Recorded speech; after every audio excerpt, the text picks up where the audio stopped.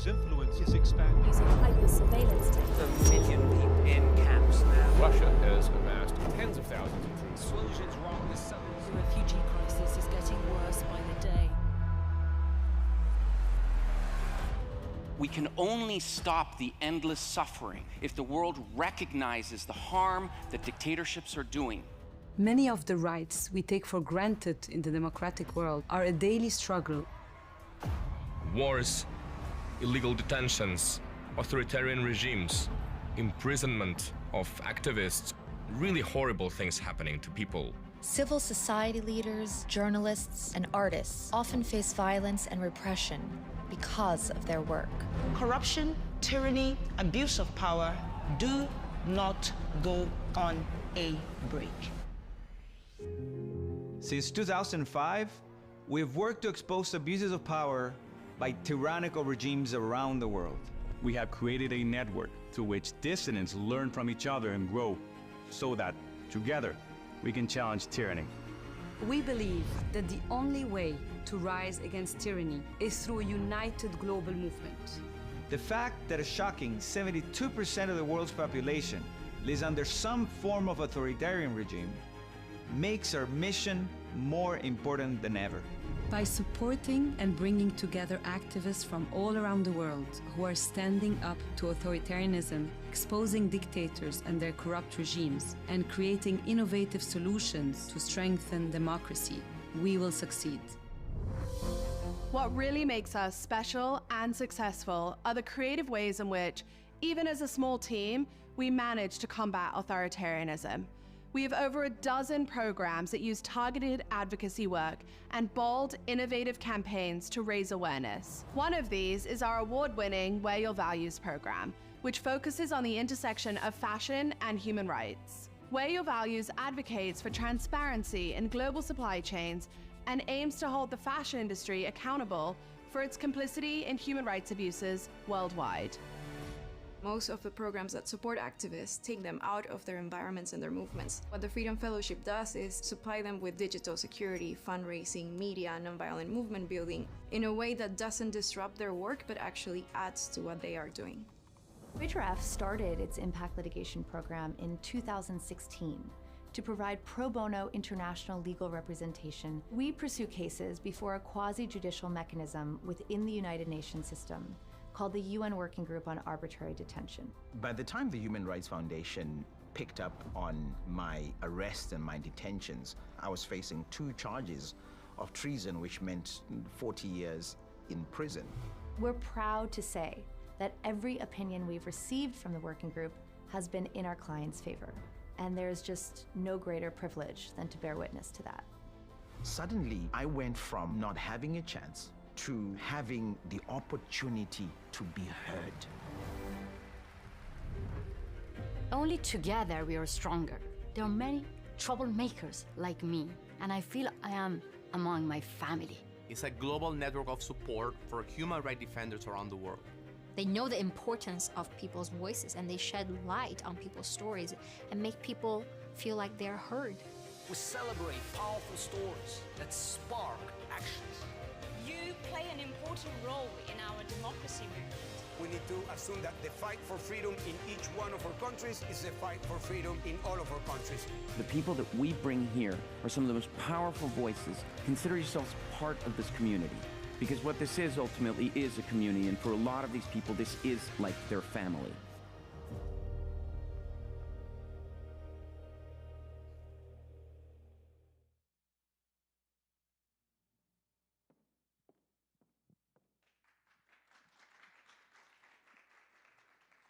Hi, everyone.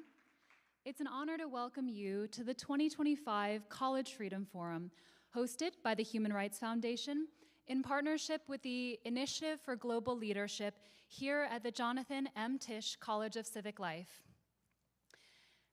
HRF is very excited to be hosting the second day of this conference because the theme of this year, Democracy on the Brink, is so central to our mission statement.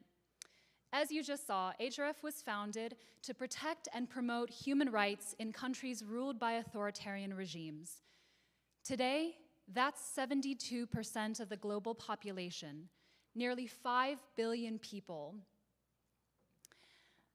As you can see, HRF works on promoting these rights in authoritarian regimes. We've seen since our founding back in 2005 this global surge of authoritarianism.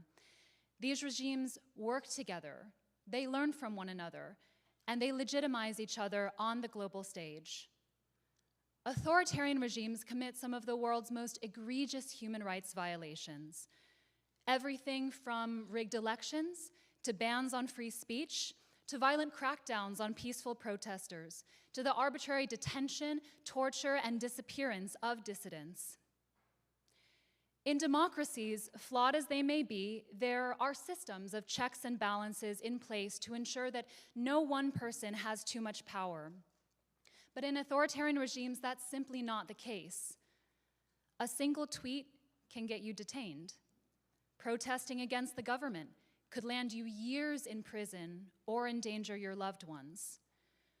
Those confronting authoritarianism put everything on the line, and they risk their lives simply to further human rights. We know that this line of work is a challenging but rewarding one. It demands cooperation between activists on the ground, but also policymakers, journalists, dissidents, industry leaders, technologists, and even students. For this reason, HRF founded the College Freedom Forum to bring critical conversations about democracy and human rights to university campuses across the world. Today, you will hear from some of the world's leading activists working in the most challenging contexts. Our first College Freedom Forum was actually back here at Tufts University in 2013. We hope that the talks today will provide you insight into strategies for defending democracy, connections for professional growth, and inspirations for your future endeavors.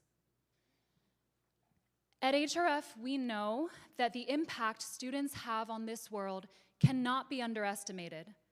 Some of the most powerful activist movements in the world actually started from the courage and determination of university students to speak out against injustice and dare to envision a better future for themselves. In 2014, in Hong Kong, students poured out into the streets in unprecedented numbers to demand respect for civil liberties, igniting a revolution against the Chinese Communist Party. 2 years ago, in Iran, students led the now infamous Women Life Freedom protests, denouncing the regime's repressive policies toward women, even in the face of extreme police brutality and imprisonment. And even as I speak, in Serbia, in 50 college campuses, students have blockaded their universities to make their voices known against the regime's corruption and injustice, grinding the entire nation to a halt. They are leading the biggest protests in Serbia since the fall of the dictator Slobodan Milosevic in the year 2000, and they are not backing down. So today, I challenge each of you to stand in solidarity with these student protesters by committing to becoming an active participant in our program. Talk to one of our speakers, ask them a question. Come to our breakout sessions in the afternoon and share some of your ideas for advancing democracy. Or talk with one of your peers today and commit to one action that you can take within your own circles to further human rights. These actions may feel small, but taken together, they have the capacity for creating real change. With that, I'm pleased to introduce Dana Cunningham, the Pierre and Pamela Omidar Dean of Tisch College.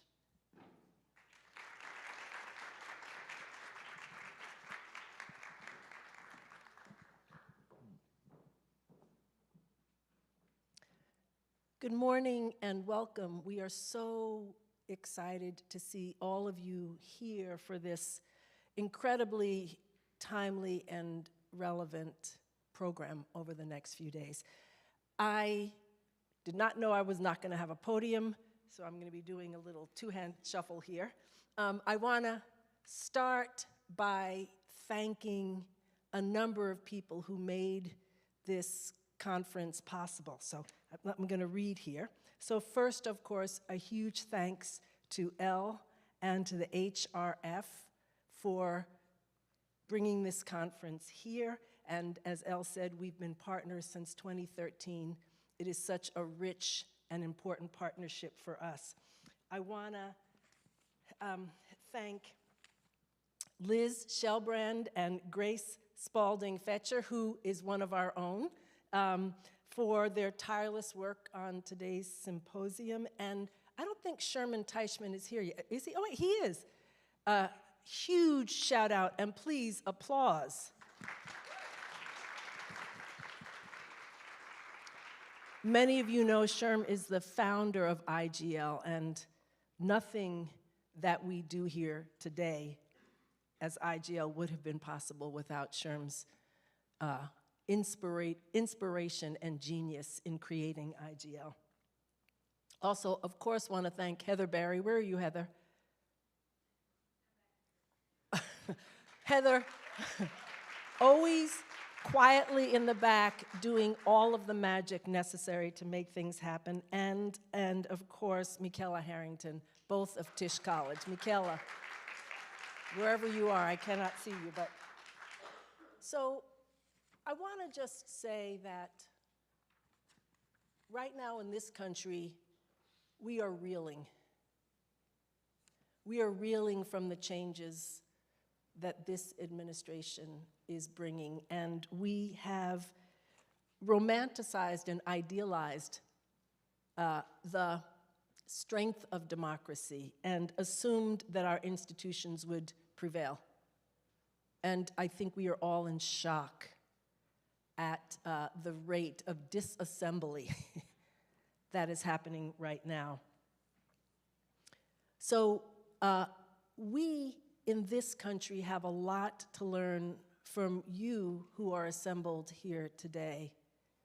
You are helping us remember and understand the preciousness, the frailty, the criticality of democratic institutions, reminding us to love them and cherish them and fight for them in ways that Americans honestly have not had to for a long time.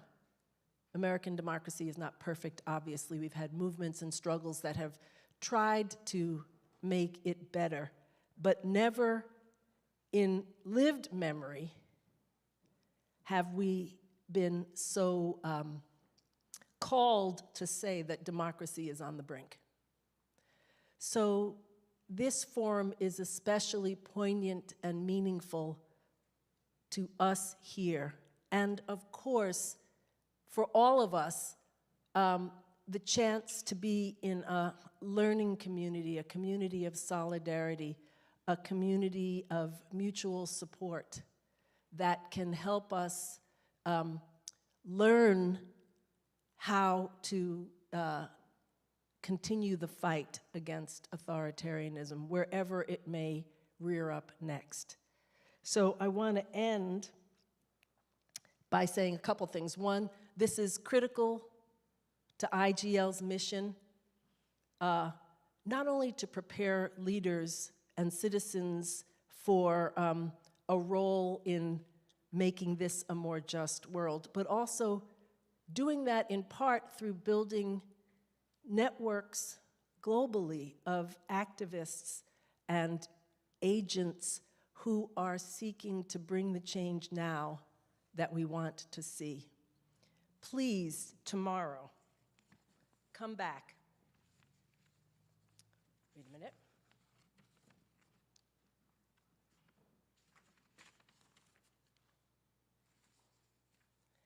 Tomorrow, Saturday, the third and final day of the symposium, we're going to explore issues such as justice and the rule of law, oligarchy, capitalism and democracy, and how to balance social and economic needs with democratic participation. Please come back tomorrow. It is so wonderful to see you all here, and now let us go forth and make good trouble. Thank you.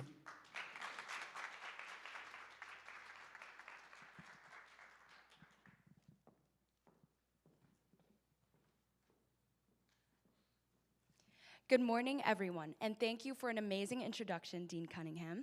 I'm Chloe Yao, a Tufts student, a sophomore from Hong Kong studying international relations and environmental studies, and one of the organizing chairs for Democracy on the Brink. It is a privilege to introduce our speakers for session 1, 3 extraordinary global leaders whose lives and work embody resilience, courage, and the relentless pursuit of truth and justice. Our first speaker, a remarkable advocate for truth, freedom, and empowerment, is Faisal Saeed Al-Muhtar. Growing up in Iraq, Faisal experienced firsthand the horrors of extremism and authoritarianism. Surviving the Iraq War, the murder of his brother, and several kidnapping attempts, he refused to be silenced. Instead, he founded Ideas Beyond Borders, a nonprofit countering misinformation and ensuring access to knowledge in regions where it is most suppressed. His efforts have earned him global recognition, including the President's Volunteer Service Award from Barack Obama and the Beacon Award from the Ellis Island Honor Society. It is an honor to introduce a leader whose work continues to break barriers and challenge oppression. Through his unwavering commitment to truth and knowledge, he has empowered countless individuals in regions where information is most suppressed. His talk today will be on lessons from Iraq. Please join me in giving a warm welcome to our first speaker, Faisal Saeed Al-Muhtar. That was wonderful. Do I need this? Good morning, everyone. Hello. Thank you so much, Tufts University, for having me, and thank you to College of Freedom Forum and the amazing, wonderful people over here from the Human Rights Foundation. My name is Faisal Saeed Al-Muhtar. I grew up in an academic family. I'm the last child, so I'm the youngest. We actually have a term in Iraqi, it says the last grape, and the most loved person of the, so I got a lot of love from my mom growing up, so I don't need that much attention. I grew up in a family of 7, as I said. My dad is a doctor, my mom is a lawyer, 2 of my siblings are engineers, and 2 of them are doctors, and I'm the failure. So I would say that my life is defined to 3 main chapters. The first chapter of it is actually under the regime of this guy, which I think some of you are here young enough not to remember, but his name was Saddam Hussein, and you might actually have seen him in an episode of South Park where he's dating the Satan, but I've lived under the real Saddam Hussein, who was not dating Satan, but I guess he was Satan himself. What was that like in practice? I always say that there are 2 major things, I would say 2 memories of that regime as I was young growing up in it. First, 1 out of 4 adults were members of the intelligence services. So the intelligence services are called the mukhabarat. They're known for their brutal killing, mass detention, etc. So what that makes, so imagine if you have 1 person out of 4 adults in the intelligence services, you start becoming afraid of your own family. Because you're now thinking that, okay, if I say something here, my colleague in work will report me to the intelligence, my family. In fact, there were stories after the fall of the regime of people having divorces because they thought their main partner was part of the intelligence. So authoritarianism in Iraq under Saddam's regime was not just physical, which I'm sure many of you, if you do any research, you'll hear about the mass graves and the chemical weapons used against the Kurds and etc. But authoritarianism in Iraq was also mental, is that you start becoming afraid of your own soul. The other thing that I would like to mention, which is done a lot of research, is that in the 90s, when I was growing up, there were more books that are banned than read. He had an absolute control of the sources of information. We had 2 major channels, and if you're caught in sometimes having satellite channel or internet from the outside, you might end up in jail and sometimes afraid for the rest of your life. Then the second chapter of my life, when the United States came in, and that's where the Iraq War, and my memory of that was, so my dad being a doctor, we actually relocated to West Baghdad, and we grew up in a residential neighborhood. And my memory of that era was we turned from a neighborhood that kids used to play soccer, I guess Americans, yeah, we call it football, but you guys call it soccer, in the streets, into absolute chaos, and in which dead bodies became the norm, kidnapping and killing became everyday scenery. So what happened? So that's what the title of my talk is, the lessons of the war. And now, of course, I'm talking about things in hindsight. I mean, I always forget that the war actually happened almost 22 years ago. So now, as I'm in my middle 30s, actually, I've lived more years after the war than before. So this is like a lesson from somebody who actually lived pretty much all of it, and I'm still a regular visitor to Iraq. I have, in fact, 2 offices of my organization, Ideas Beyond Borders, over there, so I'm still very actively involved in the country. And I would say the first lesson is that you cannot bomb democracy into countries. That is the first important lesson, I guess, we're now learning in hindsight, is that you cannot just bomb it. And most importantly, especially in a country that never have any history of democracy. So I'm going to give you a brief history version of Iraq. Iraq as a civilization has existed for thousands of years. I'm sure you've heard of Babylon and Assyria and Acadia and all of that stuff, the Ottoman Empire. But really as a nation, it only existed after the fall of the Ottoman Empire in World War I.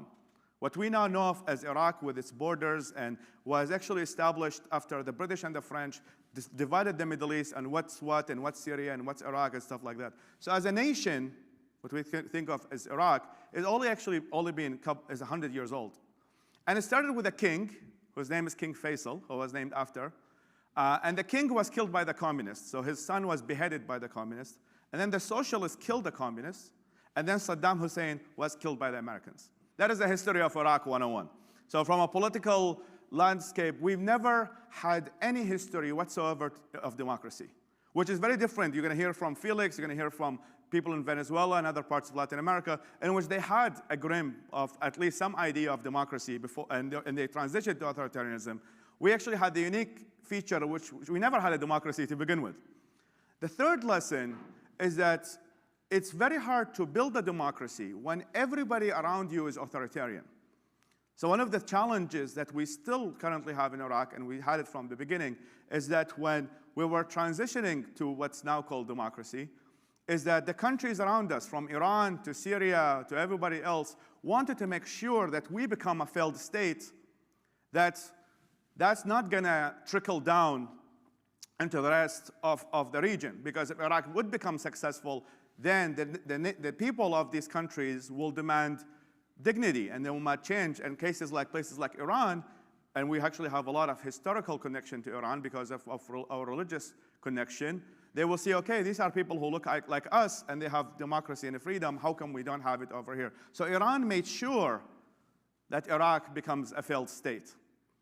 And then as a result of the war, and there's a term that was established after World War II called denazification. So when the United States came into Germany, they took off the Nazis. In Iraq, we had depathification. So all of the people who were part of the former regime actually could not work anymore. So think about that. All of the people who actually have institutional knowledge, and now we're talking about institutions, are no longer able to work.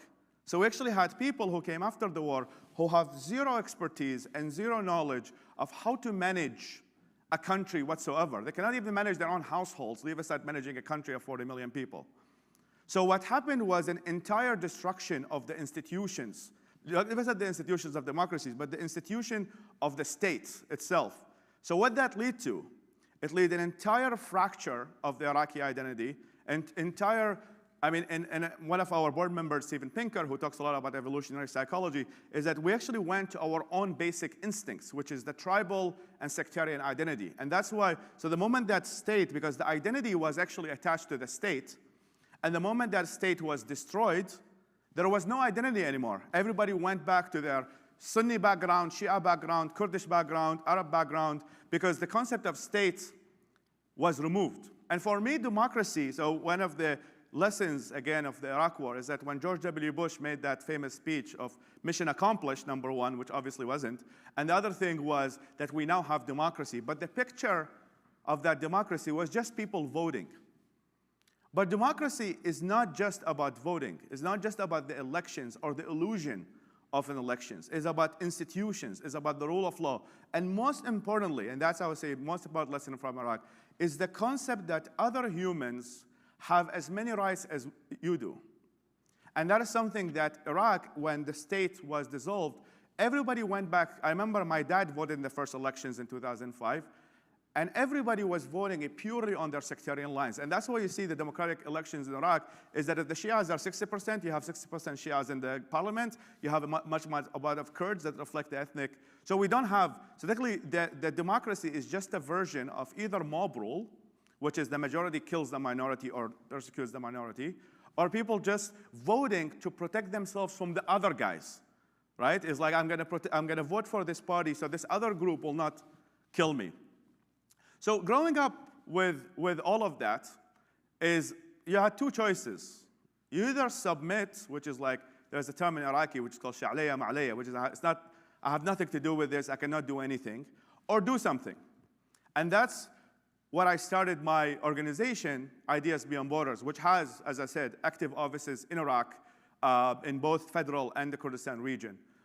And knowing with all of kind of this context, the first thing we focused on is really making democratic knowledge available and accessible. Is that people cannot fight for democracy and any of these ideals, which I think gotta be shared at this event, if they don't know what this even mean. Right? When people talk about democracy, do they even know the definition? Do they even know the concepts of individual rights or the concept of freedom of speech? What does even freedom of speech even mean? So our first mandate was making this knowledge accessible. And to our surprise, and this was kind of like a spontaneous project, we grew from 0 subscribers to now 8.5 million subscribers, not just from Iraq, but all the way to Morocco and many people in that region, in fact, outside the Arab world as well, including in the Kurdistan region and in Afghanistan and Iran, which shows, first of all, that there is actually a demand for this, especially among the young generation who did not grow up with what I call the authoritarian mentality that I was talking about. Like my parents and the generation with them, my mom and dad at least grew in 5 wars in their lifetime. For us, we grew up only under 2, so we're actually in the good side of things. So the first thing was education, and the second thing was empowerment, which actually support the voices and not impose the voices, but support them. So this is one of the people that we have supported, and Al-Ansari, who was a very dear friend of mine, met him in my last visit. He said that it's not just a war of weapons, but a war of words, ideas, and narratives. So I have 2 lessons for you guys. As some of you, I'm guessing, are studying international affairs and all of that. First is that when you try to change a country, think about, the first question is that, are we supporting the local voices, or are we trying to impose our own version of progress?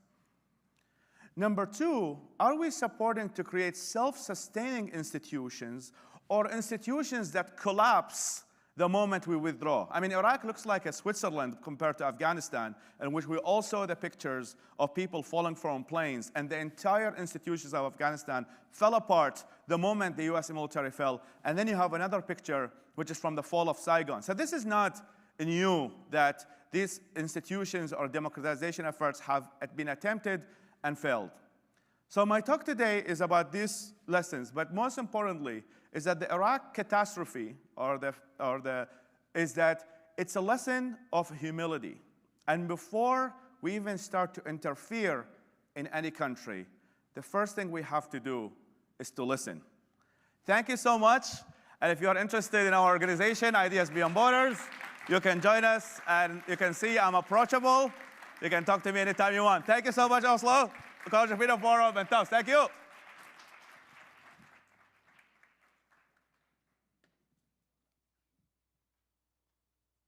Thank you for your powerful insights, Faisal. So our next speaker is Johar Ilham, a dedicated Uyghur human rights advocate. In 2013, her life was changed forever when her father, Uyghur economist Ilham Tohti, was arrested at a Beijing airport as they prepared to travel to the US. He was later sentenced to life in prison for separatism. Since then, Johar has become a powerful advocate for the Uyghur community, testifying before the US Congress, publishing op-eds for the New York Times and The Guardian, and receiving the Sakharov Prize on her father's behalf. An author, activist, and labor rights researcher, she remains at the forefront for the fight for justice, most recently through her book and documentary, All Static and Noise, which we have had the privilege to show here at Tufts. Her unwavering dedication continues to shine a light on the fight for justice and human rights. Please join me in welcoming Johar Ilham to the stage.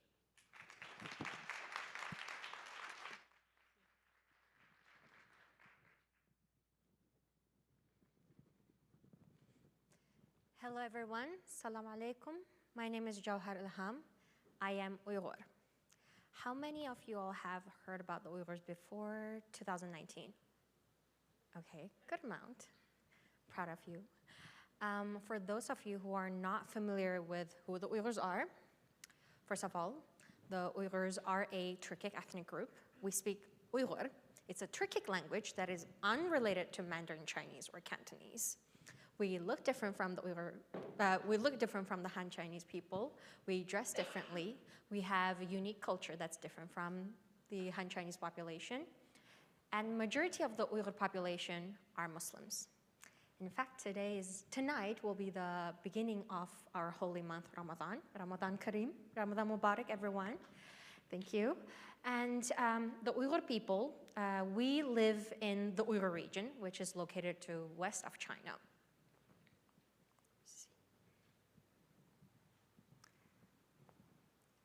The Chinese government like to call the Uyghur region Xinjiang Uyghur Autonomous Region. And Uyghurs in the diaspora like to call it, its historic name is Turkestan. You may not have heard much about the Uyghurs or have met an Uyghur person before meeting me, but I'm certain right here in this fair room, there are a number of products have been touched by the hands of Uyghurs working in forced labor conditions for multinational, international corporations. That doesn't sound really good, right? Whether it's the camera in this room, sorry, not targeting you, or the blouse over here, or the PVC wall panels right here, or parts of the cars that's parked right outside of this building that were purchased in the last 5 years. Researchers have linked over 17 industries, including beauty, food, information and technology industry, car and automotive industry, the mining industry, to Uyghur forced labor.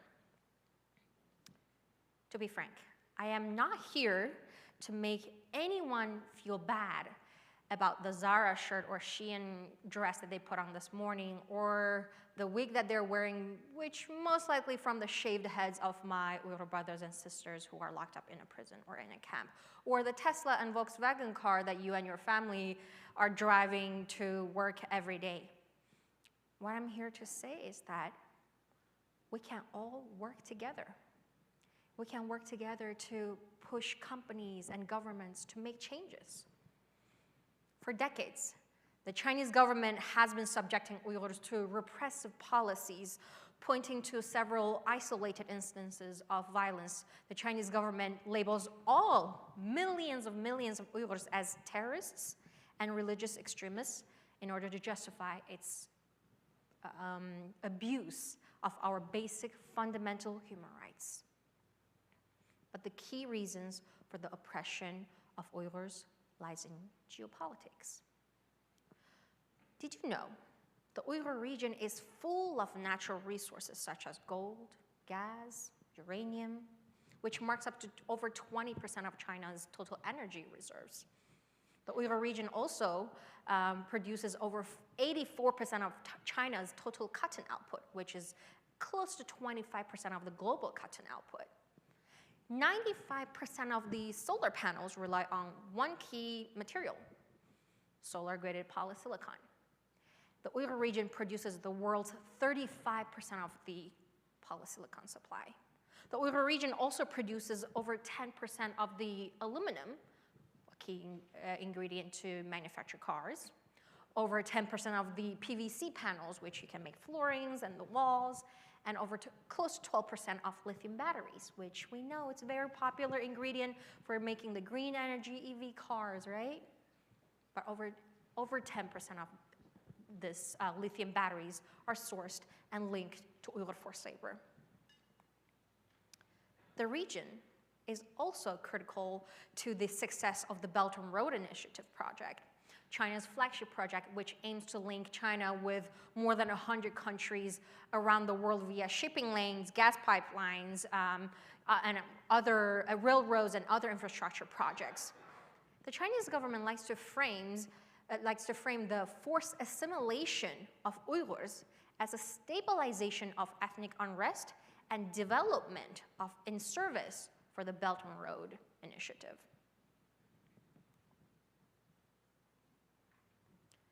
But the result is the oppression and locking up of millions. Researchers have found that over 1.8 million Uyghurs and members of other Turkic and Muslim majority peoples have been subject to arbitrary detention, either sent to re-education, prison, or forced labor. The Chinese government has also been transporting Uyghurs and other Muslim majority peoples into other parts of China, like in Shanghai, Beijing, Shandong, Guangzhou, where they are put to work in export-oriented factories under conditions that strongly indicate forced labor. Recent researchers indicates that coercive labor transfer programs have only expanded. It did not get any better, in particular to facilities outside of the Uyghur region.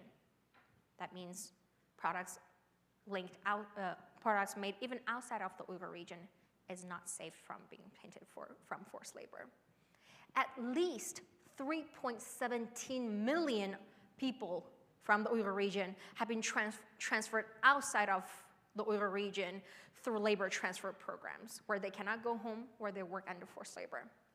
It is important to understand that in the Uyghur region, the state-imposed forced labor intersects and reinforces with other types of egregious human rights violations, which includes a vast campaign of arbitrary detention, forced family separation, political indoctrination, gender-based sexual harassments, forced sterilization, and one of the most pervasive regimes of mass surveillance ever imposed, with the intention of erasing the Uyghur identity. The Chinese government's police state involves huge surveillance operations across the entire region with numerous checkpoints every few blocks on the streets. As you can see in the picture, every few blocks you will see police sitting at a desk requiring you to deposit your phone so they can download all your information and upload surveillance tools to your phones. My cousin, Nouralia Yalkun, was stopped at one of those checkpoints in 2017. She was a nurse in her 20s. She was sentenced to 10 years imprisonment for refusing to hand in her phone and for having a photo of my father in her cell phone. I'd like to share a little bit about my father, Ilham Tohti. My father, who is an economist professor at Beijing's Minzu University. He spent over 30 years there. He's an intelligent man, a man with a big heart. He speaks multiple languages. Though he was an economist by training, he was best known for his advocacy work on advocating for equal rights for the Uyghurs and for peaceful coexistence between the Uyghurs and Han Chinese.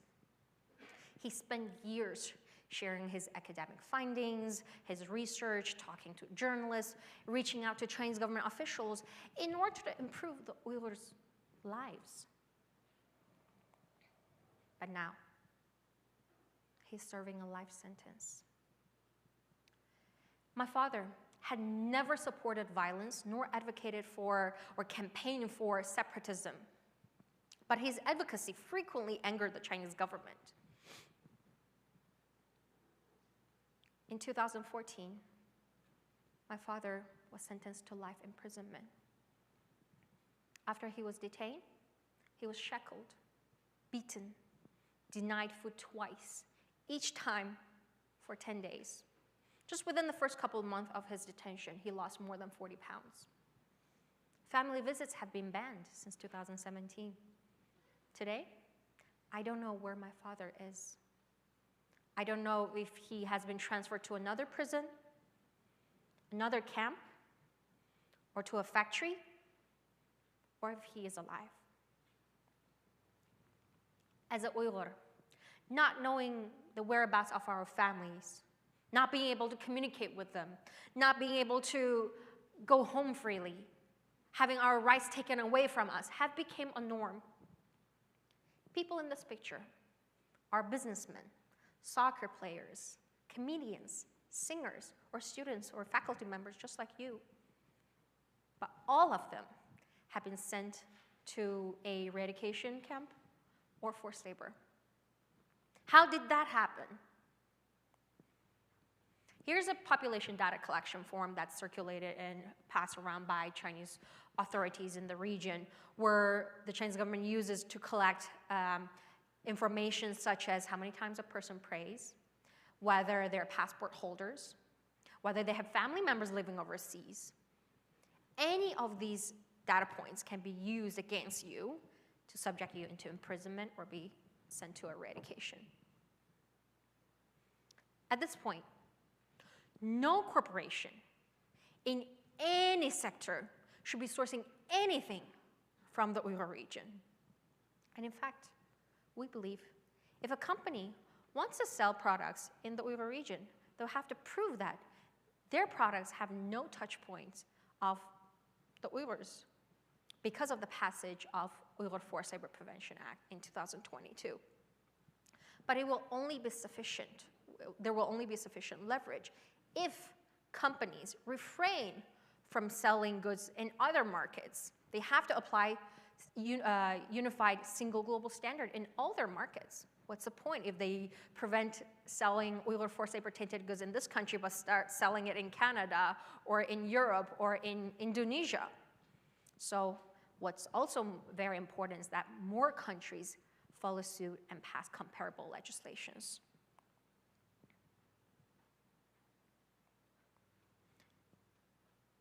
As a Uyghur with multiple family members been impacted in this crisis, this issue is deeply personal to me. The organization that I work for, the Worker Rights Consortium, we're a member of the Coalition to End Uyghur Forced Labor, with the backing of more than 400 individuals and organizations, including Human Rights Foundation. We are calling on all corporations around the world to end all their complicity and all their links to Uyghur forced labor. As I mentioned earlier, the only way for a corporation to ensure that their products are not tainted by Uyghur forced labor is by exiting the Uyghur region completely at every level of their supply chain. I hope one day to see a world where Uyghur daughters and sons can go home freely without fearing for their lives. Yesterday, I woke up to the news of more than 40 Uyghur people have been deported from Thailand to China, where they're going to face severe persecution, torture, and possibly death, just for seeking freedom and for wanting to be an Uyghur without any ties and without any chains. I hope one day we Uyghurs can live without fearing for our lives. I hope Uyghurs, we can speak our mother tongue freely. I hope one day we as Uyghurs, we can practice our religion freely.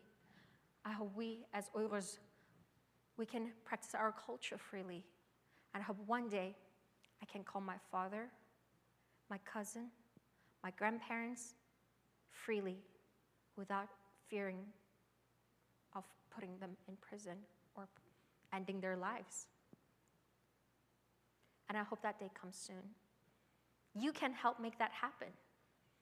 Do not underestimate your power. The truth is, we're all very powerful, and we all, everyone in this room, we share two things in common. First, we're all human beings. Second, guess what? We're all consumers. We all shop. That means we have leverage, and our voice matters. As consumers, we can push for changes. We can influence and impact corporations and governments to make changes.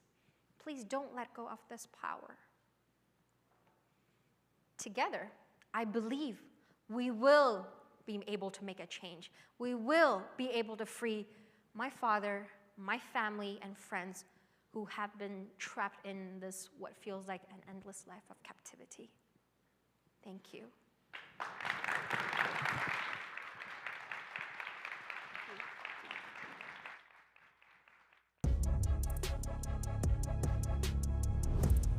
Fashion means so many different things for different people.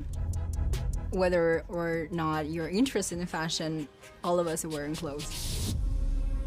Fast fashion is not cheap. Someone else is paying the price.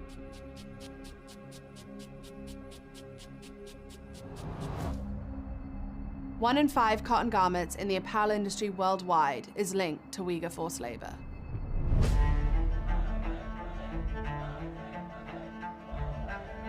Right now, the Chinese Communist Party is committing genocide against the Uyghur people. The Uyghur people are native to northwestern China, known to the CCP as the Xinjiang Uyghur Autonomous Region. Uyghurs are Muslim, have their own language, their own culture, and their own identity distinct from the Han Chinese. The CCP wants to erase the Uyghur identity. Since 2017, in a systematic effort to dehumanize and eventually eliminate the Uyghur population, the CCP has arbitrarily detained more than 1 million Uyghurs and other Turkic minorities. The CCP has forced the Uyghurs into concentration camps where they are regularly subjected to human rights abuses like inhumane treatment, sexual and gender-based violence, forced sterilization, mass surveillance, and torture. The Human Rights Foundation's Wear Your Values program raises awareness of the fashion industry's complicity in human rights abuses worldwide. Through innovative advocacy campaigns and educational exhibits, Wear Your Values aims to promote transparency in global supply chains and highlight the hidden social costs of the fashion industry. Discounted Lives is an installation that aims to raise awareness about Uyghur forced labor. The installation displays 2 racks of identical white t-shirts. One, made in China, priced at $4.99, and the other, made in a democracy, priced at $44.99. The receipts show the reasons behind the discounts, as well as portraits of Uyghurs detained in the camps. Discounted Lives urges consumers to think twice about their purchases and demands transparency from brands. To close out New York Fashion Week, HRF projected our Discounted Lives campaign on 3 iconic buildings in New York City: the Hyatt Tower, the New Museum, and the Brooklyn Bridge. Onlookers were urged to consider the human costs of their discounted t-shirts. The faces of arbitrarily detained Uyghurs stared back at them, serving as a reminder of the individuals forced to make the very clothes that they were wearing. What you save costs them everything.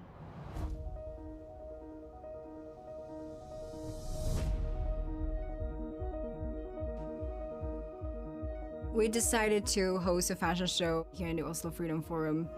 It's a beautiful way to use art and fashion to talk about a very important issue. The Chinese government's repressive policies, those strategies that they implemented in the region, had to be enabled by the forced labor practices. Without forced labor, the Chinese government cannot continue such behavior. I'm just a single person that on my own force I cannot release over 1 million people, but with everyone together, we may actually be able to push China to release millions of Uyghur people who have been having their rights taken away from them. Together, we make actions, and together we make changes. It is not enough to live by your values. You must wear them too. Join us in keeping Uyghur forced labor out of your shopping cart. Download HRF's award-winning Uyghur forced labor checker.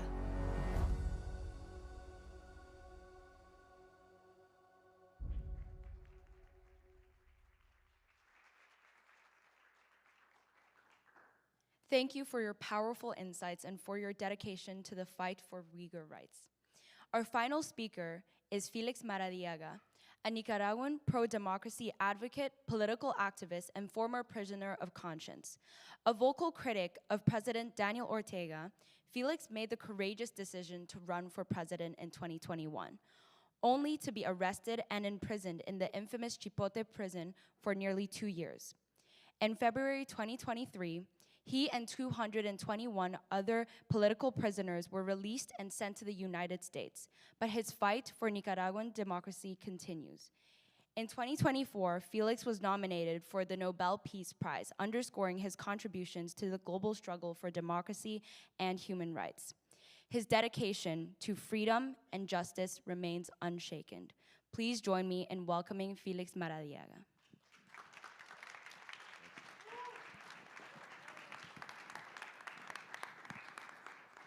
Good morning. Thank you for the invitation.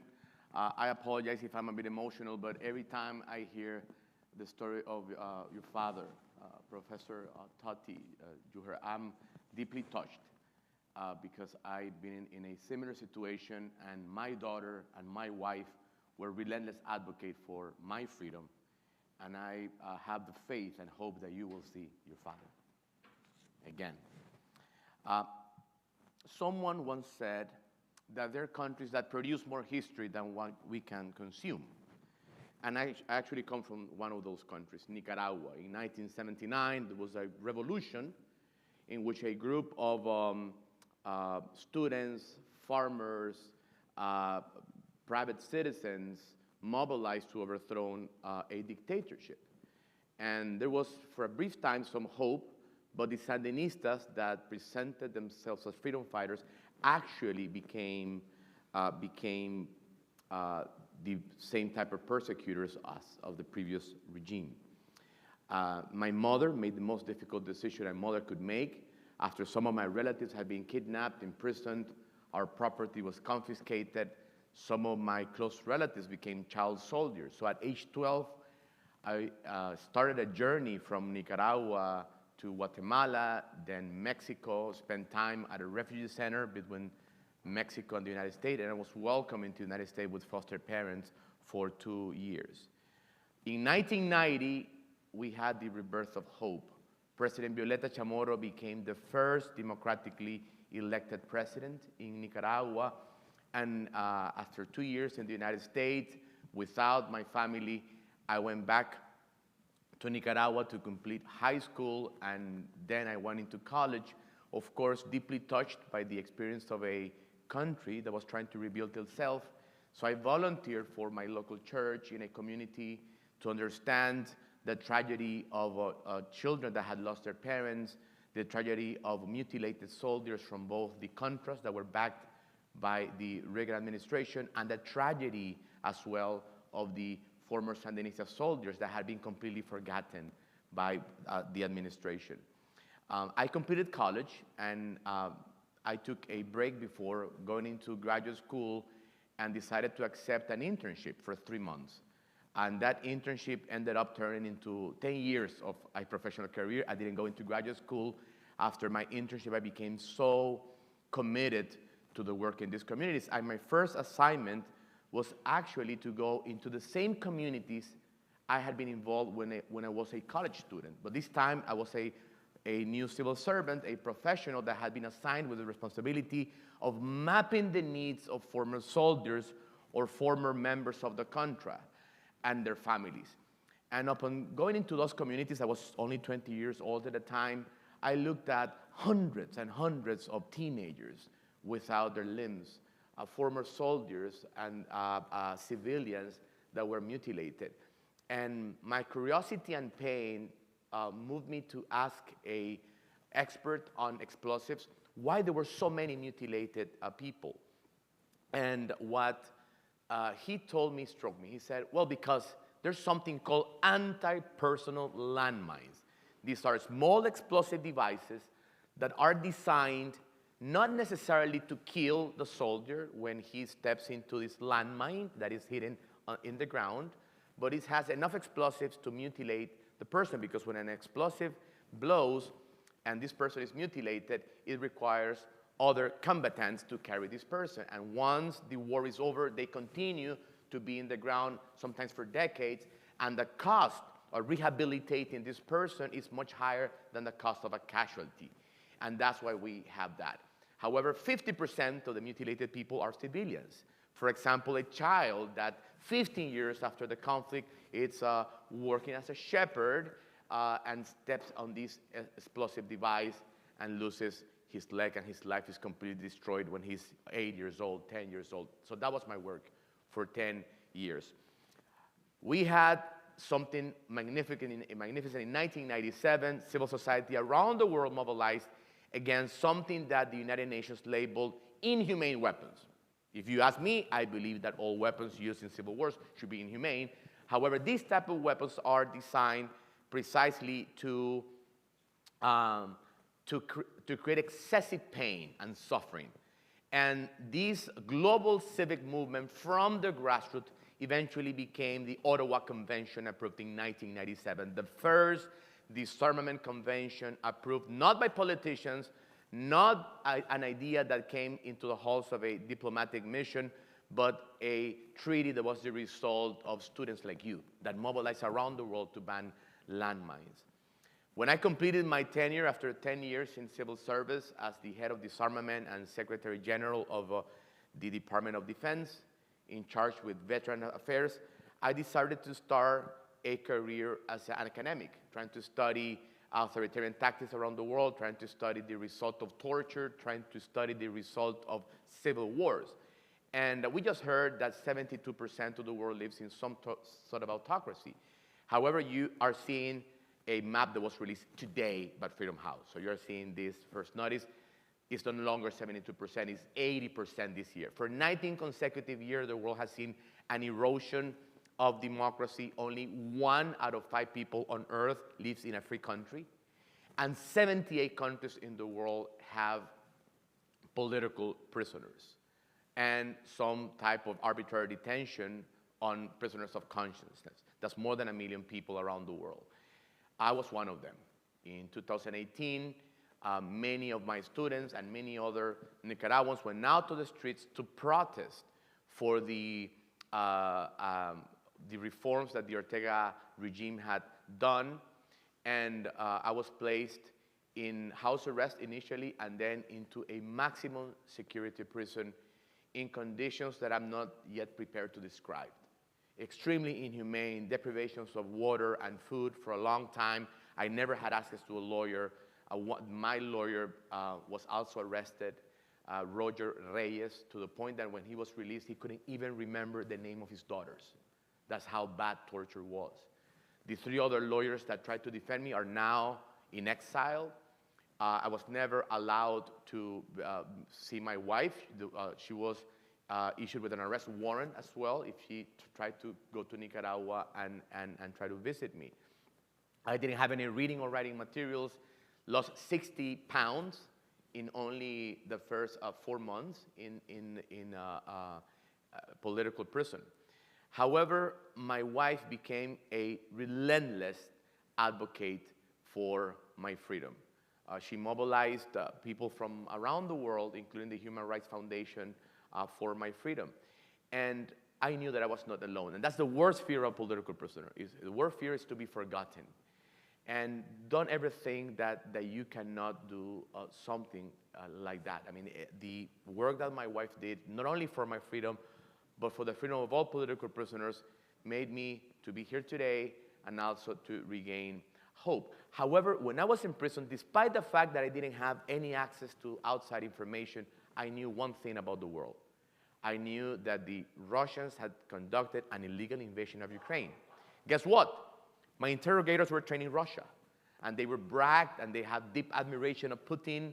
So the only news I had is these interrogators bragging about the invasion of Ukraine. So when I was released from prison, the first thing I did is that I went to Ukraine.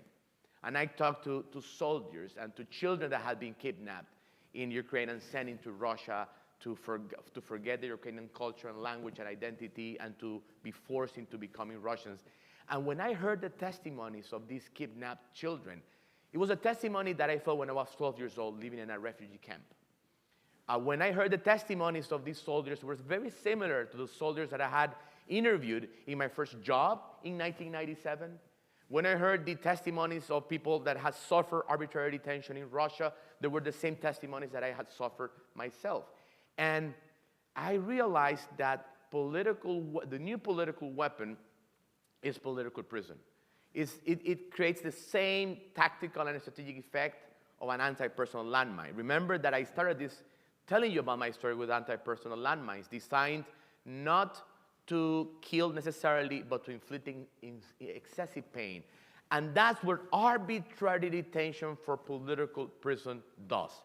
Basically, when a human rights defender, when an academic, when a journalist, when a religious authority, when a private citizen is arrested for political reasons, the movement, the church, if it's a religious persecution case, a journalist, they all have to stop talking about the issues that we care. The entire family has to focus on how to release that prisoner. If a political leader is arrested, the political party in opposition can no longer speak about public issues or public policy, because the entire political party has to focus on how to release their prisoners. So the new inhumane political weapon of the world is actually political detention, arbitrary detention for political reasons. And that's why, with the help of my wife, we launched the End Arbitrary Detention Global Campaign that is hosted right now at the University of Virginia.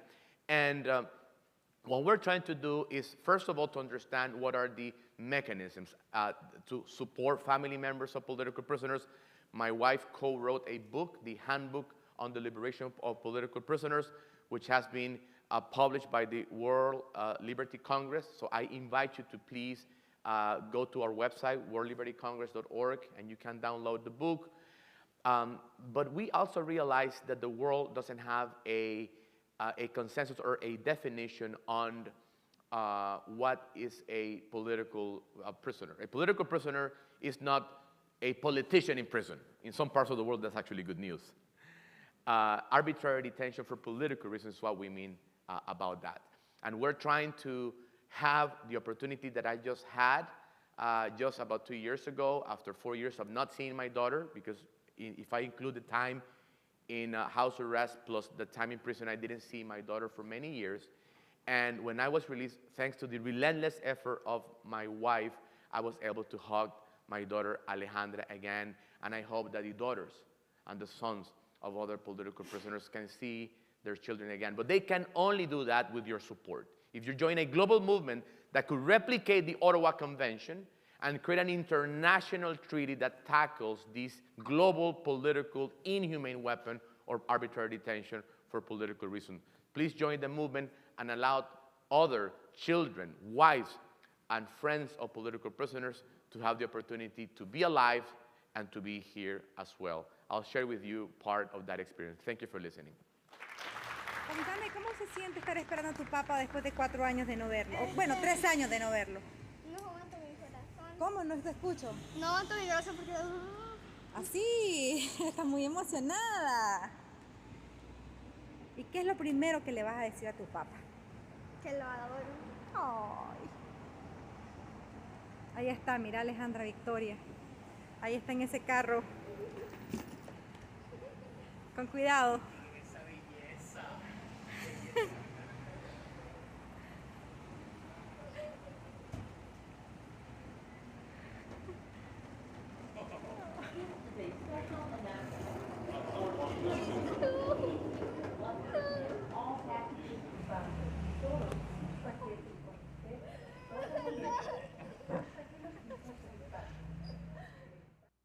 Thank you.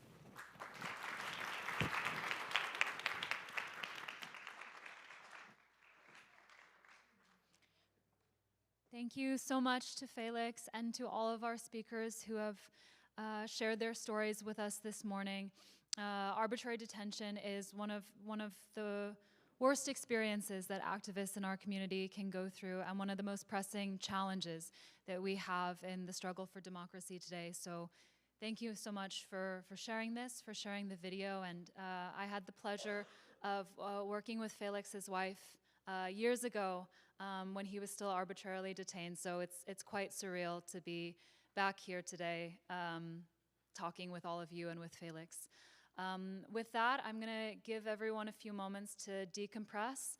We'll take just a brief break, 5 to 10 minutes. Please, there's some coffee and water in the back of the room. Feel free to stand up, stretch your legs, get a drink, and we'll meet back here in just 10 minutes. Thank you so much.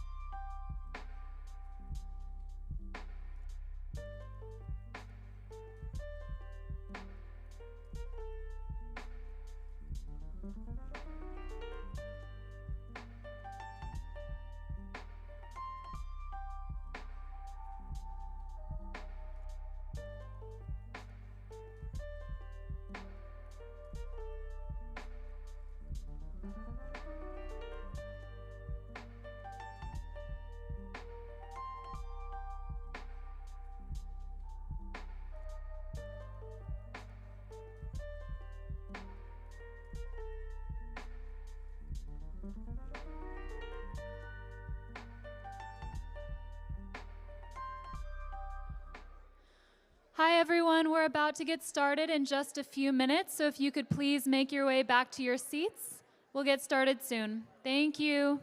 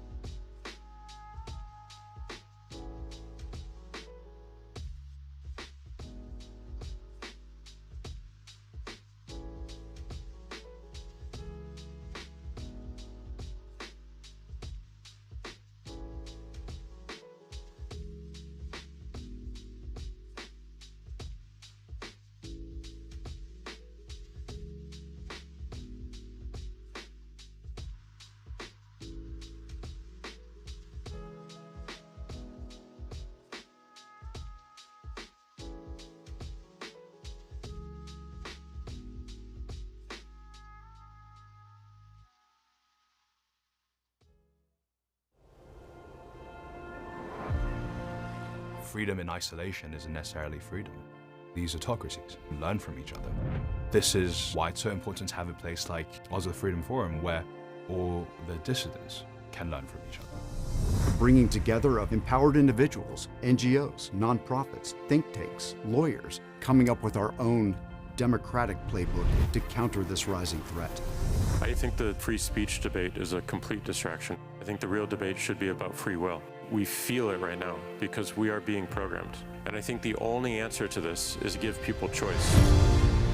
Seguimos alzando nuestras voces para que esto que hoy le sucede a Venezuela no le suceda a ningún otro país del mundo. The best weapon I had to use was my word. This simple slogan can get you killed in my country. It's an incredible eye-opener. You can absorb the ideas and experience of people from all over the world. It's just like getting some oxygen in order to continue doing the work that we need to do. The projects that we work with to empower communities around the world using our technology were initiated here at the Oslo Freedom Forum. It's an incredible opportunity for myself and other activists to really access resources that are otherwise inaccessible. The potential of it to inspire others to create a real movement of change is incredible.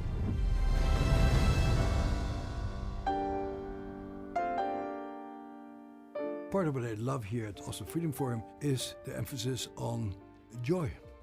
Part of healing from trauma is to have actual physical experiences that contradict the helplessness and the rage of your trauma experience. There is artists, there is music, there is dancing even amongst those who are survivors. There is a real joy in the solidarity. El arte es el lenguaje que nos une para enfrentar la vida. Creo que ese espíritu es lo más hermoso del Freedom Forum que se hace aquí en Oslo. What they see here is a celebration of survivorhood. It's a celebration of human connections. Even though it's an uphill battle, the fight is really worth fighting. It's solidarity in action, the global fight for freedom and democracy. As long as you know you are doing the right thing, never give up. Thank you a billion.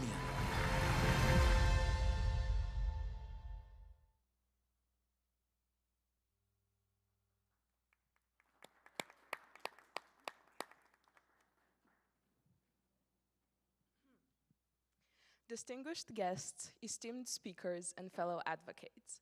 My name is Nicaraguan, and I stand before you not just as a Tufts student from the Republic of Moldova, but as someone who believes that these conversations are more than necessary. They are urgent.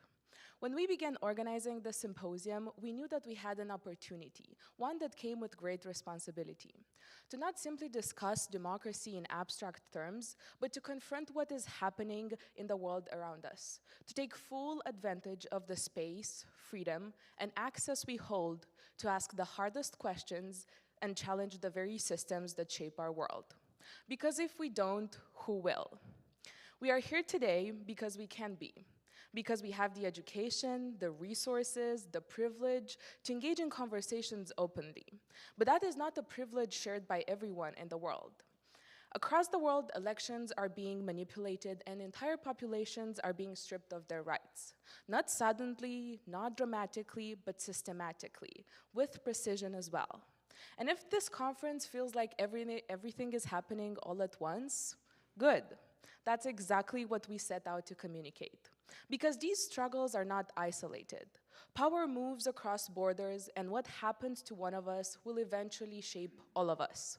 And the speakers you will hear today, many of whom have risked everything to defend truth, democracy, and human dignity, are proof of that. They're activists, journalists, dissidents, people who have stood up against repression and refused to be silenced. Their stories are not just reminders of what is at stake, but testaments to the power of resistance. It is no coincidence that we are hosting the Human Rights Foundation's College Freedom Forum, an organization committed to amplifying the voices of those who fight for human rights worldwide. In fact, when we began planning the symposium, they were our first outreach. Because we believed that if we were going to have this conversation, we had to center those who have lived it. For me personally, the reality of how fragile freedoms are became impossible to ignore 3 years ago. When the first attacks were launched across the Moldovan border in Ukraine, they were just news, something distant enough to watch but not quite feel. Then, within days, my friends and relatives started fleeing Moldova. Not because they were worried, but because they were certain. Certain that Moldova was next, certain that we had a week, maybe less. I started checking the news obsessively and convinced myself that if I understood the logic of war, I could predict what was going to happen. But it wasn't just the war I was trying to make sense of. It was the question hanging over everything: would Moldova be next? And yet, in my own home, the reaction was different. My parents, like so many who have lived through Soviet times, were unfazed. When I asked, what do we do if this actually happens? They said it wouldn't be that bad. That was when it hit me. Not just the fear of invasion, but the realization that democracy for some isn't something to fight for, it's something to bargain with. That realization has never left me. Because the authoritarianism isn't always met with shock, it's often met with silence. Because people don't care. It's not because people don't care, but because they've been conditioned to believe that resistance is futile. And that is how rights disappear. Not with a dramatic act, but with a slow erosion. One restriction, one rewritten law, one silent voice at a time. But history has proven something else too. That silence is not the only response.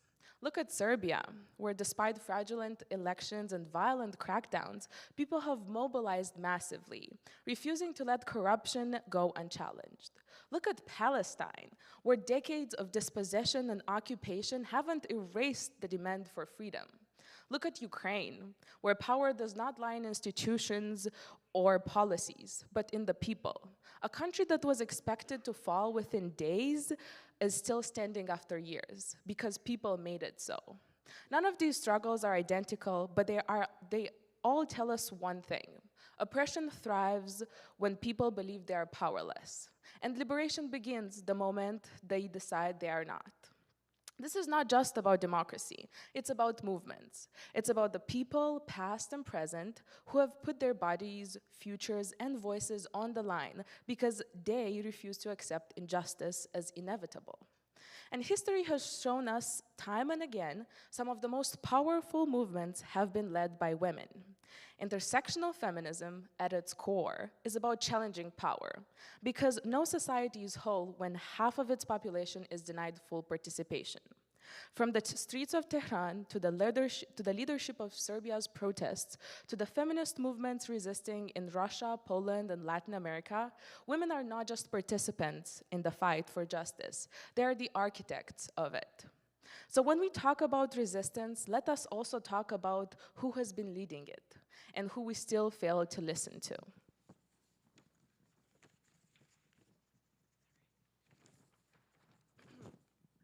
By now, no one here needs a reminder that the world is in crisis. We've heard the stories, we've seen the patterns, the warning signs aren't subtle at all.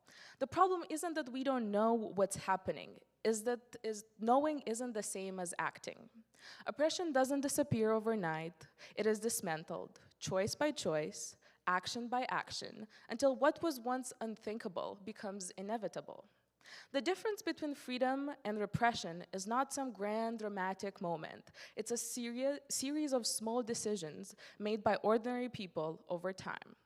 We don't need grand speeches about what should be done. We need people who refuse to stop doing, who show up, who speak up, who disrupt, and who demand better. Because history isn't written by those who believe it's too late. It's written by those who resist. And today, in this room, we are surrounded by those very people. Thank you.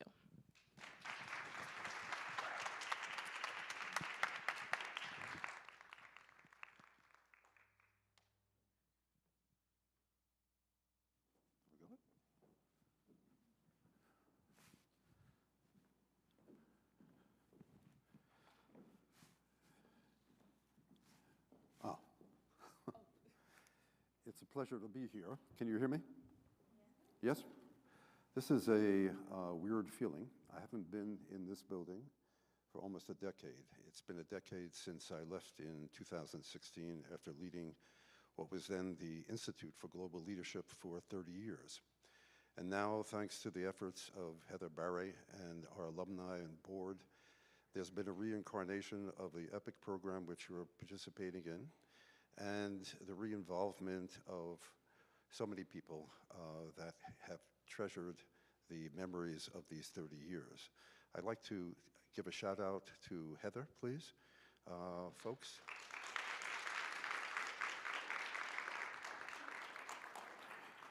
That Leonardo da Vinci said, if a student doesn't surpass the mentor, you failed. And Heather, you have surpassed me, and I'm very, very happy about what you're doing. I also like to thank Dana and Taina of Tisch College for their vision and leadership in enabling this to happen. So after 30 years, and now after 40 years, I'm here. And the proudest part, perhaps, of what I did all these years was to join the Human Rights Foundation in 2006, a year after its creation. It's celebrating its 20th anniversary, and this is an appropriate time to really thank the remarkable people who put this together. As I like to say about human rights, it's not an armchair exercise. You've come to us from the Ukraine, where you're part of the Renegade Relief Runners and delivering the Human Rights Foundation's project on energy, on generators to the front lines. So you're an epitome of what I think about when I think about a student transcending into a human rights activist, so thank you.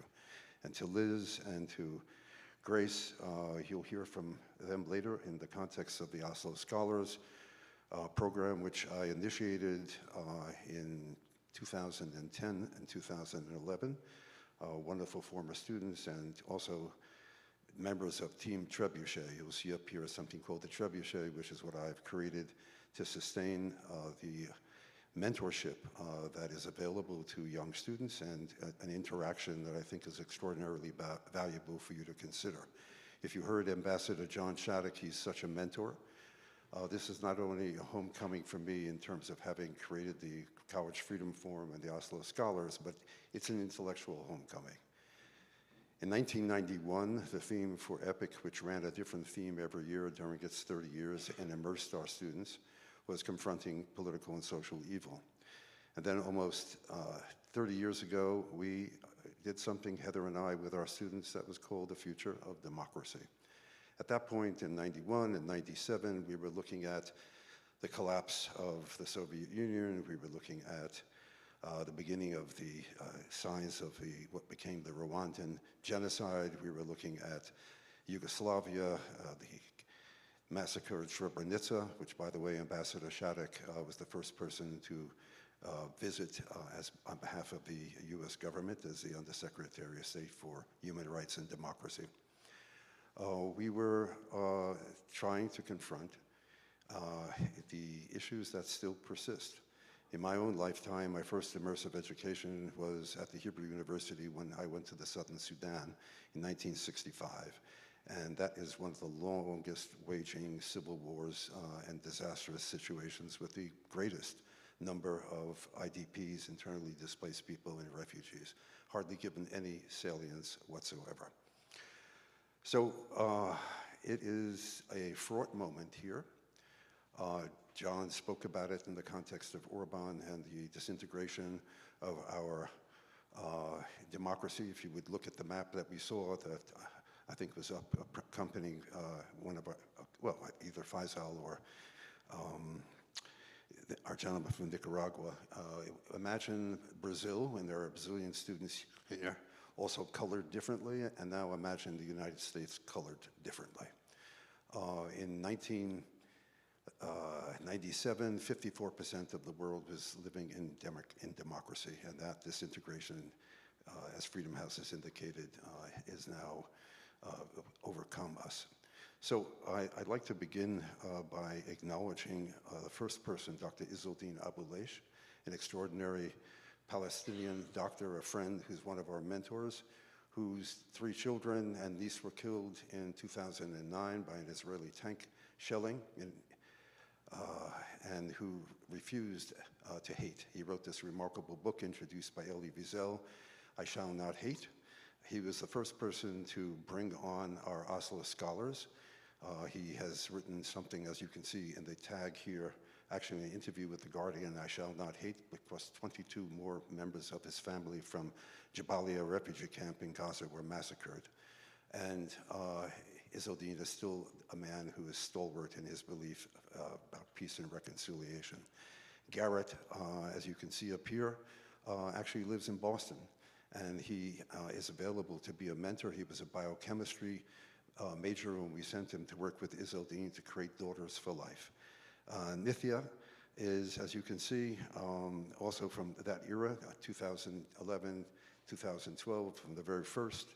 And she, ironically, was working in Tamil Nadu in Chennai, where I am now teaching virtually, a new university defeating, we hope, Modi's attempts to take over the South and bring the RSS and the BJP to our campuses. So much is happening in the world in terms of the degradation of what I grew up with. The Constitution, which doesn't exist in its same form in India, was a democratic, secular sensibility. In the country in Israel, which I lived, the Declaration of Independence promised a democratic, social equality, socialist, democrat, secular society. Things are disintegrating around us with great rapidity. And the reason I say this in terms of Chennai is that we had last year our first Oslo scholar from India. The other person I'm noting here is Justine Hardy, a remarkable woman, and the person that she worked with was Mike Nikonchuk, who was the first Oslo Scholars program coordinator when we began this, and we are now together in the Healing Minds Foundation. And as you can see, he is an expert on trauma and resilience, and took his first experiences as a freshman in the Oslo Scholars Program with the Human Rights Foundation to now be one of the world's leading experts on resilience and trauma. I am adding this slide on in memoriam. You're this afternoon going to cross the street, the Interfaith Chapel. As Heather might remember, in the later years of my leadership of the Institute, I tried to create a plaque in honor of Emil and Asel that would have graced the entry to the conference room across the street. And we had an administration at that point which was feckless and fearful, and they rejected it. But here are two people, friends of mine, who paid the ultimate cost. Emil is centered in the middle. He was killed by a grenade thrower from then a very small faction in Hebrew called Dikui Bogdim, or suppression of the traitors. Emil was an extraordinary Peace Now activist, and the group that threw that grenade now sits in control of the police and the settler situation of heinous provocation on the West Bank. Ben Gvir is no longer in the government, but it's this Kahanist sensibility that killed Emil.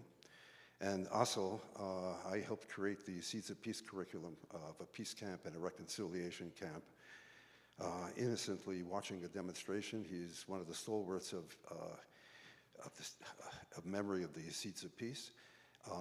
The next slide, Eva Armour, is how I'll conclude, because as with Garrett being here, Eva is also here in Boston, able to be with you. She's now the executive director of Seeds of Peace.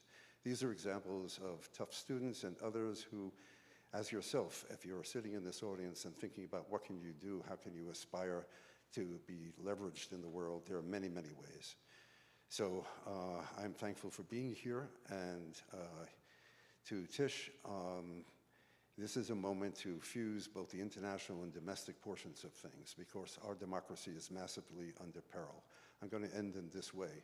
I'm going to, as a teacher, as my students know, always recommend readings. So I'm asking you to read Fintan O'Toole regularly in the New York Review of Books. His last essay was on the brutality of imperialism, and what we have at this point is what Trump is presenting. It is an imperial presidency. Call it dictator, American Caesar, call it what you will. Schlesinger, Arthur Schlesinger, the great analyst and philosopher and author, wrote The Imperial Presidency in 2004. In the preface to it, he basically wrote this. As a world empire, the United States is undone by its domestic politics and its own humane, pluralistic, and tolerant ideals. The premises of our national existence undermine our imperial aspirations. So the imperial presidency redux is likely to continue messing things up as we are successfully doing in Iraq, that needless war. Then democracy's singular virtue is its capacity for self-correction will one day swing into action. I'm not sanguine about that unless we're tremendously active. And I ask of us to dedicate ourselves to realizing what we have to do here at home as well as abroad. I think Tish is a wonderful fusion between what it can present in terms of civic responsibility domestically and taking on now the initiative for global leadership and enabling this. I see a fusion which really has capacity and leverage. Thank you.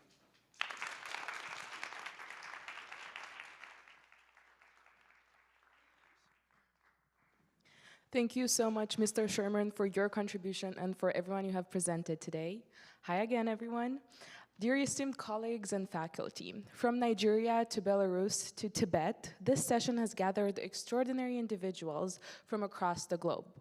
Their backgrounds, histories, and regions may be vastly different, yet they share a profound commonality: resilience. Their courage in the face of adversity serves as a powerful example to us all. There is no such thing as too late to take action. There is only now. And as my colleague so aptly put it yesterday during the opening remarks, these speakers remind us that the struggle for democracy is not abstract. It is deeply personal. Our first speaker is someone whose voice has voice has resonated for beyond the borders of Nigeria. Though she is not able to be with us here in person, she joins us online to share her message. Obianuju Catherine Udeh, widely known as DJ Switch, is an acclaimed Nigerian disc jockey, musician, creative producer, activist, and Reagan Democracy Fellow. She uses her art as a powerful medium for social change, challenging injustice, corruption, and bad governance. In October 2020, she took part in the End SARS, Special Anti-Robbery Protests against police brutality in Nigeria, a movement that drew global attention. DJ Switch has been injured when the military opened fire on peaceful demonstrators. But instead of retreating, she live-streamed the attack. For her courage, she faced death threats and was forced into exile. Yet even from afar, she continues to stand for justice, reminding us that the fight for democracy is both urgent and personal. Please join me in welcoming the formidable DJ Switch.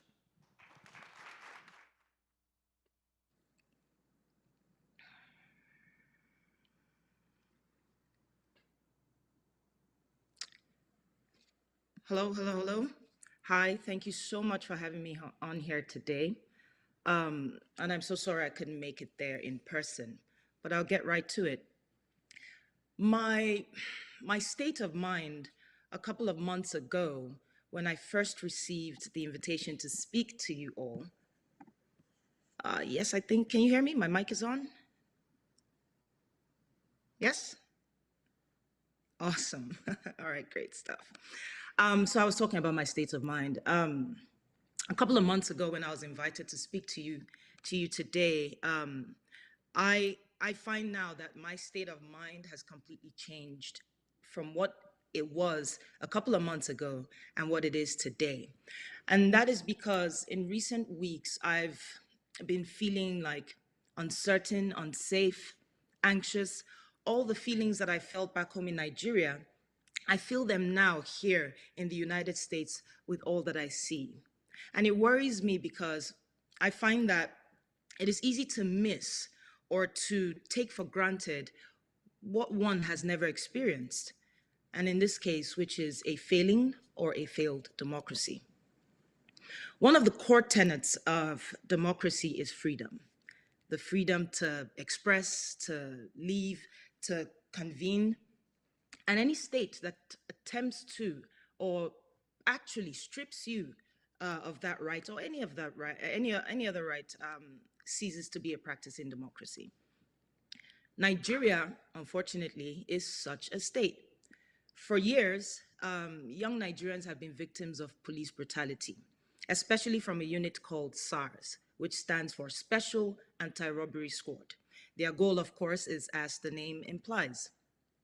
But what SARS became known for was targeting young Nigerians for the dumbest reasons you can possibly imagine. For example, having dreadlocks, wearing ripped jeans, walking around with a laptop, basically looking cool. And so we had had enough. And we took to the streets in a nationwide protest in what we called End SARS. Now, young Nigerians, unfortunately, had been tortured, extorted, beaten, thrown in jail, especially if that extortion was unsuccessful, raped, and in many cases, killed. And this really fueled our protests around the nation. But on the 20th of October 2020, while we were gathered at the now infamous Lekki toll gate, which is one of the locations for the protests, we're hoping that the culmination of all our peaceful protests would be met by the government responding to our demands of ending SARS and reforming our police force. The government did respond all right, but it was a response that we never imagined. That evening, while I was speaking to thousands of young Nigerians, out of nowhere, gunshots rang, like AK-47s. And I could see people scrambling, jumping over themselves, trying to get to safety. There were just so many people. And initially, nobody knew exactly what was happening, right? But it was happening really fast. And yet slow enough to capture information, if that makes any sense. Now, at this point, with the gunshots still ringing, I could now tell that it was coming from behind me as I faced the crowd this way. And so I ducked, of course, and I had the microphone in hand and I screamed, "Brace, brace, brace." And as they drew nearer, I was shocked, as I believe many protesters were, because what I saw were soldiers, Nigerian soldiers, shooting into a peaceful crowd. And in that moment, it hit me that our government sent in the army to kill its citizens for peacefully protesting the brutality that we'd been enduring for years. You know, I've always been taught that singing the national anthem where our soldiers were lets them know that we're not the enemy. And so I'm still holding the mic. I screamed into the mic to the protesters that were around, braced, seated, to sing the national anthem, which we all did in unison. But it didn't stop the soldiers from shooting into the crowd. Now, in my last-ditch effort to do something crazy in the moment, and even crazy when I think about it now, is that I whipped out my phone and decided to go live on Instagram. In that moment, I truly thought that was my last day on earth, and I just wanted to show people what was happening, where it happened, and where, you know, I possibly would die. But in moments, just a few moments, the live stream went viral. To misquote the great Kendrick Lamar, my live stream just went viral. All right, that was for the students. I'll keep it moving. But we had news networks from all over the world tune into that live stream, and I think that was probably why the shooting stopped. I don't know.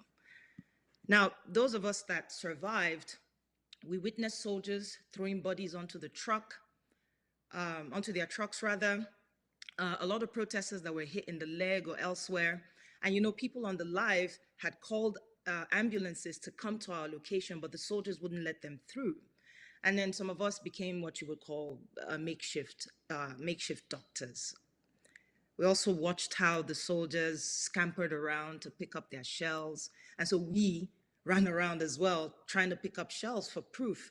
And, you know, I put some of those shells in between my shirt because I had nowhere else to hold them. And then moments later, I think maybe an hour later or so, my phone died. And eventually the soldiers left. Now, this might sound weird to you, but in that moment, we felt victorious. Again, it might not make any sense to you, but we felt victorious. But unbeknownst to us, that was just the first wave. The second wave, when we heard another set of like gunshots firing into the survivors left at the Lekki toll gate, we realized that this was now being done by members of the Nigerian police force.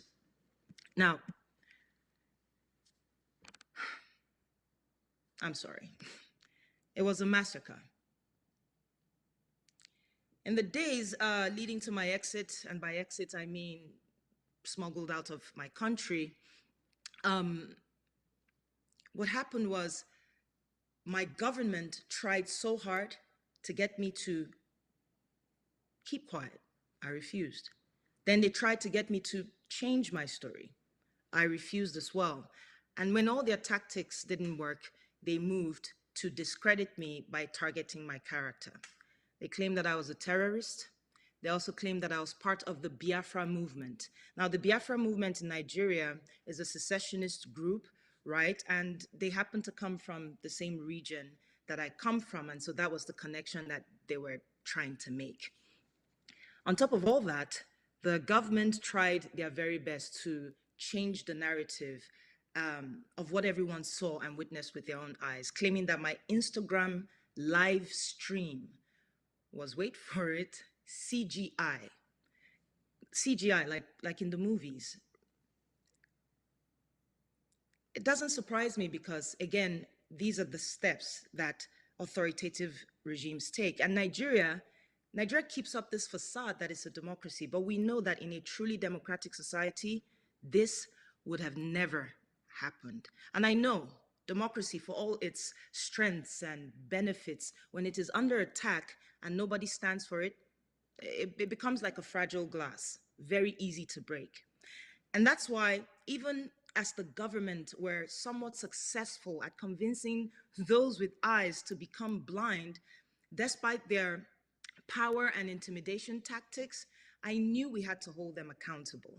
And so, yes, it took a couple of years and a lot of pain and stress, but I and two other survivors and a group of very wonderful pro bono lawyers came together and we took the government to the West African Regional Court of Justice. It's called the ECOWAS. Now think of the ECOWAS like your Supreme Court, right? But like the Supreme Court of for West African states on the continent. So that's what ECOWAS is. Now the case was long. You know, there were scary times in it, but with undeniable evidence and testimony, we ultimately won. And so in July of 2024, the ECOWAS court ruled that the Nigerian government used disproportionate force and that security forces opened fire on peaceful protesters in a violent crackdown. And then the court also ordered the Nigerian government to pay compensation to the victims, the survivors, and also to investigate and deliver accountability within 6 months. Hold up, August, September, October, November, December, January, nothing. Now look, I'm not surprised. I don't expect them to live up to the judgment. It's not a democracy after all. But there's a win here, which is their crimes are on the record. You know, when I think of my mom and how worried and scared she was, happy that I'm safe, but really scared. She had no idea why I was doing what I was doing. And I said to her, I said, it's very important, Mom, that we speak up whenever we can. We have to stand up in whatever capacity that we can. I was scared too, but I was angry. For the young men and women we lost, I was angry. For the families that have one less child at that dinner table, I was angry. For the trauma of our young generation today and their fear of expression in my country, Nigeria, I'm still pretty much angry. And that's why we had to see the case through to the ends of where the law would allow. Now, democracy I know can be a chore, but at least it welcomes participation. It's representative. Winston Churchill said, and I quote, "Democracy is the worst form of government that have been tried." End quote. For people like us that have lived through authoritative and dictatorship regimes, we understood Winston's quote clearly. And that's why this win against an authoritative regime back in Nigeria is good, but it is only an injury to authoritative, or rather authoritarianism. In order to overcome it, it would include and it would take all of us to do so. So I urge you today, in whatever ways, creative or otherwise, please stay engaged. Encourage your friends to stay engaged. Educate yourselves, know your facts, elevate your critical thinking, study democracies, other democracies, and look for the indicators that show whether a democracy is under pressure, under attack, or it is failing. Listen to more stories from people like me if you can. Do all of this, please, so you don't have to find yourself in another country sharing your story. Thank you so much and enjoy the rest of your event. Cheers.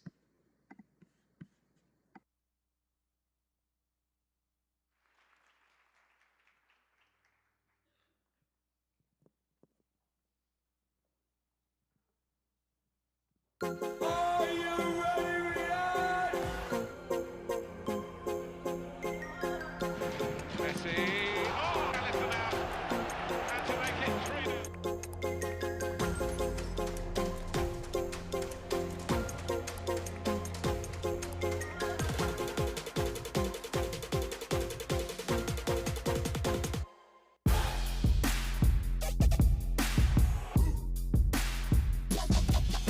Happy birthday, Mr. President.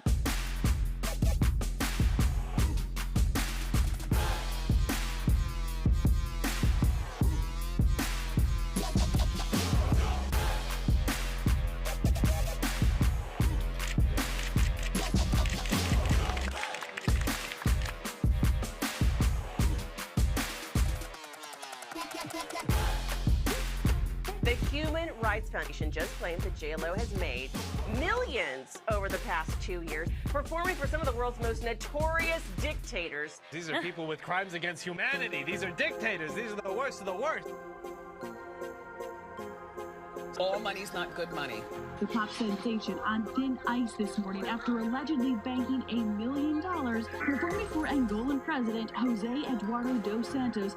Breaking news this afternoon, the proposed takeover of Newcastle is off. It was not a simple football deal. This was Saudi Arabia buying a football club, and it has a pretty poor record when it comes to human rights. The Human Rights Foundation called upon Minaj and other artists to withdraw from the concert. Me and Tiger were supposed to be on our jet this morning headed to Belarus. I think there's more important things than him being on stage and me being on stage, just doing it for the sake of excitement. 4 billion people are living under authoritarian rule. It is the largest problem affecting humanity today.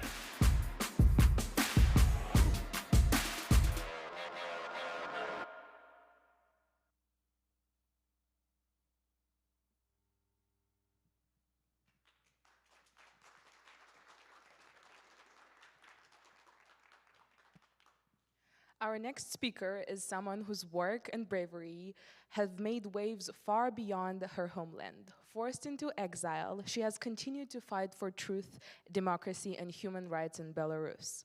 Hanna Lubakova is a Belarusian journalist, analyst, and non-resident fellow at the Atlantic Council. She has written for The Washington Post, The Economist, Open Democracy, and The Conversationalist, shedding light on critical developments in Belarus. She began her career at Belsat TV, the only independent Belarusian channel, as a correspondent and presenter. She has been recognized by the Václav Havel Journalism Fellowship at Radio Free Europe in Czechia and the World Press Institute Fellowship in the United States. Hanna's commitment to press, freedom, and democracy comes at a great personal cost, but she remains undeterred. Please join me in welcoming the incredibly brave and inspiring Hanna Lubakova.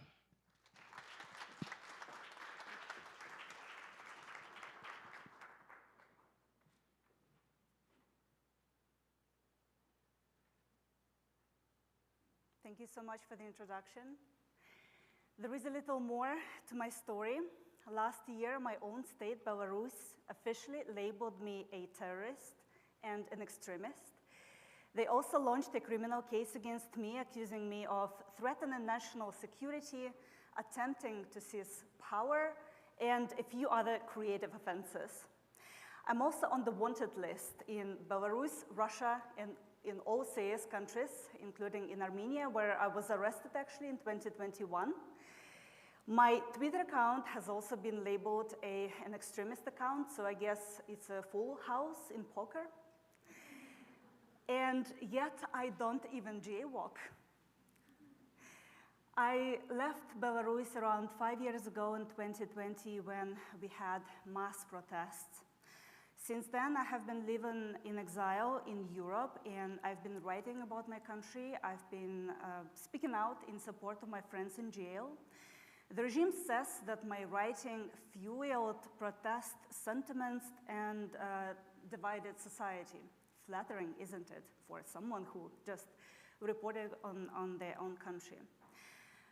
But what is less funny, they set up a trial in Belarus against me. There was even a prosecutor, there was a judge, there was a defense lawyer, except for one person, the defendant, me. So I guess Franz Kafka would have been really impressed. They called it a trial in absentia. They also sentenced me to 10 years in absentia. So I guess my way home is not just difficult, it's officially banned in the foreseeable future.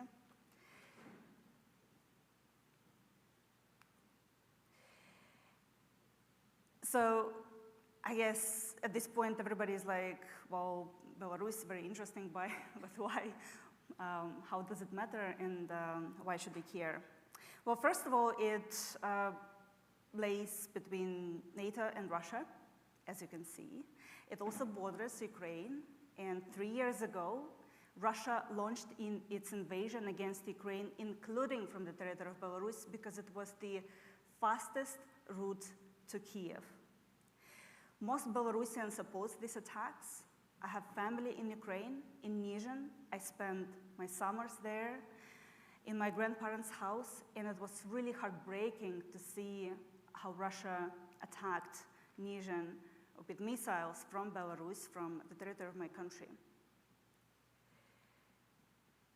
And this is Alexander Lukashenko, Belarus ruler for more than 30 years.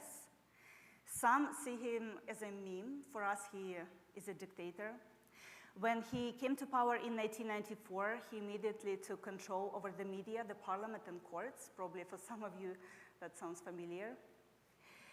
He's also backed by Putin, and together they announced the deployment of Russian nuclear weapons in Belarus, even though, again, most Belarusians oppose it. In the past 30 years, Lukashenko has climbed to power. The US has had 5 presidents, the UK, 8 prime ministers, Belarus, only 1 dictator. But let me show you also the other side of Belarus. We have been fighting back. We had the mass protest, the biggest in the history of Belarus, 5 years ago in 2020 against yet another rigged presidential election. There were hundreds of thousands of people on the streets protesting for months. They faced brutal terror. 60,000 people have gone through the prison system. Many were killed, were tortured, were beaten in jail. So the fight for freedom in Belarus is not a metaphor. It means blood, it means prison cells, it means also the exile. Since then, every day people are being arrested. Imagine every day for just putting a like on social media or supporting political prisoners. This is probably yet another troubled country that you are hearing about today. But why is it important? Because the past years have taught me that there is no faraway land. What happens in Belarus and Minsk affects Moscow, affects Brussels, affects Washington. Lukashenko caused trouble in Europe by creating the migration crisis at the EU border or forcing down a civilian airplane to arrest a blogger. Most recently, 2 American citizens were jailed in Belarus. Lukashenko released them, hoping that sanctions would be lifted. So Putin and Lukashenko became so inseparable. But again, Belarusians oppose this. And if it feels to you like these are distant struggles, they are actually not. We share the same battle for democracy. Students in Belarus protested just as they do elsewhere in the world, like in Serbia right now. Journalists in Belarus are fighting censorship and disinformation just in the same way like they do elsewhere in the world. And I feel that if oppressive regimes feel afraid because of unity, so let them be afraid. There is also another lesson that that my country has taught me in the past years, is that peace, progress, and human rights go hand in hand. When I was 10, opposition politicians in Belarus began to disappear, abducted by death squads. It felt really wrong, but quite distant. When I was 14, the regime forced itself into my own life. My freedom-loving high school was shut down because we spoke Belarusian, not Russian. We teenagers were really angry, so we protested, we were detained, and together with our well-known professors, we launched an underground school, so I guess do not make teenagers angry.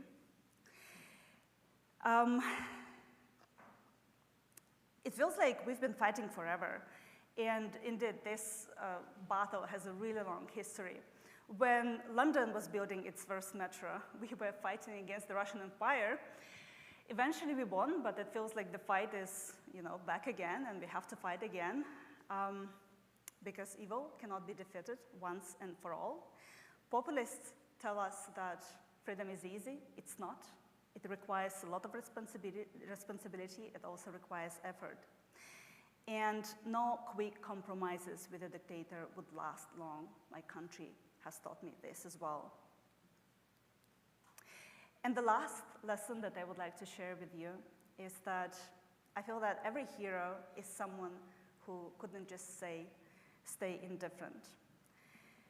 The Lukashenko regime has turned my country into a giant prison where it keeps the best minds, musicians, scientists, Olympic athletes, bankers, doctors, even a Nobel laureate, Ales Belatsky. You see him here. Before his arrest, I asked Ales, what else can I do for my country? And he told me, continue doing what you do. These are very simple words, very ordinary even, but they actually shaped my understanding of resistance. Lukashenko has never been able to suppress people's will, and he never will. Despite regime's brutality, I still have a lot of hope. My hope is in people who write me, we will never give up, from inside Belarus. It's in those who fight right now on the front line, helping Ukraine defend itself, and they die there as well. My hope is in partisans who stop the movement of Russian troops on the territory of Belarus, even though they can face the death penalty.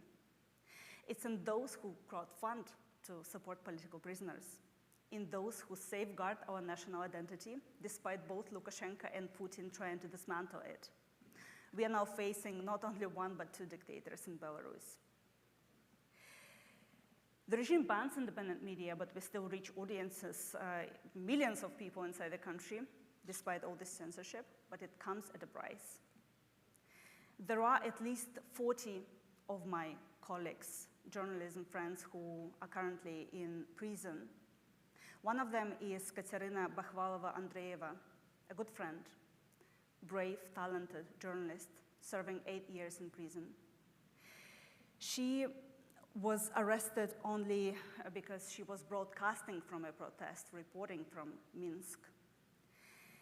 You see her during her trial in Minsk, probably more free than any policeman or prosecutor who were trying to silence her. But the regime also tries to break her right now.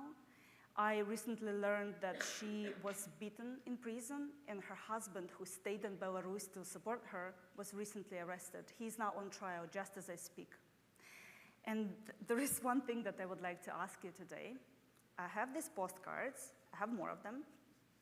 They are already with a short message here, and I would like to come over and help me send them to Belarus, to her, to prison. And I know that censors work really hard to stop these postcards, letters, whatever, to be delivered to prison, but actually it creates a lot of pressure on the prison administration, and imagine how much joy that would bring to people if they would receive these messages.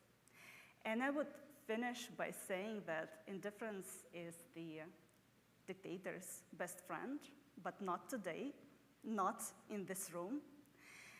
You don't have to jaywalk to topple a dictator. You don't have to be a politician to resist. Every voice is a stand against tyranny. So let's stand together. And if one day I do break a jaywalking law, I hope it will be in a free Belarus. Thank you so much.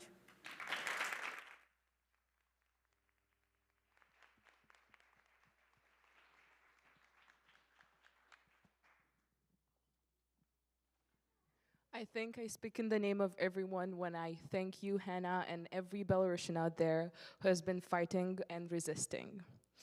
Next up, our final speaker is best known as the former president of the Tibetan government in exile, a role that defines his lifelong commitment to his people and their rights. Yet his journey to this stage spans continents and decades of leadership and advocacy. Lobsang Sangay served 2 terms as the democratically elected president of the Tibetan government in exile, where he played a crucial role in advocating for Tibetan rights on the global stage. He served 2 terms as a respected scholar and advocate. He has contributed op-eds to the Washington Post, the Wall Street Journal, and the Newsweek, and has been featured on major international news networks such as BBC and CNN. His leadership played a crucial role in the passage of the Tibetan Policy Support Act of 2020 by the US government.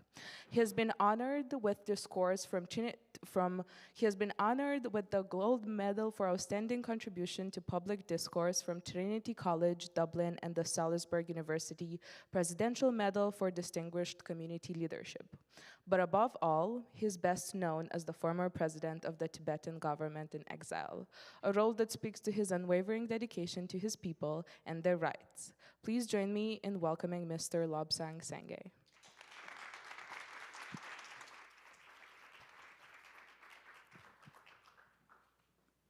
Good afternoon.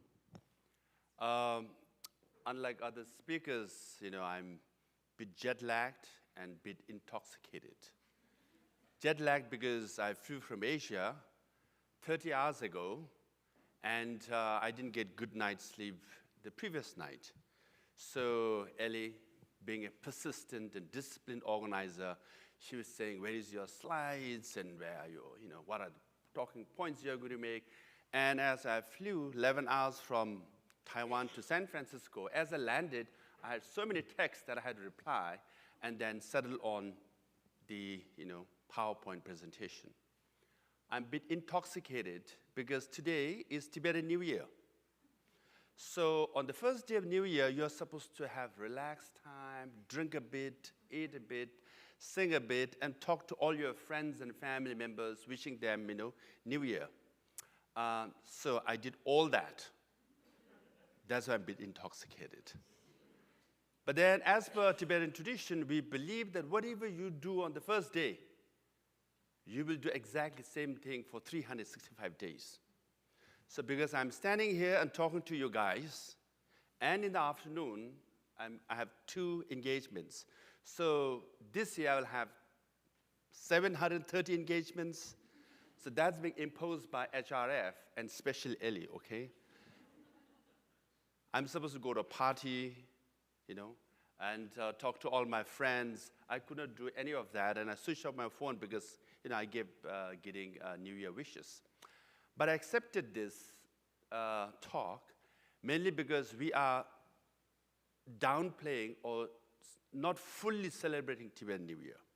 Because just a few months ago, there was a major earthquake in Tibet. Hundreds of Tibetans died. And then in solidarity and in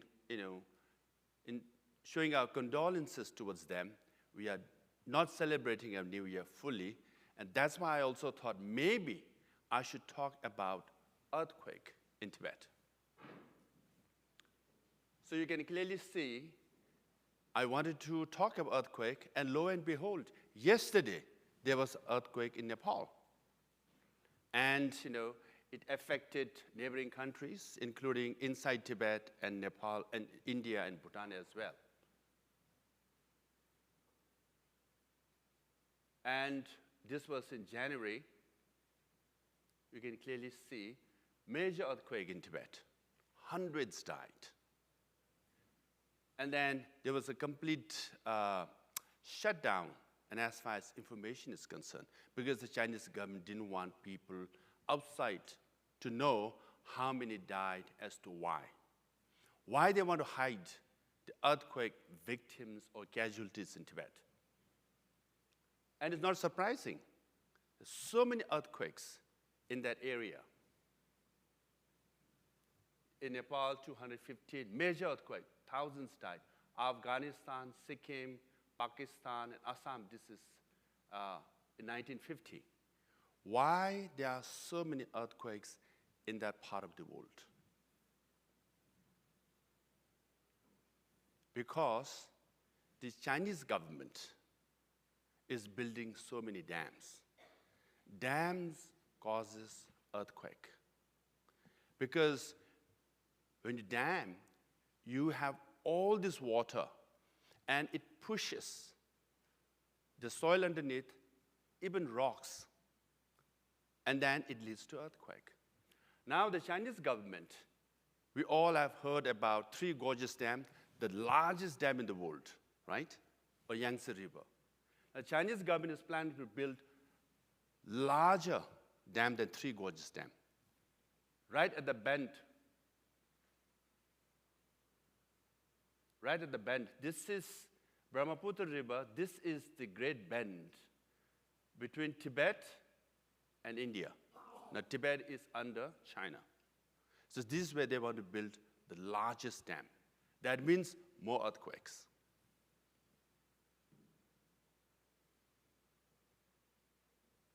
Now, just last year, the Chinese government was planning to build a major dam in a place called Dege. Hundreds of people came out and protested. They were beaten, arrested, put in prison. Again, there was a clampdown on news getting out. Why people were protesting? Whenever you build dams, you have to submerge all these villages, 1,000-year-old artifacts. That's why people were out there in the streets saying, this is where I was born, my parents were born, my grandparents were born and died. This is our home. Don't build dam and submerge the whole thing, our memory, our livelihood, everything. But the Chinese government arrested them, put them in prison, and went on to build a dam. Now, why is the Chinese government building so many dams? To generate energy. Do Tibetans need any more energy? No, because we have surplus of energy. But Chinese government is building dams after dams after dam. Why? Because they need power. For all the factories in China, for what you call, to build AI, you need more energy now. By 2030, some say that world needs 20 to 25% more energy. Now, whenever Chinese government has this breakthrough about DeepSeek, right? To develop that, you need energy. And where do they get the energy? By building dams in Tibet. And then Tibetans have to suffer because there are major earthquakes, their villages are submerged, their livelihood are destroyed. Now, Tibet, as you can see, Tibet is also called the third pole. After Antarctica and Arctic, Tibet has the third largest glaciers, 40,000 glaciers. Now, I could make an argument that Tibetan Plateau, or the third pole, is more important than Antarctica and Arctic, because when the glaciers of Antarctica and Arctic melt, it goes to ocean, becomes salt water. It's not drinkable. Now, Tibetan glaciers, when they melt, it forms streams, rivers, and it's drinkable. That's why 1.4 billion people in this area depend on water flowing from Tibet. Now, if you build dams, you can control the flow of water. And countries downstream are dependent on the Chinese government, because if you release water or don't release water for a week or two, it can affect agriculture. And if you flood during war, you can essentially wash out all the infrastructure, the railway line, the roads, everything. So, you can weaponize dams at the cost of Tibetan people and Tibetan Plateau. Now, I really don't want to go into details, but you can see Yellow River, Yangtze River, they all originate in Tibet. Mekong, Salwan, Irrawaddy, Brahmaputra. This is the bend where the Chinese government is planning to build a dam, and then this will affect all this area. And then already, this whole of Himalayan belt are undergoing or experiencing many earthquakes. Why there are so many earthquakes? Already by nature. This is Tibet, this is India, right? This is Bangladesh and all that. This is called Indian plate. Some say that 50 million years ago, this was a separate land somewhere in Australia or in Africa. And it kept moving up. And the Tibetan plateau was the Eurasian plate. And both hit, joint. And then the Indian plate, you can see it going, it went underneath. And that's why Tibet has all these mountains. Even today, the Indian plate is pushing the Eurasian plate. That's why all the major mountains of Tibet, even including Mount Everest, it grows by a couple of centimeters a year. So that means this area is already a seismic zone, earthquake-prone zone. Now, if you build dams after dams after dams, you are endangering, you are magnifying the danger of more earthquakes.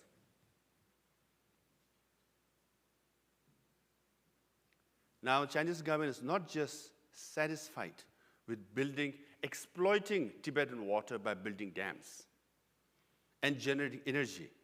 They take Tibetan water and give it to Maldives. Now, the people in Maldives, they think, oh, it's the Chinese government is providing us Chinese water, but it's Tibetan water. Now, we all drink water. We all have to buy water, right? So Tibet is so rich in water. Had we sold, and even today, if we sell, we'll be one of the richest countries in the world. Tibet is also rich in natural resources. Now, major dams are built to generate electricity for mining purposes as well. Now, why I show you these mineral resources? Because today, as per yesterday's headlines, President Zelensky is coming to Washington, D.C. to sign an agreement with President Trump for critical minerals of Ukraine. $500 billion worth, some estimate. But Tibet is so rich in mineral resources. I think one could make an argument that there is $1 trillion worth of mineral resources. So if there's any country who would like to sign an agreement for critical minerals, Tibetans are here as well. Now, there are a lot of protests inside Tibet against damming, against exploitation of mineral resources, including self-immolations. Unfortunately, not many people know this, but in Tibet, 136 Tibetans have burned themselves, of which 122 have died, to protest against the occupation of Tibet, colonization of Tibet, and exploitation of minerals and water.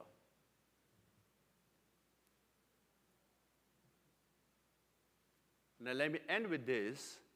Why Tibet was occupied, why Uyghur region was occupied, why Inner Mongolia was occupied, primarily for natural resources. Look at, if America or Europe, any country in the world would like to help us if we have critical minerals, I want to say we do. And you could help us. Uyghur region has 21 billion tons of oil reserve. 80% of cotton of China comes from Uyghur region. Inner Mongolia is the largest coal-producing region and largest gas reserve, and 90% of the rare earth of China. If you're using phone or laptop, any gadgets, you need rare earth. Rare earth is in the news nowadays. 90% of the rare earth of China is in Inner Mongolia. And then largest reserve of lithium. If you are driving electric car and carrying iPhone and laptops and wearing 100% cotton clothes, all made in China, you should remember that cloth is 80% Uyghur. Your laptop is 90% Inner Mongolian and 70% Tibetan. So that's why Chinese products are so cheap? Because of exploitation of Tibetans, Uyghurs, and Mongolians. That's why we, Tibetans, are colonized, Uyghur region is colonized, Inner Mongolia is colonized, and we all need to know about this, and whenever Chinese government comes with a propaganda narrative, you can counter it by saying, oh, these are colonies, you are a colonizer. Why I say this is because there's a great power politics going on, and Chinese government and some other countries are making an argument that we should replace this West-led world order with Chinese-led world order. I can tell you one thing, the West-led world order that we have now has double standard, has hypocrisy. I accept that, has a lot of faults. But the Chinese world order that we know is a disaster, is repressive, is exploitative. Today, I can stand here and criticize American government, European leaders, but I can walk out the door free. But I cannot say these things in China. I will be arrested. I will be put to jail. So that's why I'm standing here, because I'm banned from entering from my own country, my own homeland. I can talk about my people out here, but I cannot go and meet my own people back in Tibet. That's the Chinese world order that we really don't want. Thank you.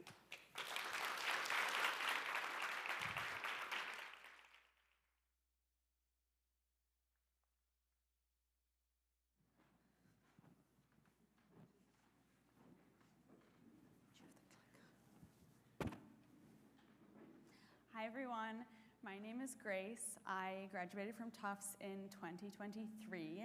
I studied international relations and French, and I currently work as a development coordinator with the Human Rights Foundation. Hi everyone, my name is Liz Shelbred. I'm also a development coordinator with the Human Rights Foundation, and I also graduated from Tufts in 2022. So it's pretty full circle to be back at Tufts campus to assist with organizing the College Freedom Forum here. I think some students in the room can relate, but as a student studying international relations at Tufts, I often really wanted to get involved with human rights work, but I wasn't quite sure how to. And so as Tufts and IGL alumni, Grace and I wanted to speak a bit today about how exactly we got involved in human rights work and our journeys from Tufts to HRF. At Tufts, I studied international relations and civic studies. So I looked at both international and grassroots ways to enact change and to resolve conflict. And in this intersection of both those majors, I really got interested in human rights as a field. And my junior spring, I stumbled across the Oslo Scholars Program application just a few days before it was due. And as Sherman mentioned before, this program matches university students with activists. And that summer, I was matched with Jamila Rakib and the Albert Einstein Institution, which studies right outside of Boston. It studies methods of nonviolent action and supports activists in their movements. So during that internship, I looked at these methods and researched movements happening in Eastern Europe and Latin America at the time, and helped my team prepare for various trainings and workshops with civil society leaders and activists in those regions. And one of those workshops actually was with Latin American activists at the 2021 Oslo Freedom Forum in Miami. So I actually got to attend with my fellow Oslo scholars, including Grace, which is where we met. And it was truly a surreal experience, especially as a student, to be in the presence of such amazing people. I'm sure this is a feeling that some of you might share today. We heard from such a magnificent lineup of speakers, including Svetlana Tikhanovskaya, the Belarusian opposition leader, who had gone up against Lukashenko that previous year and who had researched all that summer. Alexei Navalny, who at the time was in prison but had smuggled his letter to be read by his chief of staff on the offstage, and even Berta Valle, the wife of Felix Maradiaga, who you heard from earlier, who was advocating on behalf of him while he was in prison at the time. I think at the time I was super taken aback by these stories, and as you did today, I witnessed firsthand this resilience of human rights activism and what it really means to be part of a united movement of people who care about promoting democracy. And one of those people actually was Grace.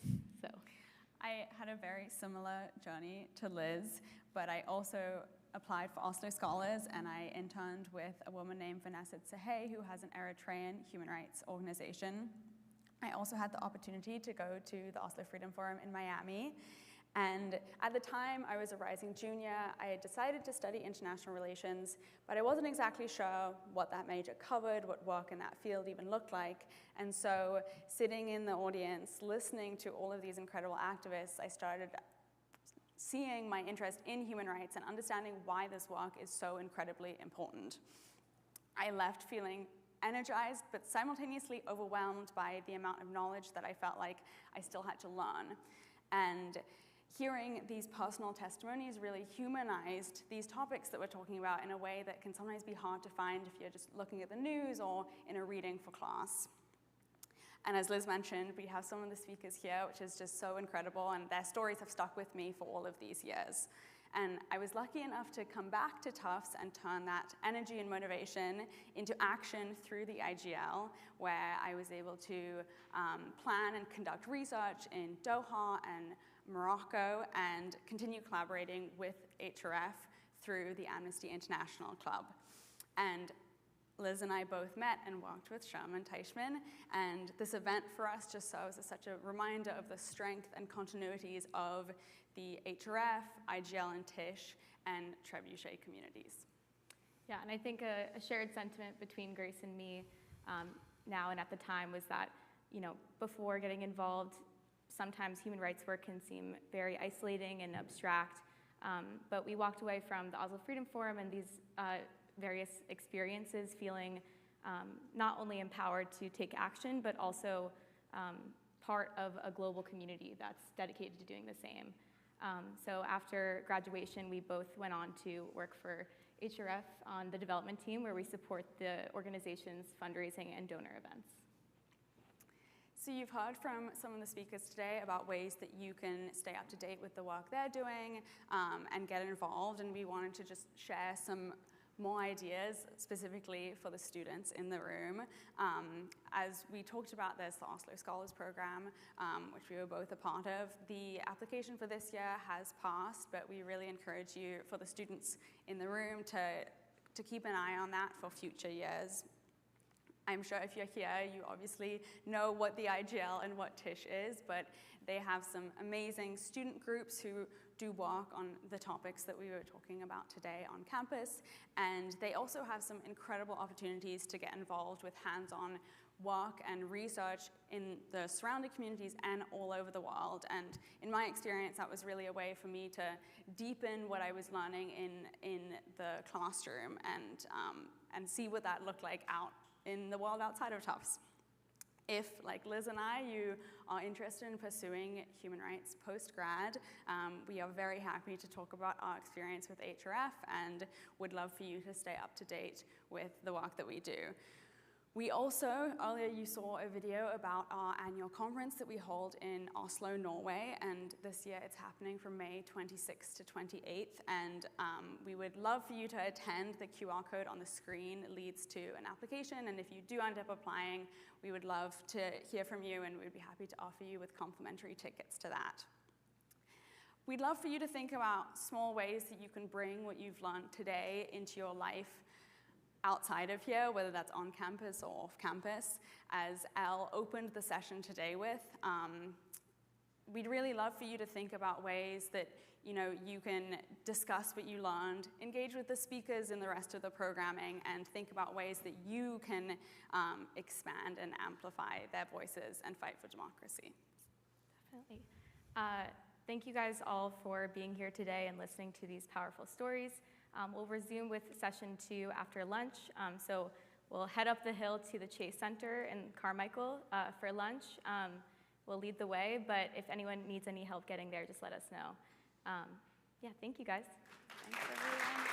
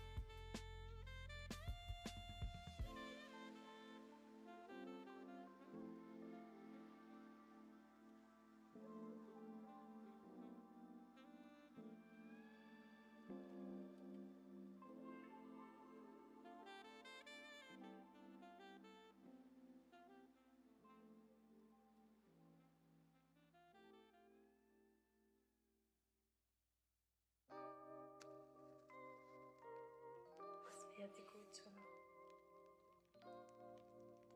Suena firme.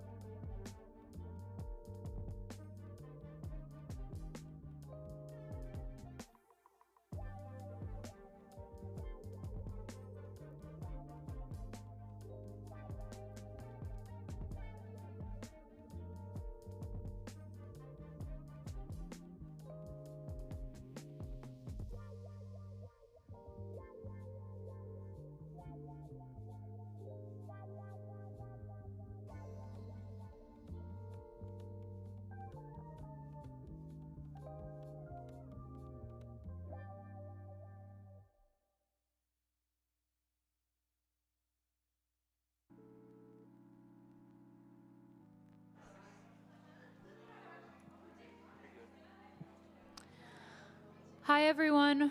We're going to get started in just about 5 minutes, so if you could please find your seats. Also, you'll notice there are a lot of chairs in this room, so please feel free to come up closer if you're sitting in the back. Let's make this, we can make it an intimate conversation. You can come up, we don't bite. So, yeah, come join us in the front of the room. Thanks.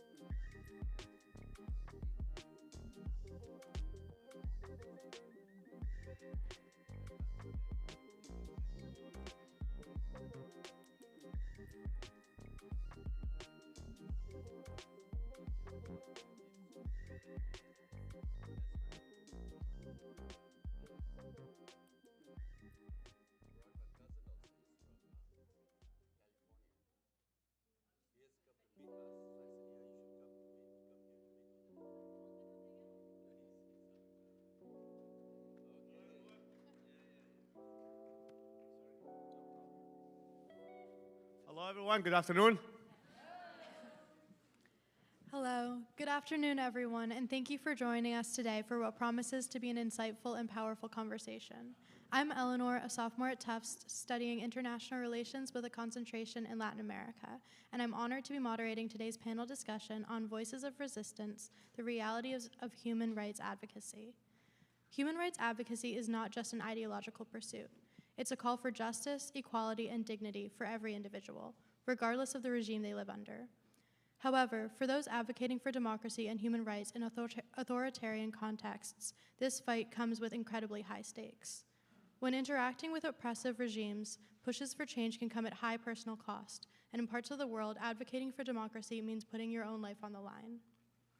Today, as we explore the realities of human rights advocacy, we will not only discuss the hardships that activists face, but also the incredible resilience it takes to continue fighting for what is right.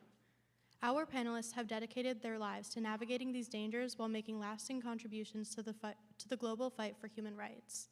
Their work, often done in the face of severe repression, provides us with a rare and invaluable perspective on the challenges of promoting democratic values in places where those very values are suppressed. The central question we'll explore today is, what does it truly mean to resist in environments where speaking up can cost you everything? What keeps you going, even in the face of threats, exile, and relentless opposition? We'll look at the personal struggles, the strategic efforts, and the deep motivation behind movements that demand justice and freedom against overwhelming odds.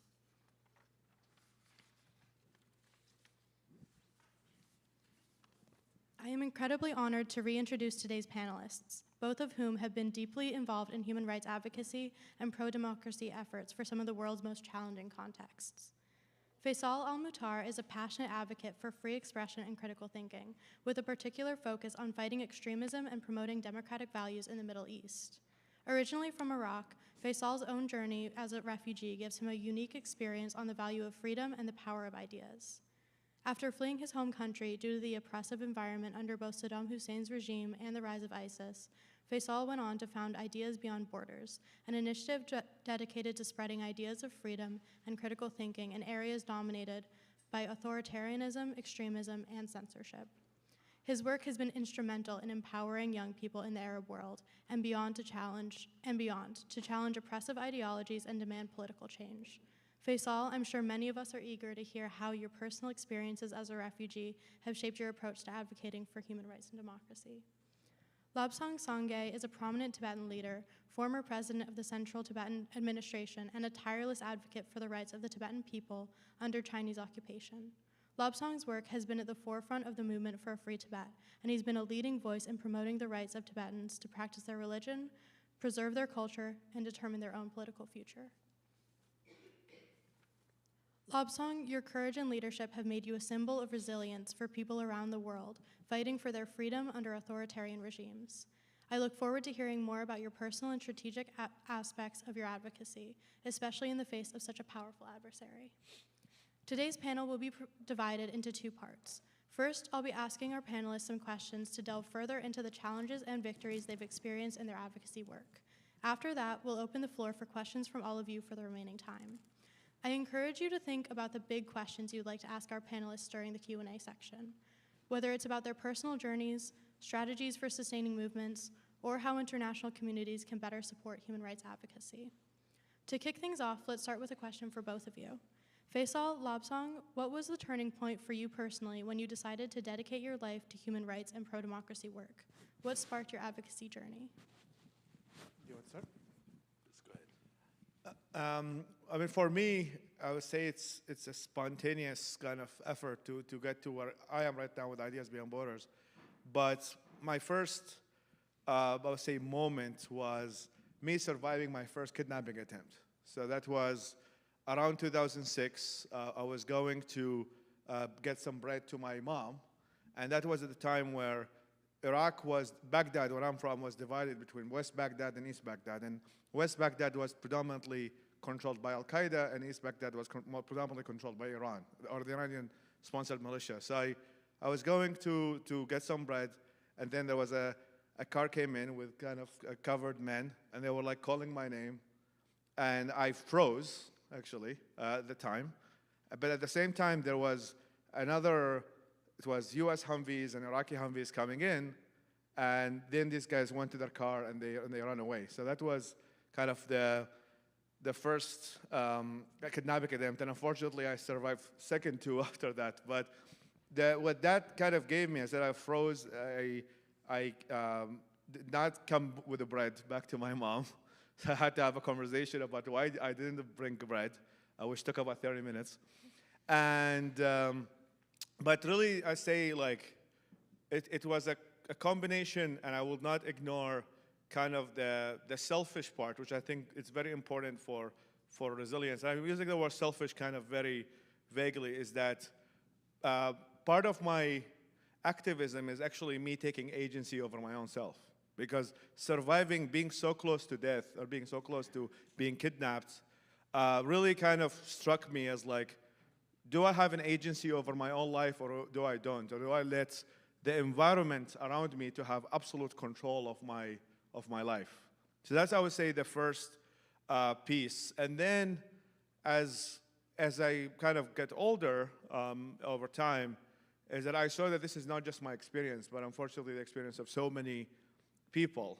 And then as we grow up, we started actually, how about we institutionalize that effort? How about, like, all of us, instead of our own little stories with our own little backgrounds, how about we build something together? And that's where kind of the first, I started a political movement back in Iraq, but then as an institution, Ideas Beyond Borders kind of resemble a lot of people who want to take agency over their own life, and they think they can change their environment and not rely on the environment to change them. As for my experience, it wasn't as dramatic as yours, because, you know, Tibet, the country, we lost in 1959. So our parents came as refugees to India. So after I was born, when I was growing up, you know, our parents, all they talk about was, you know, their home back in Tibet, how they suffered. And from a father's side of, you know, 7 or 8 siblings, only he managed to get out. From a mother's side, all of them got out, except from an uncle who was, you know, trained as a militia by CIA and airdropped, and then never came back. And then you hear all the stories, you know, from my father's side. One uncle was imprisoned, and another was tortured, and one ran to the mountains, and especially one of my aunts, because her husband was, you know, humiliated and imprisoned, tortured so much that she became the separatist, from the separatist family. So she was paraded in the village on a weekly basis, and then humiliated, taunted by, you know, everybody, especially that was forced by Chinese, PLA and officials. But the neighbors have to taunt her. She found it unbearable that literally she was pregnant, and she had a young baby in her hand, and then, you know, literally, she ran towards the river to commit suicide, And then the boy, one, boy managed to escape. So my point is, so you have all these stories of tragedy, sadness, and then when you go to school, I went to Tibet Refugee School, and then your teachers always, tell you that you should be a freedom fighter. So I grew up in that environment, and for me to take a Tibet cause, it's part family, it's part evolution, it's part environment. So I became the student leader, youth leader, and I came to do my master's and doctorate here at Harvard Law School. Then I was a fellow. Then I got elected as the president of Tibetan government Exile, and served 2 terms the limit, and came back. Now I am a fellow and a lecturer at Harvard Law School. So for me, I always say this, that those people who have your countries of freedom, freedom is like an oxygen. I always believe that. Those who don't have it is very suffocating. So even though we might be sitting here, with all the credentials and with all the, American dream of coming here and getting all the degrees, and you can breathe oxygen and don't feel the importance of it. For us, it's on a daily basis, Our countrymen is suffering, our country is colonized. As I showed you this morning, even the dams are being built, minerals exploited. No matter what we try to do, we are always repressed and put in prison and tortured and death, right? And the least one could do in a free country is to stand and speak on their behalf as much as you could. Even though it's, as I said, it's Tibetan New Year Day, So for me, celebration is less important than, getting a platform to speak for Tibet. So human rights, justice, freedom, these are taught in classrooms as theories, but for us, it's real. Thank you both so much for sharing these powerful memories. My next question is, can you share some of the biggest challenges you faced in your work advocating for democracy and human rights and how you've overcome them? I mean, as mentioning, is like it is an oxygen, and oxygen, the environment that we operate in is also constantly changing. So I mean, the Middle East is always known for being like, you don't know what the next year looks like. So in a way that the kind of the changing forces of the region, and I think there sometimes happens a lot with activists, especially is that how you started is not how you end up. So in a way, it's like what gets you the first act of activism. In my case, it was against an oppressive militia. So I was dealing with a non-state actor oppression, not state oppression. But now in Iraq, it's more state oppression than non-state oppression. So the thing is, like, it's just like in business, like businesses have to pivot with the change of the market and market demands, and is that activists also have to pivot, not in terms of their principles or their values, but pivot their methods, pivot their ability to influence based upon the changing environments, and have a much deeper understanding of why things as they are today, right? I mean, I sometimes have not necessarily a grudge on the people before me or my parents or my grandparents, but really understand why we are where we are today. And when we are an activist, we just go with the energy, right? It's like we see something bad and then we take an action on it. But then what I think sometimes needs to happen with some of the activists is that they need to familiarize themselves of why the environment is as it is today. Why, for example, like if somebody says, oh, why doesn't democracy take off in Iraq? It's also good to remember that Iraq never had a democracy. That's one lessons of my talk. Is actually these are the lessons that I got after I started my activism, not when I started, is that, yes, we really never had a history of democracy whatsoever. And for a lot of, and I can go a lot of cultural reasons or environmental reasons or the fact that democratic voices get shut down immediately to the way that there is not enough momentum for them to build. But it's so good to be aware of that. So when you are having these moments of doubt or moments of burnout and things like that, you are against something that is much bigger. And that's why movement building is important. That's why you should not take all of these on your own, but rather build something that can, I mean, one of the things that I love about my organization with Ideas Beyond Borders is that the main thing we have is that we created feedback loops. So as we're building programs in different countries, and now we just work in Iraq, we across the region, is that you have to know what's happening on the ground right now. Like, for example, with Lebanon, yes, 3 months ago, Hezbollah was a major force in Lebanon. Now it's not, right? It's much weaker.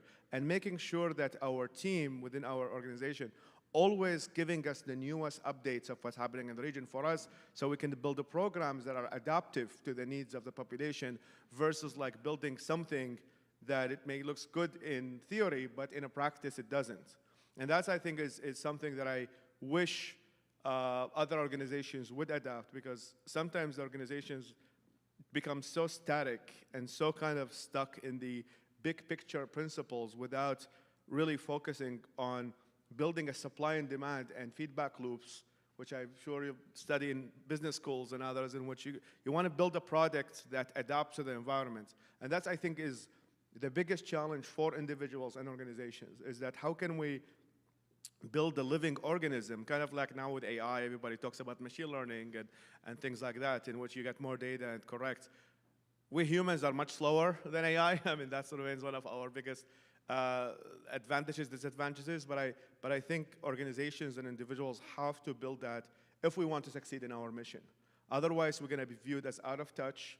I made it a mission, even though I am under a threat in Iraq and some parts of the region, that I show my face as much as humanly possible, because I don't want to be viewed as the exiled diaspora Iraqi who is like speaking from Western institutions about the need for democracy. I actually try to go as much as possible with taking some risk, of course, but even that is so emotionally important to my team, because we actually had some days in which, like, okay, you tell us to do these things and you're living in your apartment in New York. I'm the one my brother is in jail. I'm the one who got shot yesterday. And for me to actually keep that energy within my team, I actually have to show my face every period that I can to make sure that they don't feel that this is some like diaspora Iraqi living in New York telling them what to do or telling them to take risk in their lives. And that's, I think, part of it, of our kind of feedback loops. And then when I go there, I get to know the region as it is right now, not when I left it, because I left Iraq in 2009 after getting on a death list. I want to make sure that my memory and the world, memory of Iraq actually keeps changing as the things change. Otherwise, I will just be kind of somebody from the outside telling the locals what they should do. Which, again, knowing that some conditions do not, this person is banned from entering his country.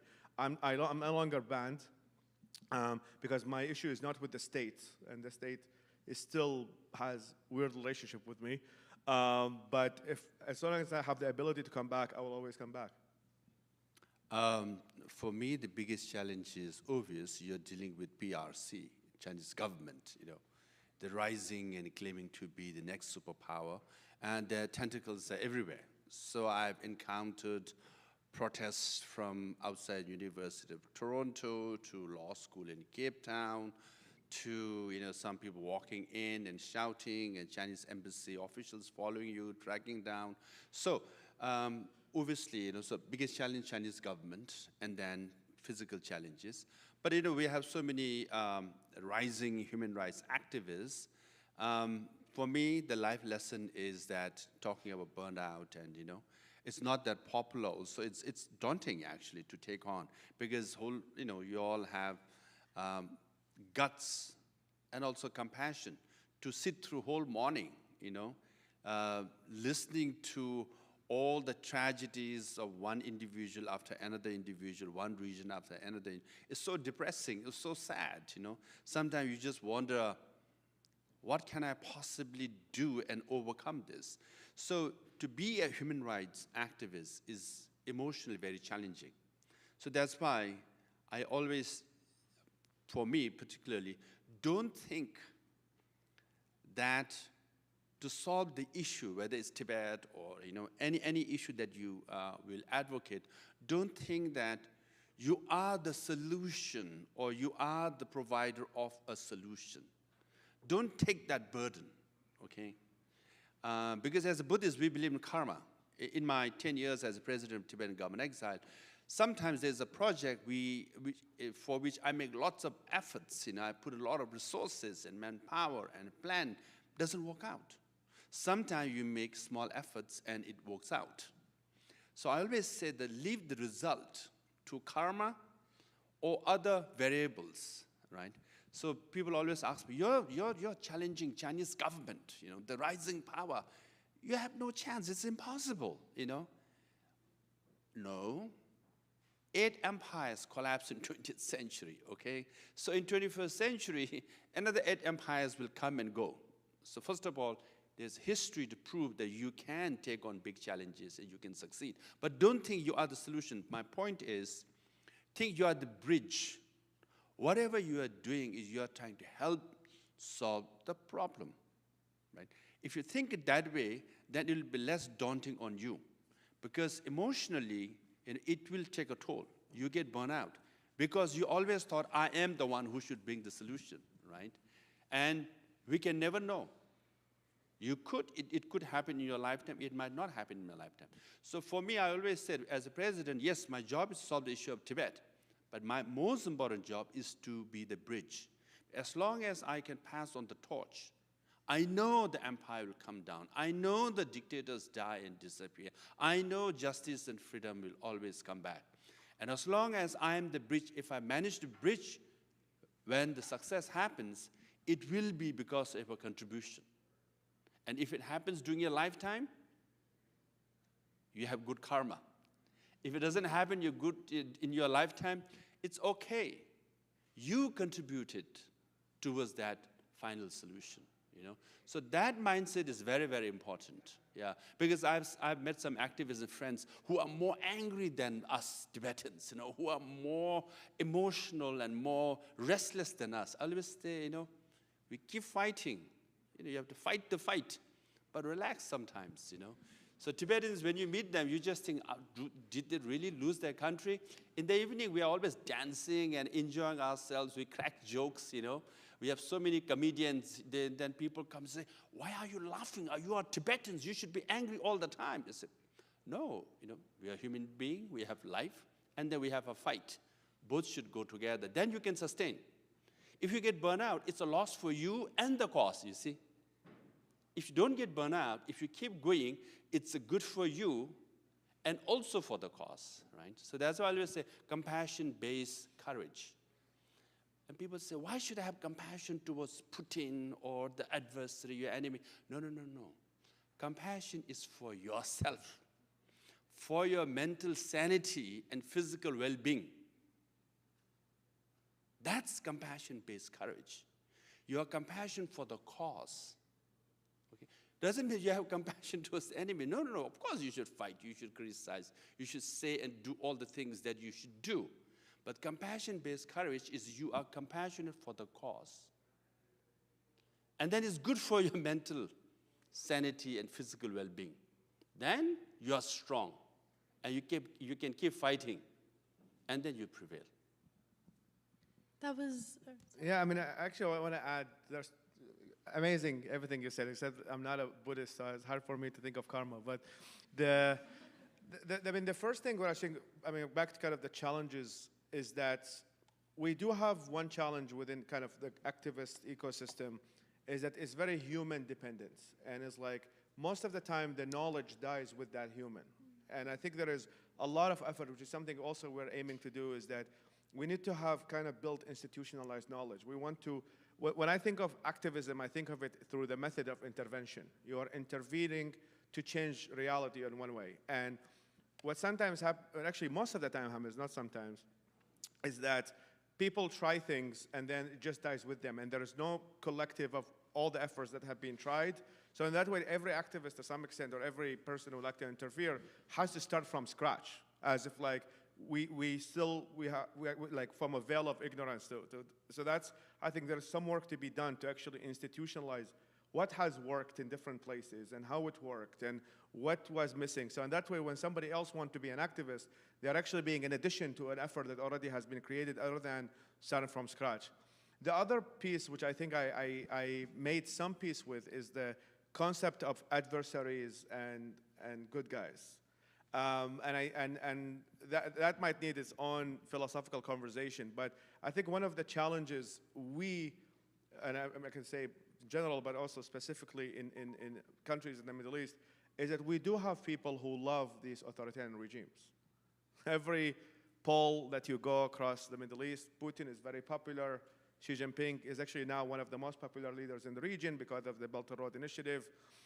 So the thing is, like, before I used to think of like, hey, we are at a war between good and evil. It's always good to think in these terms because they are very energetic. Like, there is the bad guys there and we are the good guys, except that they think of themselves as the good guys and we are the bad guys. So in a way is that what I think made in peace with, which also brings back to understanding the why, is that when you actually get to have conversations with some of these people that we might think of as adversaries, they will give you things like, oh, but authoritarianism lacks stability. Oh, but authoritarians don't create that much chaos. We have tried democracy in Iraq. It didn't work out. So we actually have, before I used to get very angry, talk about the angry kind of activists who used to argue with these people of like what is good and what's, but then I started also not and have compassion to where they're coming from. It's like, yes, they're wrong, in my opinion, because authoritarians are also very fragile. They are thought of as very stable, but in fact, we have seen how many of them, just look at Assad, out of nowhere, he just fell apart, and then the entire regime, and now he's living in an apartment in Moscow. And if you ask me 4 months ago, I've written an article saying that Assad might stay forever, so I was wrong as well. And that's something that I'm very open saying, is that I thought Assad was actually a stable dictatorship because he had Russia in his power, he had Iran going around with him. Russia get busy with Ukraine, Iran get busy with Israel, and suddenly Assad went away. So everybody and then I messaged all of these friends who used to tell me that Assad was stable. I'm like, look at all of us were wrong on this. So I think that's we having some compassion for not necessarily the adversaries themselves, but why do people support those adversaries, and understanding where they come from is also very important for us to bring solutions that are acceptable by the general public. Thank you both so much for your insights, and this leads perfectly into our next question, which is, what strategies have you found effective in fostering collaboration and solidarity within pro-democracy movements, and how have you worked to build a unified movement?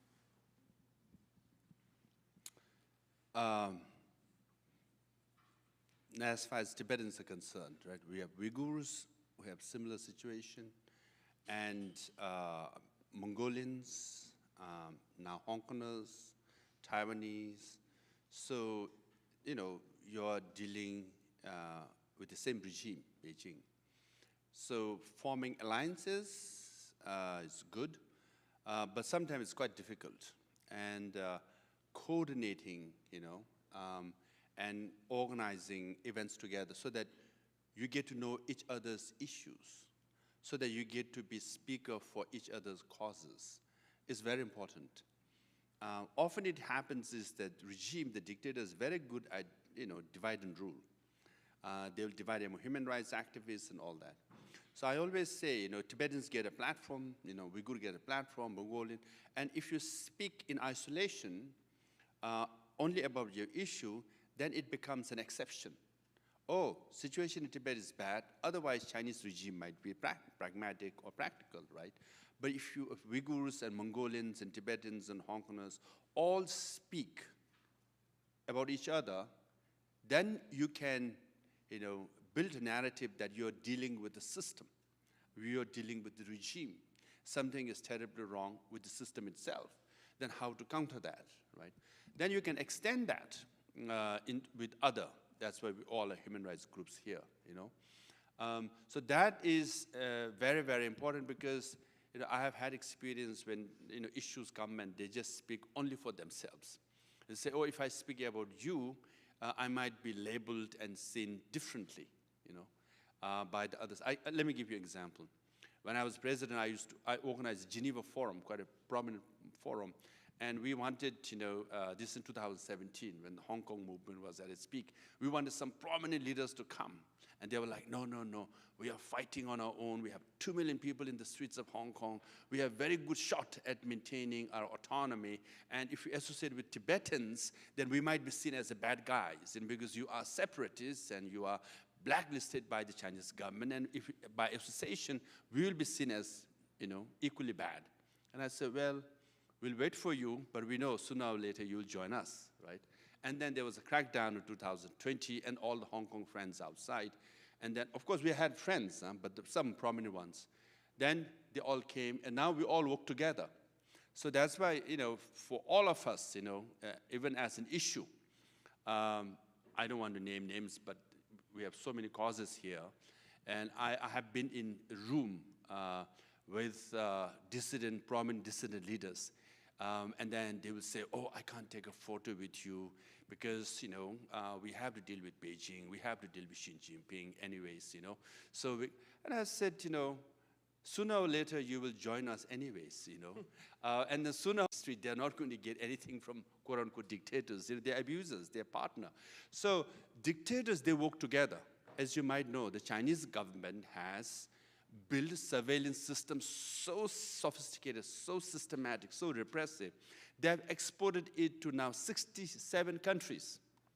Okay? So all the dictators that we complain about, they share the same surveillance system, technology. And they learn from each other.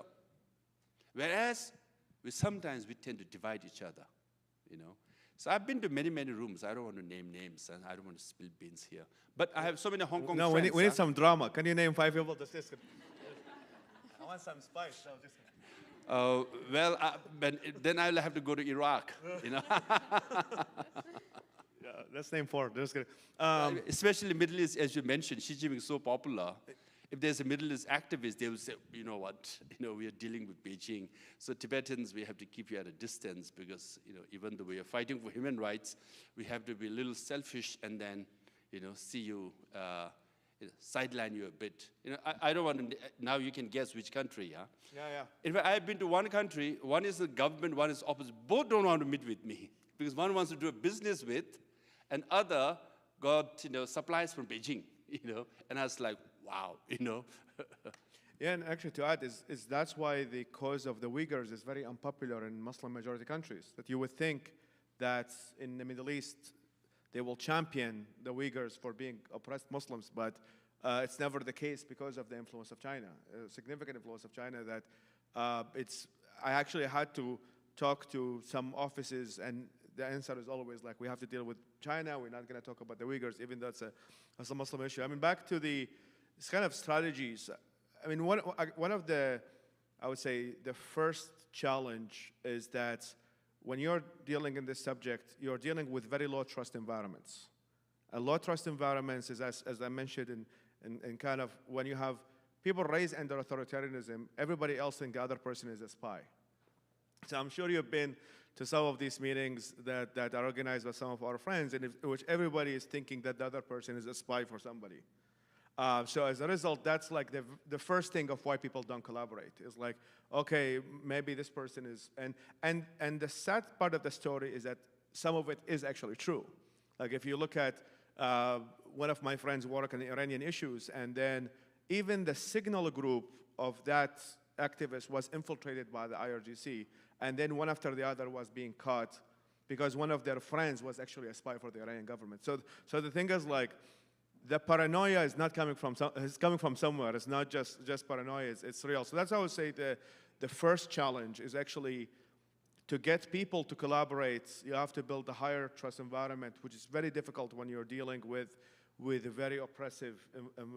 The second thing, which I guess is like, the title of the event is Democracy on the Brink. Is the Middle East is kind of a very unique. Not only we have the best food in the world, but the democracy as a subject is an extremely hard to thing to sell. The number one reason is because of what happened in Iraq and Afghanistan, right? America came in, America spent trillions of dollars in Iraq and Afghanistan, all over the place, the Taliban with Taliban, and Saddam Hussein with Iran. All happened under the banner of democracy promotion. So that's, I would say, one reason why democracy has such a bad rap is that it is associated with the Bush administrations and the war. So by default of using the term, you're obviously associated with Dick Cheney and the Bush administration and Wolfowitz and Bill Kristol and all of that, the neoconservative movement. So that's, I would say, like from a perception. The third part, which is very, very interesting, is that in the Middle East, we have two kind of systems of governance. One is the monarchies. The monarchies are the ones in Saudi Arabia and the UAE and other places. And these are prosperous monarchies. These are not people starving in the streets like North Korea or even Syria. So for the Arab world, or actually the Arab perception, they see two kinds of way of living. One is the monarchies, in which if you go to Dubai and you go to Riyadh and you see the Lamborghinis and and great lifestyle that people have, and then you see the non-monarchies, which is the republics and other places, and you see civil wars and chaos and all of that stuff. So generally speaking, the perception of people in the Arab world would be like, there is this monarchies, they might be imperfect in any shape or form, but like people are having a good life. Like if you ask any Iraqi or any people have many friends from Jordan, other places, they will say that their dream is to go to Dubai and make 100K a year and have a decent life and get married and they will be like, okay, the social contract we have is that we don't have to criticize the monarchy.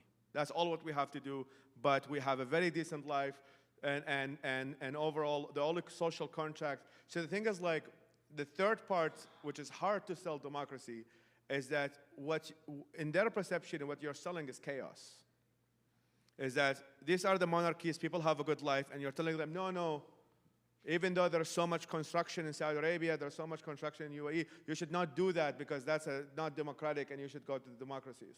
And then the fourth one, which actually connects to the Western part, is that, of course, many of these autocracies capitalize on the hypocrisy of Western democracies, right? I mean, of course, the subject of Israel-Palestine is the most dominant in the region because of the language. But the thing is that everybody will look as that, okay, these are the democracies. They're not as great guys as you think they are. So might as well, as the devil we know is autocracy. And there's so many kind of conversations on how the West is perceived. And there's a lot of books written on the subject, but the fact of because democracy has been associated with Western societies, and there's the long history between the Crusades and the Muslim world. I remember, maybe that helped another final question. There was a time in Iraq, and a group of Christian missionaries came into Iraq, and they landed in Baghdad. And the mission that they had was that they convert the areas of extremists into Christians, and they came in with their big crosses into Iraq. With that, they went with a group of US Humvees. So imagine if you picture that, there's massive crosses with US Humvees driving into Fallujah. What do you think the people in the neighborhood thought? It was the Crusades are back again. So that tells you like how kind of skewed the perception people might have of this kind of Western democracies, because and what China is doing actually very intelligently. There was a leak of one of the conversations between the foreign ministry of China and a prime minister's office in one of the Middle Eastern countries. And the foreign minister of China, he said, listen, the Chinese and Arabs never hated each other. We never had a war. But look at you and the West. These guys have invaded you 1,000 times. You invaded them 1,000 times. We are a blank slate. We're just here to make money. And look, and most of the Middle Eastern governments will be like, yes, that's a much better devil, because the devil is the West we tried before and it never worked out. So that's really like the summary of the opportunities and the challenges we have in the region. Because the organizers signaled 5 minutes, so for Q&A. Oh. Yeah. Before that, can I just pitch in my book as well is related, you know. As you said, many of the people in exile, dissidents, are divided, which is true. But then you must understand that, you know, people who go through trauma are, you know, are stubborn. They see through black and white. That's why people who suffered Holocaust or Armenian Holocaust, the trauma lasts for generations. And people who go through trauma, as I said, they see justice and unjust, black and white. And they tend to be quite stubborn. So when you see that they fight among each other all the time, no, they're just being stubborn, okay? You must understand that. So, number two, also because the funder, you know, whether in America or not, everywhere, the funders also contributes to that division, because left-leaning funder will fund the left-leaning organization, right-leaning will fund right, and the middle of the road will fund middle. And then the funder, often I've been to DC and Brussels, they fight among each other all the time, but you've funded different organizations based on your ideological preferences, so you are maintaining or strengthening or magnifying the differences, right? And what do you expect? So that is very important to understand. Now, talking about the Middle East, again, we are talking about human rights.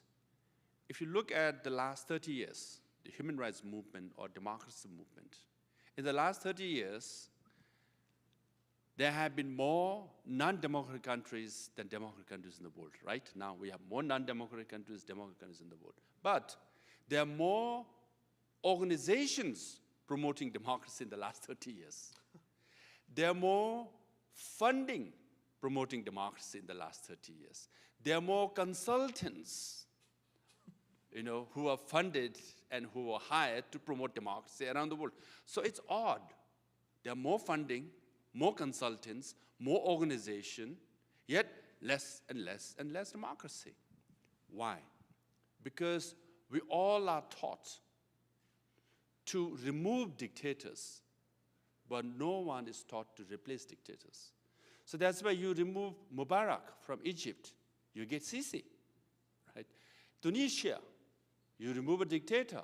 He's too old. His family has been ruling so long. Now who do you get? Another dictator, all right? Syria, okay, Assad is removed.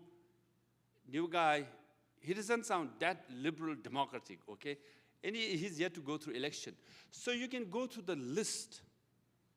Why? We all are taught to be dissident, to dissent, to protest, to argue, to go out in the street, to overthrow them. But we are not taught to replace them. So that's why I'm writing a book. That's my pitch. Right? To how to run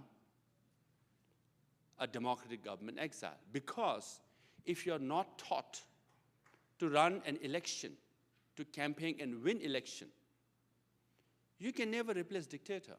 If you don't know the basics of education policy, finance policy, foreign policy, interior policy, if you never run a government, even if you win an election, you'll be thrown out after one term because you don't know how to run a government. For example, Lech Walesa, Poland, right?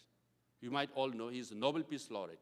He's considered the father of Polish democracy. He brought democracy in Poland. But because he was a labor union leader, he won landslide victory in first election. Second election, he lost. Third election, when he ran, he got only 1% of the vote. Can you imagine? Father of Polish democracy, who brought democracy. After 10 years, he just gets 1% of vote. And who wins? The same Communist Party won. Why? Because we all are taught to remove dictators, but we never learn to replace them. So, because I've run government exile for 10 years, I can teach you a few things. Thank you so much, Faisal and Labsan. Another pitch, don't be a consultant. That's the worst thing it can ever be. Thank you so much for sharing your incredible insights and personal stories with us. Now, we'd love to hear from all of you. We're opening up the floor for audience questions, so this is your chance to ask anything that's been on your mind, whether it's about their personal journeys, strategies for building movements, or how we can all support human rights advocacy on a global scale.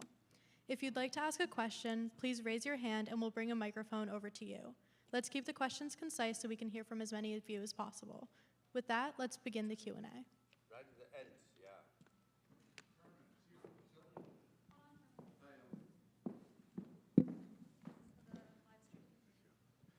yeah. What you've just ended with is absolutely essential, the transition. I mean, we have the National Endowment for Democracy. There have been all different sorts of initiatives made to try to think about how you do transitional work. There's an organization called Beyond Conflict. Its initial group began with Havel and Lech Walesa, et cetera, on the politics of justice and transition. I would love to take a look at what you're doing, help with any kind of contacts I can possibly provide, because you hit the core question. Could you make it a little louder, yeah?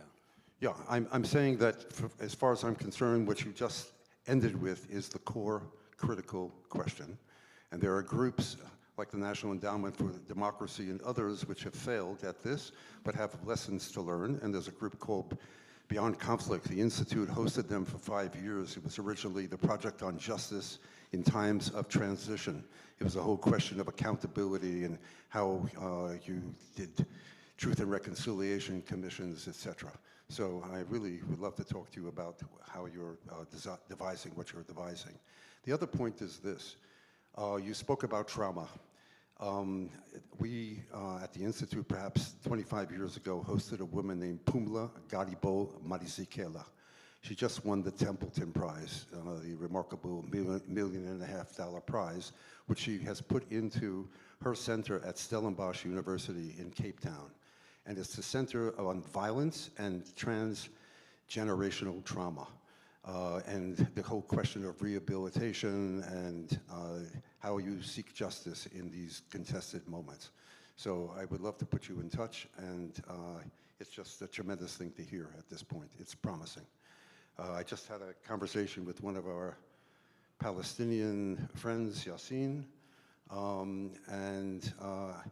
my question to you is, a problem like Palestine, is it promising at all to consider or conceptualize something that Ed Said talked about years ago, which is a Palestinian government in exile? The question is to me, to both of us.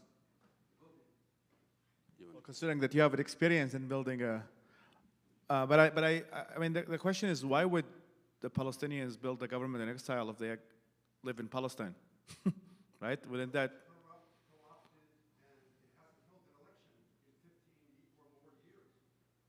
I see. Because I think it would more sense to work it. I mean, ideally, the reform would be from within than establishing something from the exile. Because that would be actually my first question to your question is, might as well build it in Palestine. But you have experience in exile. I mean, do you see it as kind of like a practice of governance to some extent? Yes, the Tibetan government exile, is by far the most organized and effective government exile. Literally, when I ran, we have a cabinet meeting every Tuesdays and Thursdays, and we have our own education department which runs all the schools, health department which runs all the hospitals, and cultural and religious department which oversees all the monasteries and culture institutions. And we have 13 embassies around the world, with Department of Information and International Relations. So we have a parliament in session. Now, parliament also elected directly by Tibetans. So, what is the most watched show in the Tibetan world? It's not Netflix, nor is BTS or K-pop, okay? It's Tibetan parliament session. But because every 6 months they bring all the drama there, right? All sides, views are represented. So they have it during daytime. In India, it's midnight here. People stay whole night to watch who will say what, So what it does is to have the parliament, we all have issues, anger, criticism, mistakes. But then we meet every 6 months for 2 weeks and vent, right? And then criticize each other, and the executive take note. They try to correct it. If they don't correct it, in the next session, they get criticized. But then we all agree. We have differences, views. We have divisions. But we all agree we have one government, one parliament. That's where we should go, Dharamsala, and vent. That's how we improve. Now, you won't believe, Tibetan government Exile is run with $50 million budget. 13 embassies around the world, okay? 13 to 15,000 students are taught in high school for free. And you can name it. And then we have preserved our Tibetan culture, Tibetan language. It's the most frugally run government Exile. Let me give you one why example. If you want to set up a government Exile, your Auditor General should be very strict. Many of the government Exile collapse because of corruption.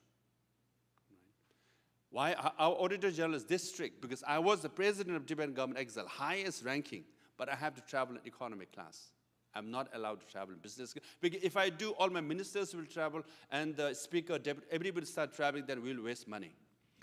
But then, it's so strict that when I fly to New York, open my return, if I don't have boarding card, I won't be reimbursed. Now, I tell the auditor, I flew to New York, this is my boarding card. Now, I obviously came back to India, I didn't have a boarding card. Yeah, fishy, you didn't have boarding card. I didn't walk back, I didn't walk back. How can I walk back? So no, we will note it down. And my name will be read in the parliament that this guy didn't have a boarding card, open return. That's fishy, And so first thing I worry is, where is my boarding card? Now, I had a job at Harvard. I have master's degree and doctorate degree at Harvard Law School. I had a job at Harvard as fellow and senior fellow. And then when I went to work for Tibetan government Exile, I had to work for, initially, $375 a month. Later, I increased it. It was too low, to $425 a month. So that's the least corrupt regime, government Exile you have. That's how you run it. Now, I don't want to talk about Mahmoud Abbas or Syrian government in exile, right? And I checked Syrian government Exile. Their salary, I think Qatar gave $100 million. The Syrian government Exile officials were taking anywhere from $8,000 to $9,000 a month, That's like, wow, that's like 2 years of my salary, So there are ways to run things. And Tibetan government Exile, I would urge, actually, why this is the only most effective functioning government is because the way it is set up. And it runs very well. And it's just a labor of love.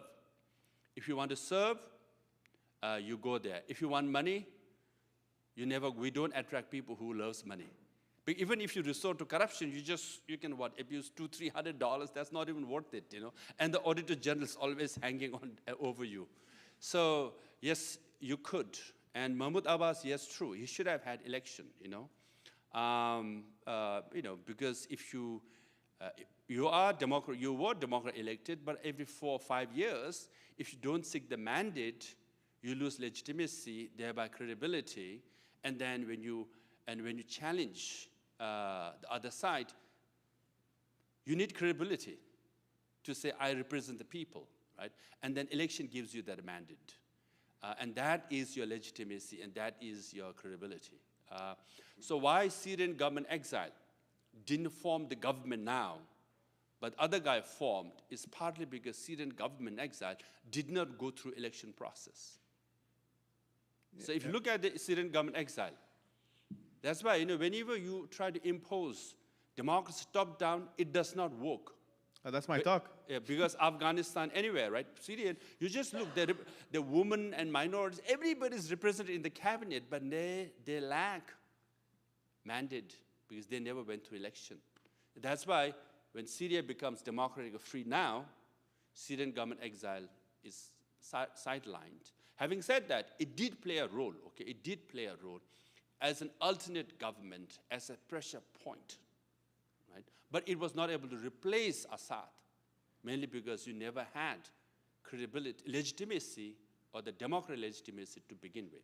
So that's why seeking, legitimacy through election. So if you talk about democracy, if you want to bring democracy back home, you must practice democracy while in exile. If you don't practice, they will question your credibility. So that's my point, yeah. So I have actually one major disagreement about policy and politicians and payment. I do think actually that one of the things that I've learned a lot from some Middle Eastern governments, which are the monarchies, and is that politicians get paid really well. And the reason why they get paid really well is that the government should actually attract the most talented people in the field. Is that they try to match, if you get a salary in the private sector of $400,000, they pay you $400,000. And the reason for that, because we've always looked at, oh, the politicians should not make money. You know, when they get paid low, what they do corruption. That's what they do. So the thing is, like, what I find sometimes is really good in some of the governments, like even including like Dubai, the UAE government, etc., is that they try to match the private sector salary, mostly to bring talent. And I think the reason why this is so important, and that's actually one of my advocacy points, the reason why it's very important is that in order for us to sell democracy, we have to sell solutions. At the end of the day, the average Iraqi or the average people that we actually try to reach to, if you do research, the main thing they care about is electricity. What's your solution to electricity? What's your solution to make sure that we have a clean water? And I think is that then you can sell democracy as part of the package that can improve people's lives. Because otherwise, it's just a theoretical framework that feels good. But if a system of democracy is, and that, in my opinion, is one of the best systems for feedback loops, that's the thing, it's much better than authoritarianism, which doesn't have feedback loops. It can offer services, and it can make people's lives better, then we are competing. Otherwise, we're just talking to ourselves. Wow, there's a lot to think about there. Thank you both so much. As we come to the end of today's discussion, I want to take a moment to reflect on the profound insights that we've learned.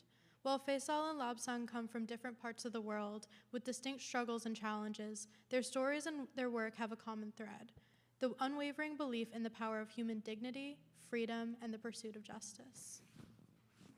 Their experiences remind us that no matter where we are in the world, we all have a role to play in supporting and amplifying the voices of resistance.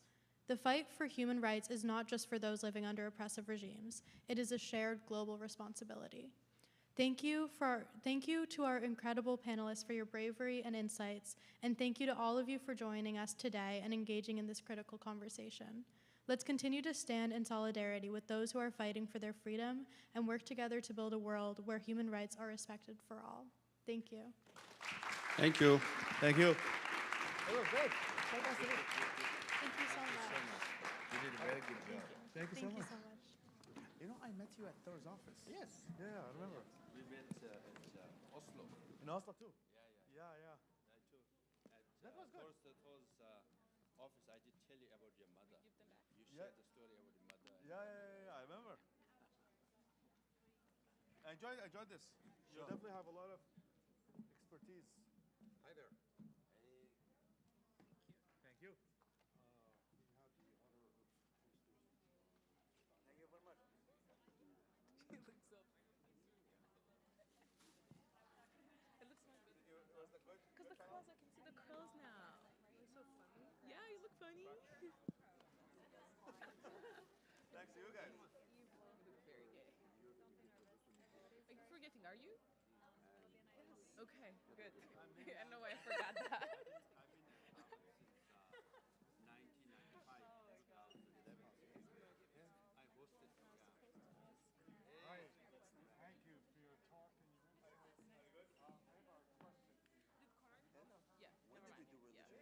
I was supposed to ask someone something and I forgot what. 1996.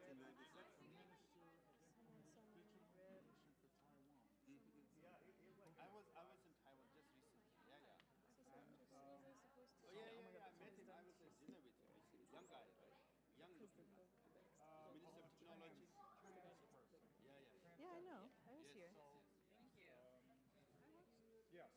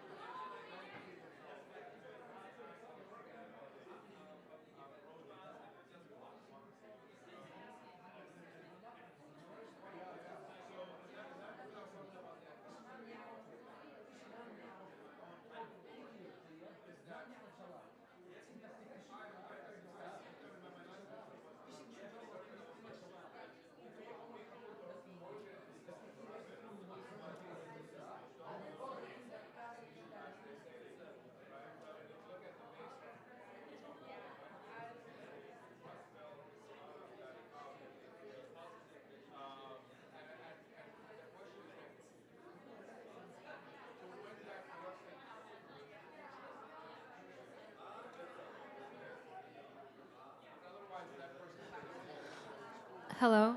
All right, everyone, we're going to get started with our second panel in just a minute. So if you could please find your seats, we'll get that started in about 2 minutes.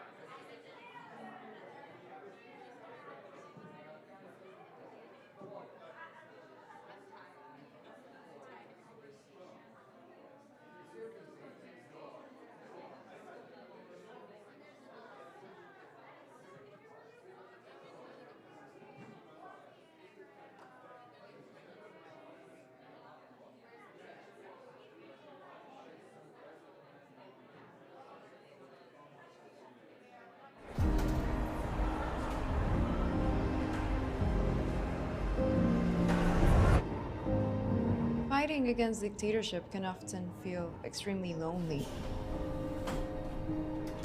Having the capacity to build new alliances, showing solidarity to one another even if we come from different backgrounds, this will be the exact reason why dictatorships will fall.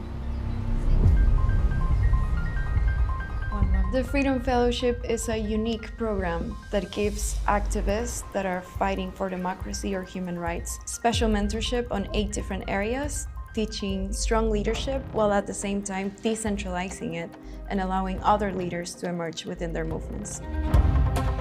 Nonviolent action in movement building is identifying the sources of oppression in society and figuring out how to mobilize people effectively against it. Nonviolent movements are the best tool we have to actually turn down a dictatorship but building democracy. Once a movement achieves the end of an oppressive system, it needs to also prepare for a democratic transition. What are the role of civil society leaders and movements during a transition towards democracy once the dictator has left the head of state? Narrative is what takes you from an idea to a sustained identity and a concrete vision of tomorrow that transcends the existence of a dictatorship in your country. To be able to craft our narrative and make it accessible for more people, that's the deciding factor in whether or not truth overcomes the narrative of propaganda by authoritarian regimes. Visibility for human rights causes can mean the difference between a dictatorship continuing to repress or holding back. It's really important that these activists can tell the story in their way, on their terms, teaching them how to interview correctly with press to make sure that their story can get elevated and can resonate across the world. One of the things the Freedom Fellows focus on is digital security, communication security, so things like VPNs, staying safe on the internet, making sure the government can't see what they're doing. The other component is financial security. These folks are often in a situation where they don't have a bank account or their bank account got frozen or it's being surveilled. We teach them how to use Bitcoin and we teach them how to use Bitcoin as safely as possible. Before this, we never got that kind of idea of how to use this kind of technology in our movement. Thanks to HRF and the Freedom Fellows, we were able to learn about this. Discussing finances is a very difficult conversation among activists. A lot of us don't have a great understanding on how to go about that. It takes a different set of skills to fundraise when you are being persecuted by a dictatorship. We help with how to get in front of somebody, how to ask for money, who to ask for money, what to ask for money for. So that activists can have a sustainable source of resources while they continue doing their work. Mental health taps into the resources that they have inside to be able to deal with what happens outside. We have very specific trainings, not only in understanding the nervous system and how to regulate it, but what trauma is and how it affects the individual and communities. And we also have a mental health expert that is working with the fellows. To keep going and not break and not collapse and not burn out. We are doing what I think is the future of human rights work, supporting the people that will actually halt the trend of authoritarianism around the world by defeating dictators and bringing democratic processes to their countries. What's different here is that it's really an ongoing interaction, a really powerful network. It's the sharing of wisdom and insight. I invite you to be part of the global movement for democracy by supporting the Freedom Fellowship.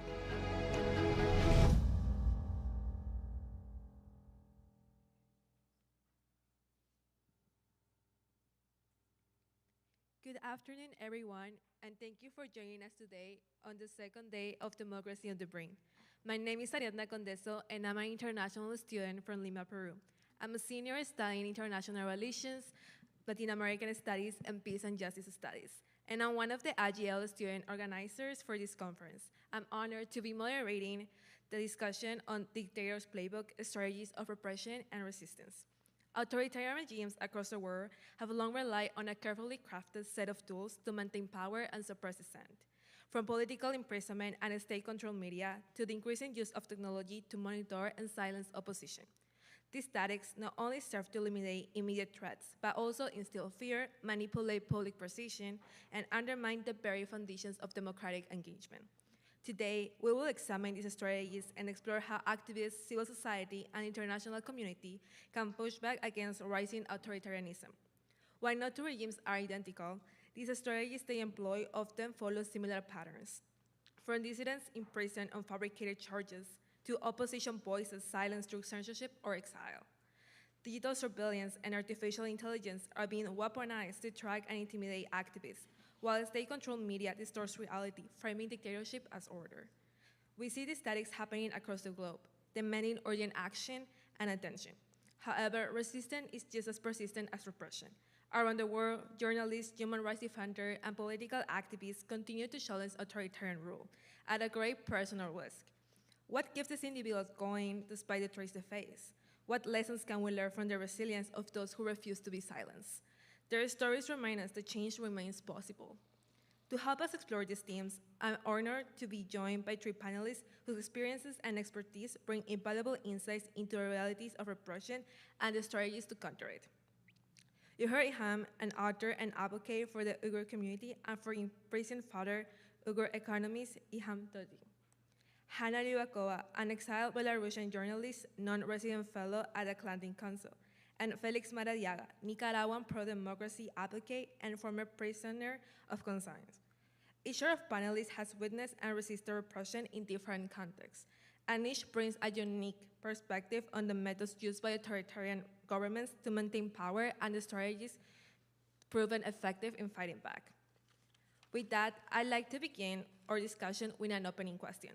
Repressive governments have long relied on systematic methods to silence opposition, but these strategies are constantly evolving. From censorship to mass arrest, these regimes don't think just to eliminate immediate threats. They aim to create an environment where dissent feels impossible. Understanding how these tactics function is crucial to identifying ways to resist them. What are the most effective tools authoritarian regimes use to suppress dissent, and how have these tactics evolved in recent years? Should I start? Well, thank you very much, and I think this is a very relevant conversation in a moment in which we're living the 19th consecutive year. So since at least 2004, 2005, the world hasn't seen, according to the Economist Intelligence Unit, HRF has its own data as well, but Freedom House has been recording the state of freedom and democracy since 1973. So this is the 19th consecutive year of erosion. Today, we have 80% of the population of the world living under some type of authoritarian regime. 85 countries in the world are free, but we're seeing less and less countries. And when you see the data, you will see that even free countries are losing points. So just the US, for example, lost 10 points within the last 2 years. And we see that some of these tactics are deeply different from one country to the other. So for example, in some parts of the world, repression takes the form of religious persecution. In other parts of the world, it's direct attacks to opposition parties. In other parts of the world, it's focused deeply on ethnic persecution. But to the bottom of all this, it's lack of tolerance, polarization, and direct attacks on the individual dignity of people. And that it's common with the Uyghurs in China, with the brave people of Belarus, with the people of Ukraine that is enduring the illegal invasion of Russia.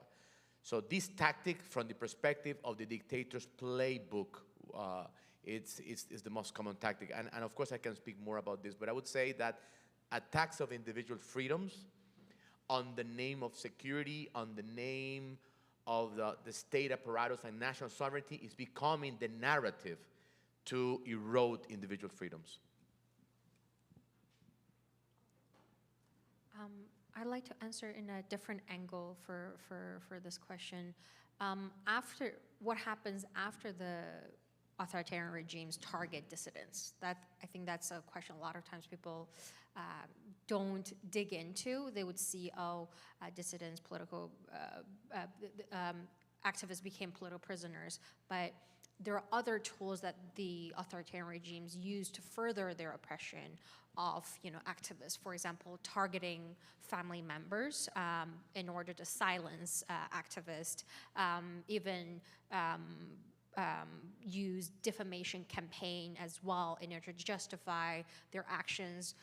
Just by example, we have camp survivors, Uyghur camp survivors, testify on their experiences in the camps. For example, Mihirgul Tursun and Tursunay Ziyavudun, who were formerly detained by the Chinese government and locked up in those re-education camps where they faced torture, sexual abuse. Also, one of them had even one of her triplets killed while she was imprisoned. So, but when they came out, after they came to the democratic country to testify on their experiences, what the Chinese government did was to enacted a defamation campaign, basically reaching out to distant relatives and framing that either that they have cheated on their husbands, or that they have done corruption, or that they have just make up some terms and the crimes that in order to justify their actions and to discredit their testimonies. And oftentimes you'll see this as a very common tactic that authoritarian regimes use, whether you're seeing Saudi government, or if you're seeing North Korean government, they would often say, the person who escaped North Korea, he was never a good citizen at the first place. So in order to discredit any comments or criticism that's coming from this activist. And with family members, for example, my family would get reached out to by local police to ask them to convince me to go back to China, and oftentimes those deceiving behaviors look very innocent, and they don't even look negative at all. And they would say, your daughter, like she can come back to China, and then we can work with her. She can share her knowledge with us in person. She doesn't have to do it there on the other side of the world. And if she comes back, she doesn't have to worry. We will give her a job. And so those are the words that they try to manipulate my innocent parents, who have never been involved in any part of my work, or who've never experienced what if freedom of expression is like. And for her, the government is exchanging us for your stable future. Maybe perhaps you should take it, so they will no longer persecute you and me and the rest of the family. So those are like very common tactics that authoritarian regimes use. And other tactics I like to mention, which a lot of people, I don't think there's enough discussion on it, which is targeting women. Female activists oftentimes are more vulnerable. For example, just as an example on the case of China, I'm not talking about just Uyghurs. I've personally known Hong Kong activists and June 4th Tiananmen massacre survivors who females got on social media. They have pornography pictures that's generated by AI, again, used, spreading all over the internet in order to discredit them.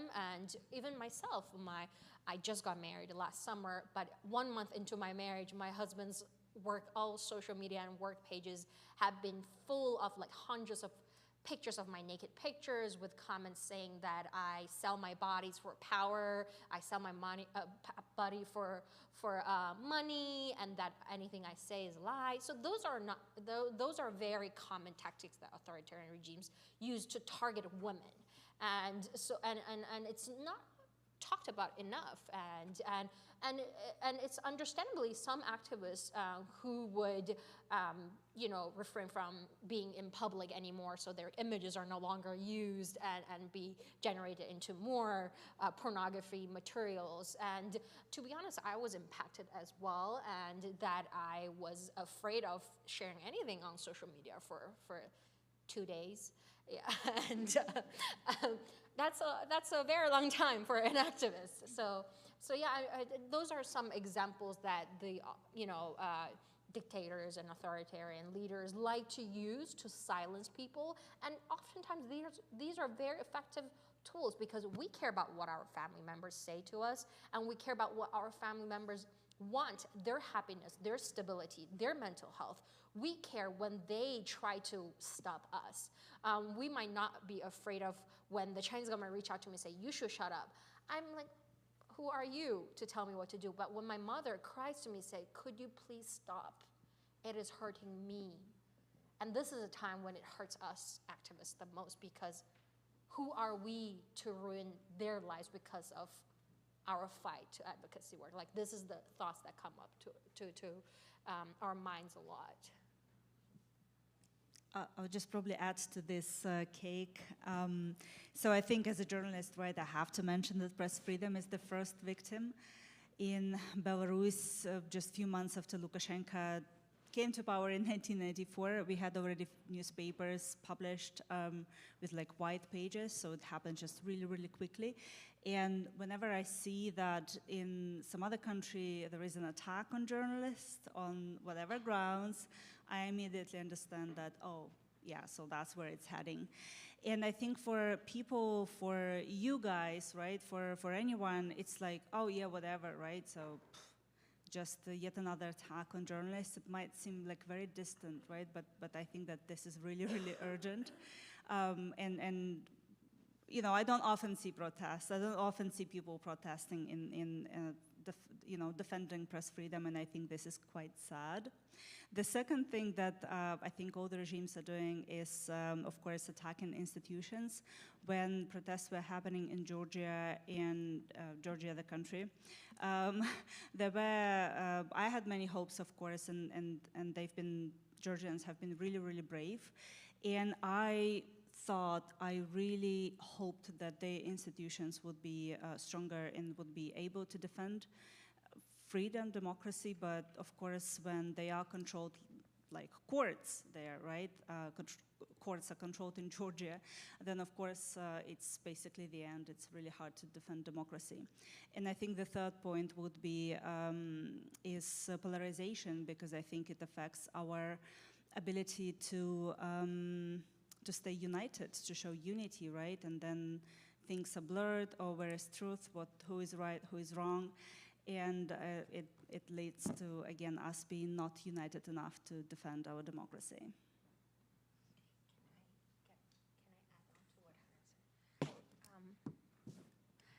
As Hannah, thank you for mentioning about the polarization, how actually a lot of authoritarian regimes actively try to divide, because there's the term divide and conquer, right? Because it actually works. And you will see that those government regimes actively sensitize and politicize issues, topics, keywords in order to divide people.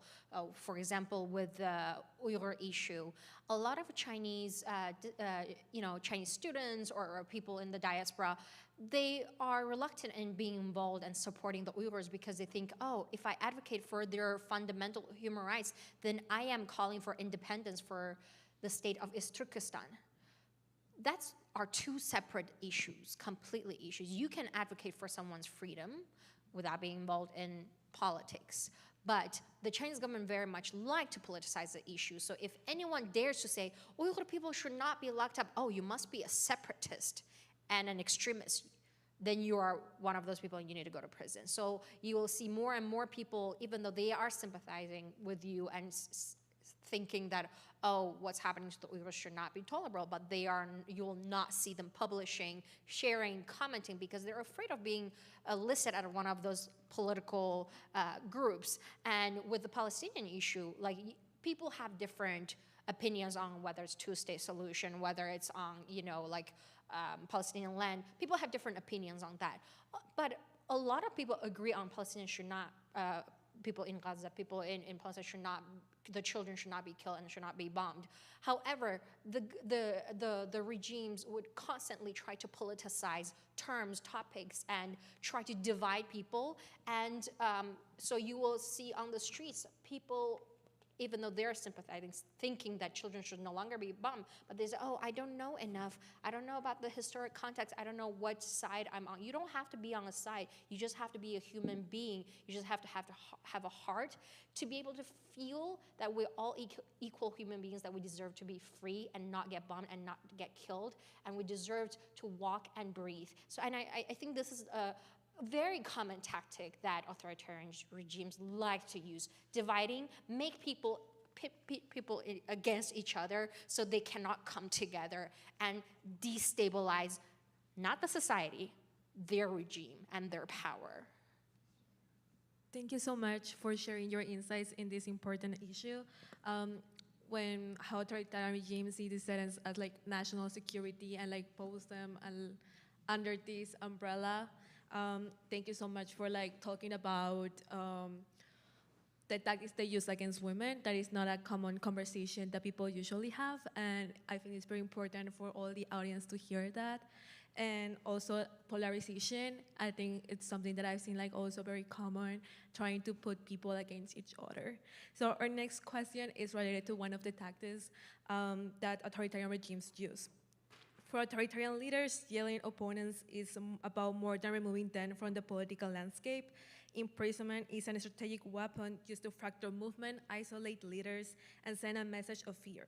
But the impact extends far beyond the prison walls. Something that I think is really interesting from you three being together is that imprisonment has been like experienced in multiple ways, either as self, through a family member, or by witnessing and through different people. And the question will be, how does political imprisonment serve as a strategic tool beyond just removing individuals from public life? And what is the impact that arbitrary detention has of movements, families, and civil society? Well, as I explained in my talk doing the analogy with anti-personal landmines, dictators, and not only dictators, even in some partly free countries, we're seeing arbitrary detention becoming more common. They have understood that by imprisoning, putting into unjust prison an activist, a political leader, they deviate the attention of the rest of the movement. Because of course, for humanitarian reasons, you have to focus on your colleagues in prison. Imagine if you are a pro-democracy movement that is advocating for better education, or if you're advocating for freedom of speech, and suddenly some of your journalists and friends are in prison, you have to speak on behalf of those who are in prison, and the regimes know that, and it's a draining in resources. In many cases, particularly in the developing world, prisoners tend to be the providers of the income for the house. So of course, the family is under a big strain, and also it inflicts fear in the rest of the movement, because people say, well, if this activist who is famous and is recognized by the international community, if that person is in prison, imagine me, that I'm not famous, that I'm not well known. So they also get that effect of spreading fear in the rest of the movement.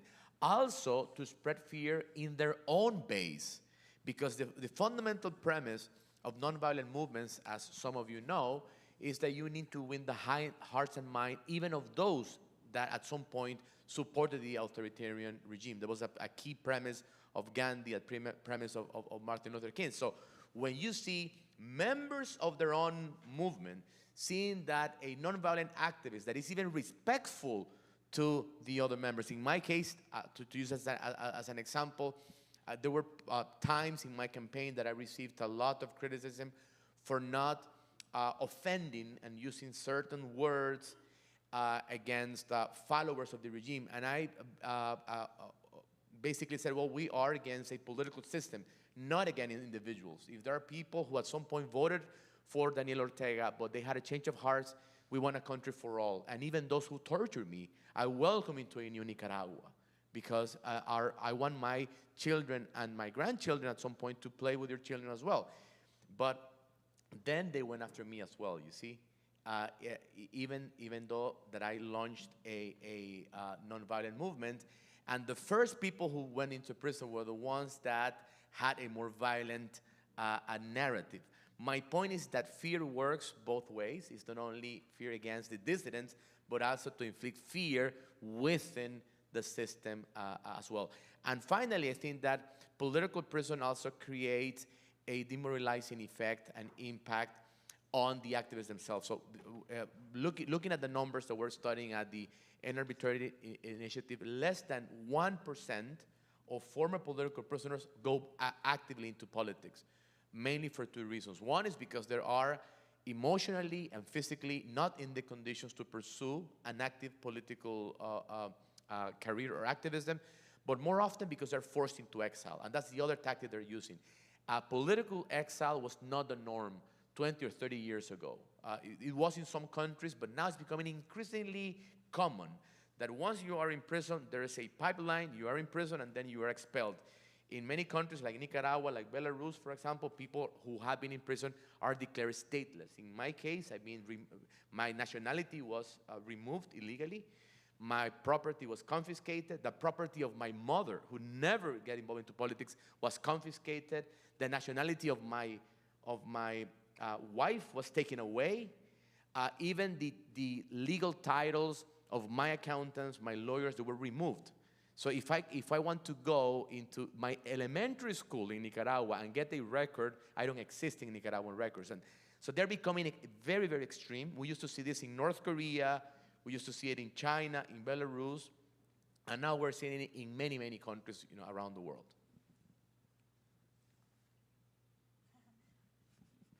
All right. No, I of course agree. So they are doing this because it has this chilling effect on people. As we don't have many tools how to fight against dictatorship, they I guess don't have many tools either how to fight against us. So they can only repress us. They can only put us in jail, torture, whatever. So yeah, so that's their way.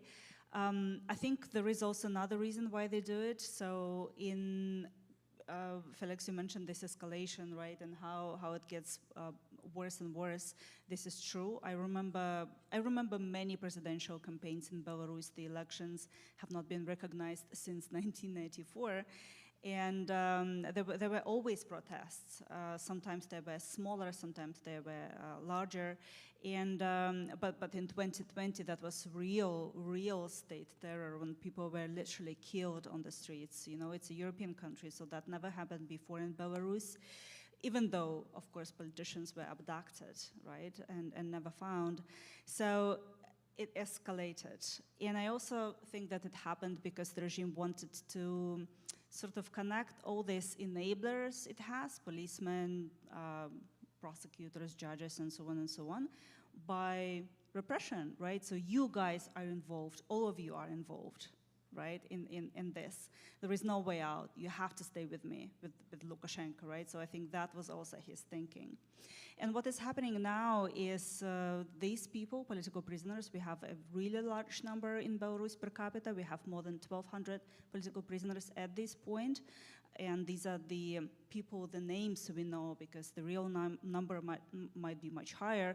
And Belarus is a small country. We have only 9 million people. So that's a really high number of political prisoners per capita. So for Lukashenko, for the dictator, these people are hostages. And now what he's doing, he's trying to exchange them for something, for some concessions, to get out of isolation, to get sanctions lifted, to have, I don't know, calls, meetings, negotiations with American officials. And that actually happened recently. We did not have any high-level visits in the country, in Belarus, since 2020, and U.S. Deputy Assistant Secretary traveled to Minsk to get 3 prisoners out of jail, and that was the first high-level meeting. So you see how Lukashenko is sort of skillfully trading exchanging political prisoners for something, for this visit or for the conversation with a high-level official. So this, I think, reasons is these tools or whatever this motivation is what his regime has. As Felix earlier mentioned, that when authoritarian regimes imprison political dissidents, besides sending, inciting fears in people, but also it sends a message to whoever possibly holds a similar opinion. So it not only incites fear, but also it triggers self-censorship. We've seen people, even in this country, what's happening now, like this month, last month, we know that people are slowly silencing themselves to prevent from scrutiny, prevent from being targeted by any authorities or anyone from higher power, whether it's financial loss or could subject to imprisonment, and it happens in everywhere in the world. When oftentimes it's not the government that's targeting us, and it's ourselves that we, because of the fear, we target ourselves and we start censoring ourselves. And those authoritarian regimes, they are very well aware of human psychology, and they know that it is a very useful tactic when they arrest 5 people, then a lot of 5 more people, 20 more people who are just like the person who was in prison, who holds similar opinion, who dares to think or learn more, might start to silence themselves and eventually quit, advocating on this topic. Thank you so much for your insights. I feel like I especially highlight from your remarks the fear that it instills in all the movements and the demoralization that it causes, especially like putting people into self-censorship and people afraid to continue advocating for change. Our next question: even as authoritarian regimes refine their tactics, resistance persists. Activists, journalists, and society organizations continue to expose repression, mobilize support, and push for change. In this scenario, international solidarity and intervention can be critical lifelines. However, sometimes global responses can take time. What strategies have been effective in exposing and resisting repression methods, and what should the international community be doing that it's not doing already? I think there's a lack of consistency in the society, that people are outraged for 5 minutes. The next day they moved on to the next topic. And people they think they don't have the ability to focus on multiple topics. They think, if I'm looking at this topic, I do not have time for the other one. No, we are capable of multitask. Our human brains allow us to do that. And it is okay to care about multiple issues at the same time. And also, I think it is going to take a while. This is a long game, and I think people also don't realize that positive change do not happen in a day. And when they don't see a positive change, and people lose hope, and they tend to give up. But I've been doing this, I've been advocating for the release of my father for 12 years. I will continue doing it. I will continue doing it even after my father's release, because so many other people are still being imprisoned, and I have signed up for this war, this fight, and knowing that it might be even a lifelong battle. And I think a lot of people are not prepared for that, and unless this is deeply personal to them, that it's their own, family, relatives. Oftentimes people give up very quickly, and I think consistency is actually key. We might not see a change now, but believe me, domino effect and butterfly effect is a thing.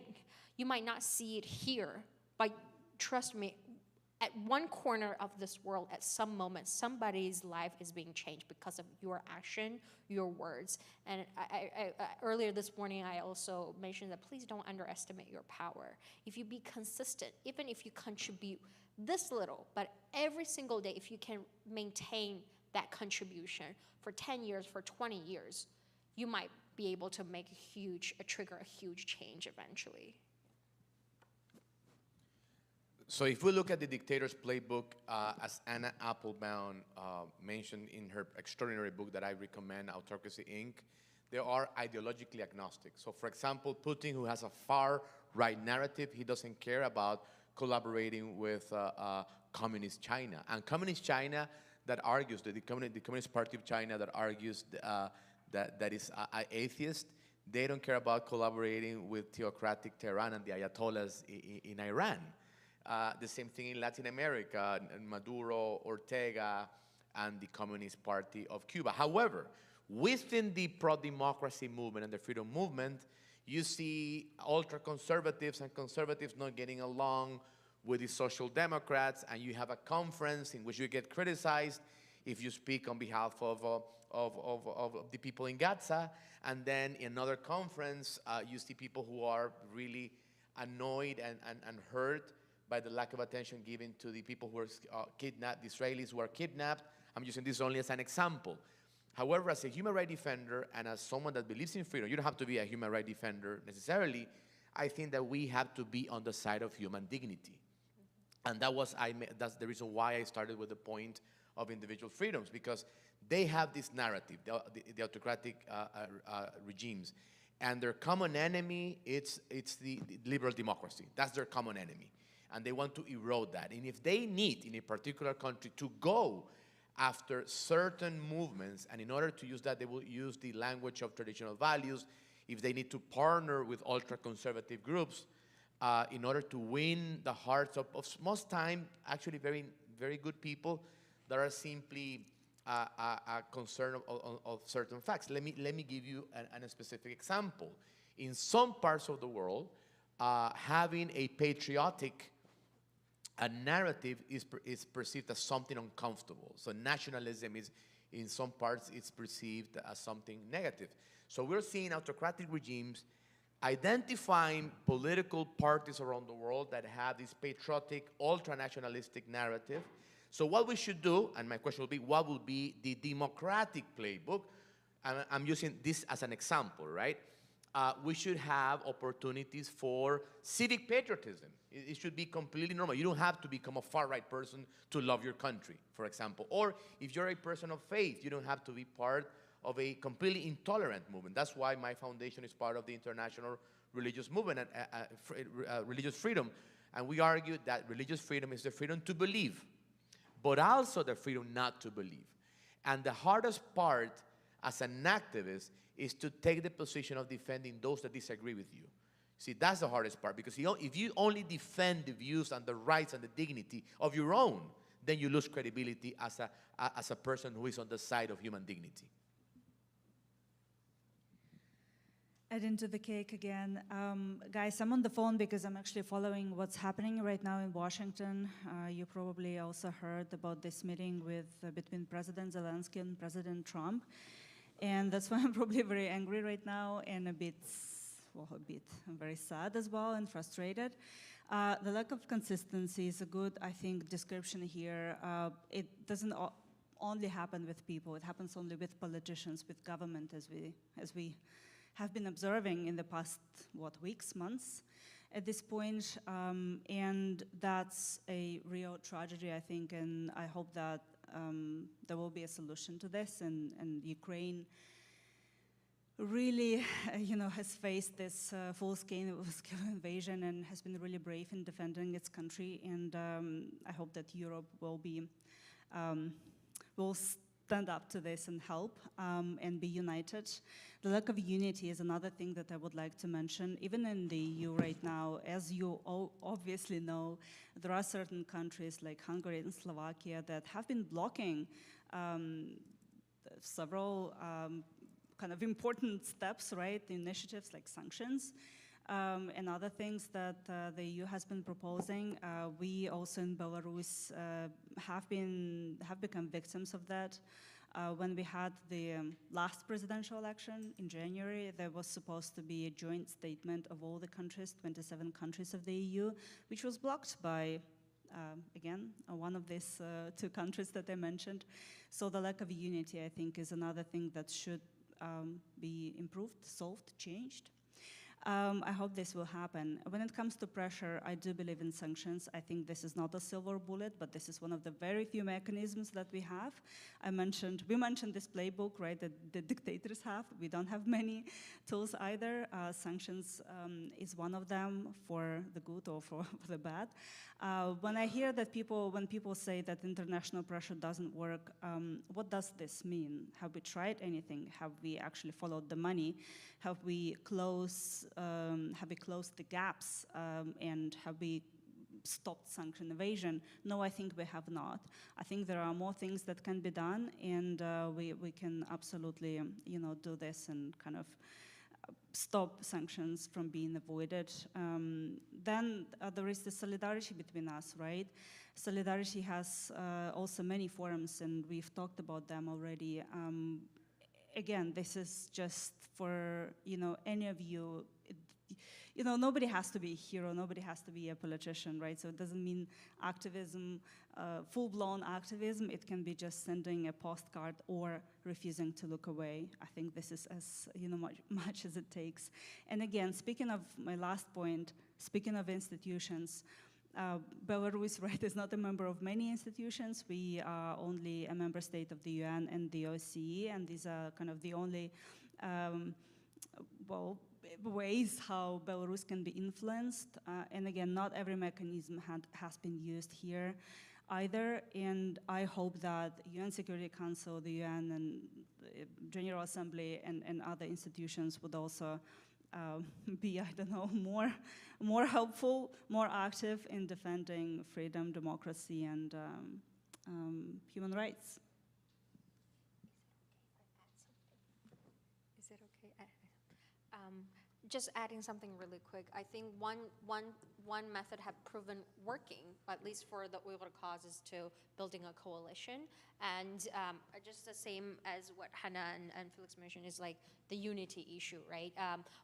It is okay to have different political beliefs, different cultural background, different religious background, but if you could identify one common ground with the partners and just work on that one common ground. For example, like with the Tibetans, with Mongolians, with the Uyghurs, we have one common ground, which is our critical minerals, our natural resources being exploited, and that's what we're going to work on together, and that's been proven, effective. And we have the Coalition to End Uyghur Forced Labor, where we have hundreds of organizations who, from religious groups to student groups, that people are from the most diverse corner of the world with the most diverse view ever, but we found one common ground, which is we want to end Uyghur forced labor, and we've been working towards it. So I really recommend, no matter what the cause you are trying to fight for, try to identify partners who might seem like they have different views from you, but find that common ground. And because dictators work with each other even though they hate each other to the guts, and they still work with each other. Why can't we do that? Why can't we do it? Yeah. Thank you all for such an insightful discussion.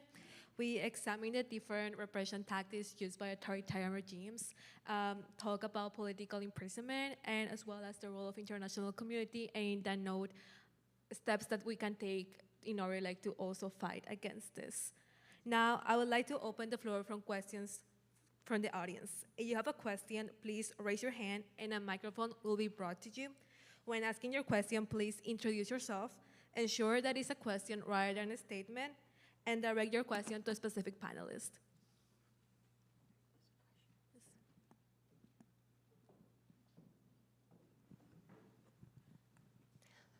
Hi, thank you all so much. My name is Margaret Hellerstein. I am an immigration attorney and a master's student at Fletcher. This question applies equally to all of you, so whoever wants to take it. There is a debate on the left about just how bad things are here in the US. And some people say we're in a fascist dictatorship. Some people say we're going there. Some people say that it's really unhelpful to say that. And I'm just curious having lived under actual authoritarian rule, what are your thoughts on how bad are things here now? How bad could they get? And whether or not it's helpful to exaggerate in order to scare people into doing whatever needs to be done, or whether that's kind of possibly offensive to people like yourselves, or the idea that if we use up all our superlatives, what do we do when things get really, really bad? Thank you. I think that exaggeration is never a good tactic if you are on the side of human rights and freedom, because precisely as my colleagues here in the panel insisted in unity and avoiding polarization, I will add another element, which is the importance of common ground. The most important tactic of authoritarian regimes is, of course, going after individual freedoms. And I use the word individual freedoms because they try to use narratives such as national sovereignty or the interests of the state or protecting a religion or protecting a set of values. But the minimum common denominator of human rights is the respect of human dignity, even of the people that looks very different to you, people that have different religion. And I think that not only in the US, around the world, the extremes, both the right and the left, have done a very lousy job at speaking and advocating for the rights of the other. I'm a person of faith, for example, and although I openly define myself as a classical, liberal, I can navigate, the system. I keep my faith relatively private, but I'm married to a devoted Christian, and she tells me, like, in these events, I'm really uncomfortable with people openly speak against my faith, and they're argued to be human rights defenders. And then you go to the other event when you see people who argue to are for freedom, and they're attacking people who do not follow a particular faith. So I'm using that as an example of the importance of common ground. So the first victim as a movement are those at the center. So I often joke that in Nicaragua, I got attacked for years of being a CIA agent, a foreign agent, this Nicaraguan who spent years in the US and is educated at Harvard. So he's clearly a pro-US person. And then I got attacked by also Nicaraguan members who say, well, this guy is a progressive because he speaks on issues of the rights of women and the issues of the indigenous minorities in Nicaragua that are being affected by Chinese companies. And I just simply respond, it's good news. When you get attacked by both extremes, I feel very proud of that. So my recommendation to this country that I love the US, but I'm a Nicaraguan, so I'm trying to be respectful of a country that I think, that up until today continues to be a democracy, has robust institutions, but these institutions will only survive with people who are building common ground. If people that wants to defend the Constitution and freedom, but get extremely polarized, they will only play exactly what authoritarians want in every part of the world. They know that if they move you to their ground, which is the ground of hate, which is the territory of radicalization, they know that they won. So I insist, keep yourself extremely human, compassionate to the others. It's very hard when you get offended. And believe me, as a victim of torture, as the child of a victim of torture, my father was a political prisoner during the military regime of Somoza, which was a far-right, military dictatorship. And my mother was confiscated, and I was forced into exile with a Marxist revolution. So I tell you that defending common ground is a fundamental tactic.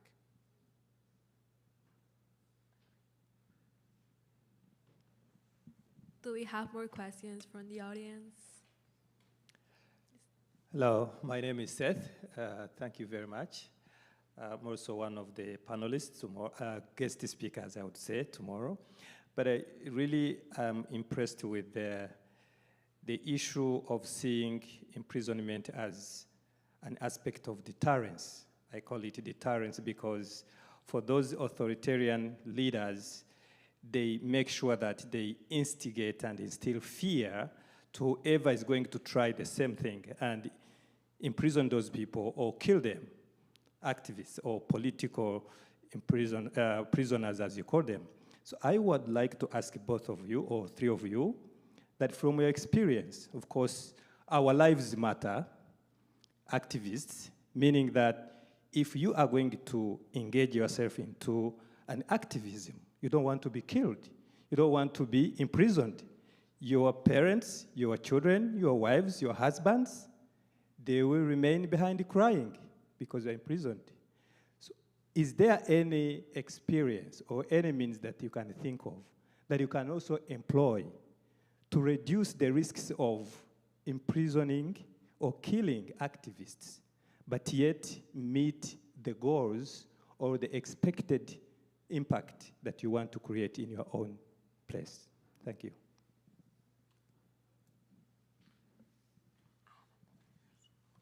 So if I may, yeah, that's a fascinating question. So if you allow me, I'll give two quick angles of the same question. So there's some parts of the world, Belarus, China, Nicaragua. Nicaragua actually ranked #1 in the Freedom House report on the country that has lost more points of freedom in the last 10 years. So there are countries in which it would be completely unreasonable to say you can be an activist and nonviolent and there's some safe tactics. So it's impossible. So I'll be very blunt and direct. There are parts of the world, actually at Freedom House, where I'm a trustee, we've mapped countries, 14 in total, in which basically they're ranked close to 0. So in a scale from 0 to 100 in the Freedom House Index, which is based on the Declaration of Human Rights, they get less than 4 points. So countries like Afghanistan, like North Korea, those are Azerbaijan, those are countries in which it's practically impossible to have any open activism, even if you applied many of the methods. And that's my criticism to some of my colleagues. So I'm a professor of practice on global democracy at UVA, and I interact with a lot of academics. And sometimes when I hear recommendations, they clearly have not interviewed activists in Cuba or in Venezuela. So that's the first part. The second part is that there are some other countries, approximately 57 countries in the world, in which you still have some capacity to do that kind of activism. And I can, of course, give some examples of that, but I want to be brief in my response. You can go to the World Liberty Congress, and we have some ideas around that. But I will say something in particular that it's a hard conversation with activists. Activism needs to be a voluntary decision. Because if you try to recruit an activist and promise him or her that they will not be victims of smear campaigns, or that they will not go into prison, or that they will not be persecuted, basically that's a lie. So if someone decides not to go into this field, it's completely okay. There are plenty of things that you can continue to do in a safe place. Journalism, for example, is a fantastic, phenomenal tool that can be done from Exile, for example. Now with technology, you can have extraordinary journalism done from Exile. It's not ideal, but it's only an example of things that you can do in Exile. Some of the things you have to do it on the ground, you can get arrested. But as Viktor Frankl said, if you give your suffering a purpose, then you might endure that pain. So the worst thing is when you have pain without purpose. But in some parts of the world, the pursuit of freedom is very painful. Can I quickly add to that? Regarding what you can do, of course, Felix beautifully described rightly described that in Belarus or in some other countries you cannot do activism openly. You can not go out and protest. When people ask me, so are you gonna have another wave of protest in Belarus? Well, it makes me smile because we have, it's just impossible.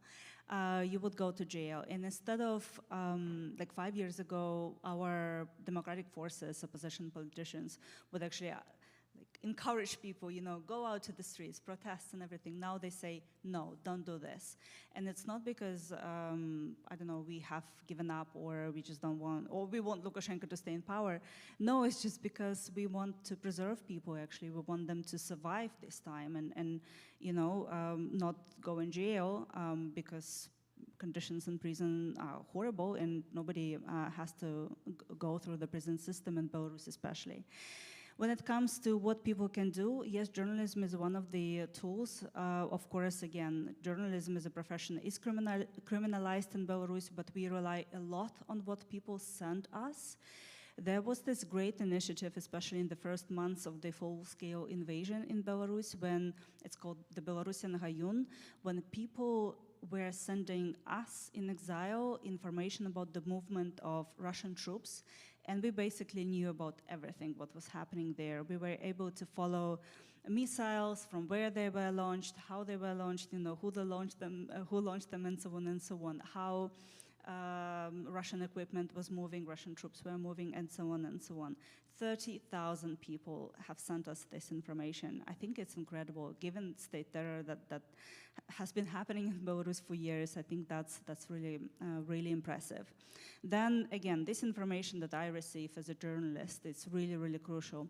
This is one of the reasons why the regime labeled me a terrorist, is because they want to destroy this connection between us in exile and people inside the country. So people would be scared to talk to us, would be scared to send us information.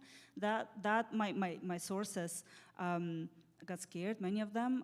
The information got limited, but there are, of course, people who still do this, and I think I'm really eternally grateful for that. And there is another last point of what people are doing right now in Belarus, and that might be also relevant to some of these countries here.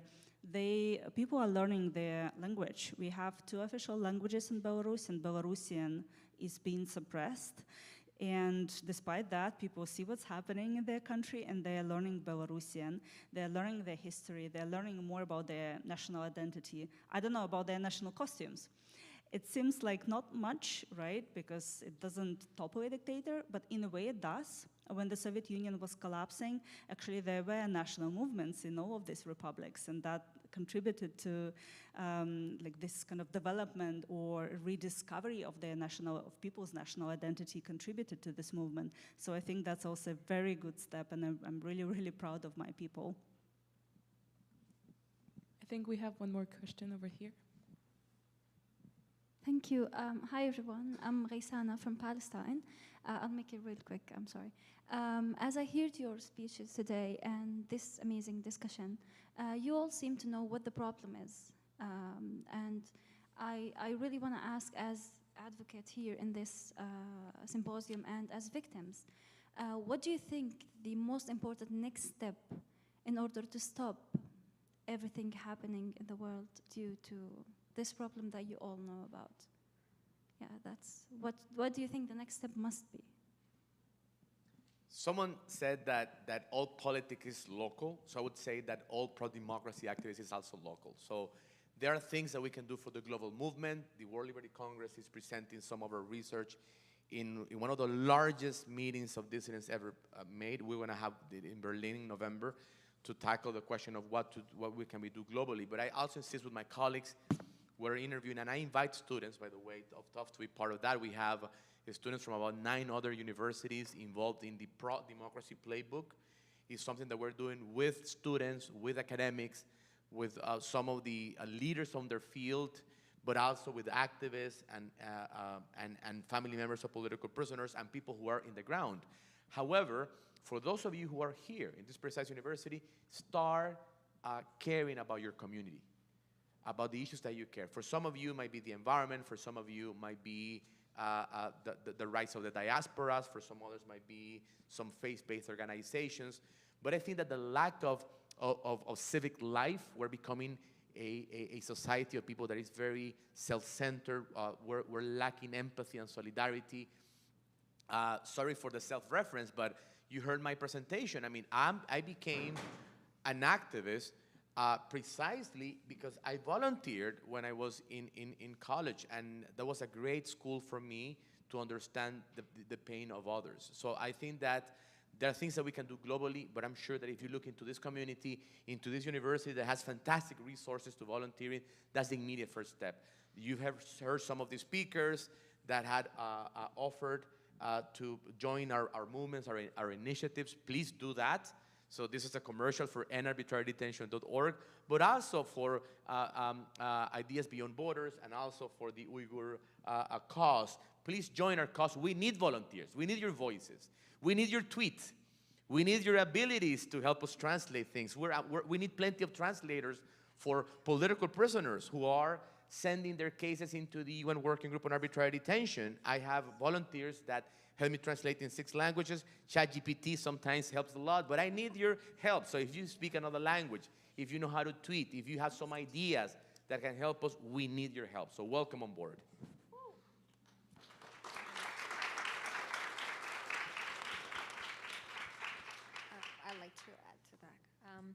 think one other suggestion something we mentioned earlier, unity, but not only unite with people already agree with you, identify partners, but who might seem like they didn't agree with you. I think we always assume the other side as the evil other side because we don't understand each other. And I think the first step of identifying partners to understand each other, for them to understand you, for you to understand their point of view as well, and then find the common ground. And one of my best friends is actually Han Chinese, and she's a fashion designer. She was in one of the videos that did the fashion show. Louise Xin is her name, and a lot of people found it fascinating that how my best friend is a Han Chinese activist who is now dedicating her entire career, her life into advocating for the Uyghur community, and but she will face people who's like, why are you not advocating for your Chinese community who is also victims of Chinese communist regime? And so I think it was beautiful when we started understanding each other. Instead of spitting hate at each other, we tried to understand each other's point of view. How did you come into the conclusion that the Uyghurs are this, and I understand, and I can debunk it for her. And she would ask me the same question, and we would basically foster a dialogue. And I think that's how you build a bridge, right? That's also what my father has been trying to do. And earlier, thank you for mentioning about the translators. Yes, we need translators. And I really encourage students, learn a new language, travel to more places. It's really useful skills. I'm an associate producer for a documentary film. We released it in end of 2023. It's called All Static and Noise. We screened it at Tufts last year. And now we're trying to translate it to more countries. In fact, if you're available on Monday night, we're screening at Roger Williams University. It's an hour away at the law school. It's between 5 o'clock to 7 o'clock. There will be free food. I know how much students love free food. I was once a student. So please come if you're available on Monday night. It's at Roger Williams University Law School. If you can't find it, just message me on social media. I will write you the address. And yeah, we're trying to get films like this into every university's library and programs. And not just my film. You could reach out to different activists, the issues that you care about. Do your research, find the books, find the films, and include it into your school curriculums. Ask your professors to talk about it. Ask your schools to invite professors, for example, Uyghur professors, Palestinian professors, and Belarusian professors to start teaching about this subject so more people can learn about it. Because only if people learn, then they can become your partners and they can understand. So this is what you can start doing as a student, and it is, I've had a 15-year-old high school reaching out to me and letting me know that she had successfully had her high school for the next, basically in the future, including Uyghur topic into their school curriculum. So next time when I go meet someone from her high school, I don't have to say, have you heard about the Uyghurs? Uyghurs are a Turkic Muslim group. I don't have to do that anymore. Uyghurs are just going to be seen as Americans, Canadians, French people, that we appear on textbooks, that when people hear it, they can point it on the map. And this is the first thing of activism, right? You have to first understand where it is, who it is, what's happening to them. Then you can start putting on action, because without understanding, there's no movement. And I'll probably quickly add, I think that, guys, the fact that you're here already shows that you know what to do. And I think, there can be a list of actions and things, activities, right? You know all of them. Things are available, right? Things are really kind of easy, well, in a way easy to do. I'll just paraphrase and repeat what my friend Ales Bielaski, who won the Nobel Peace Prize in 2022, said: continue do what you do.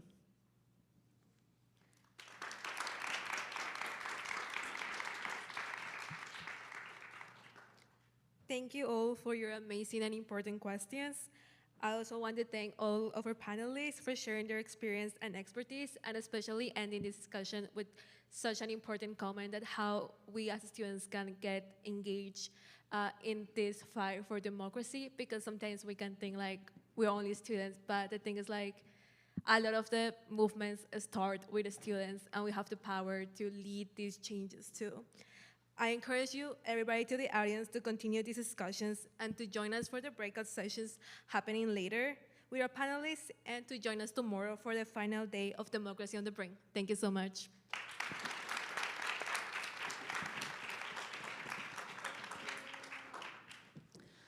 So just to wrap up, I just want to quickly express, heartfelt gratitude to all of our panelists, both those on stage as well as those who have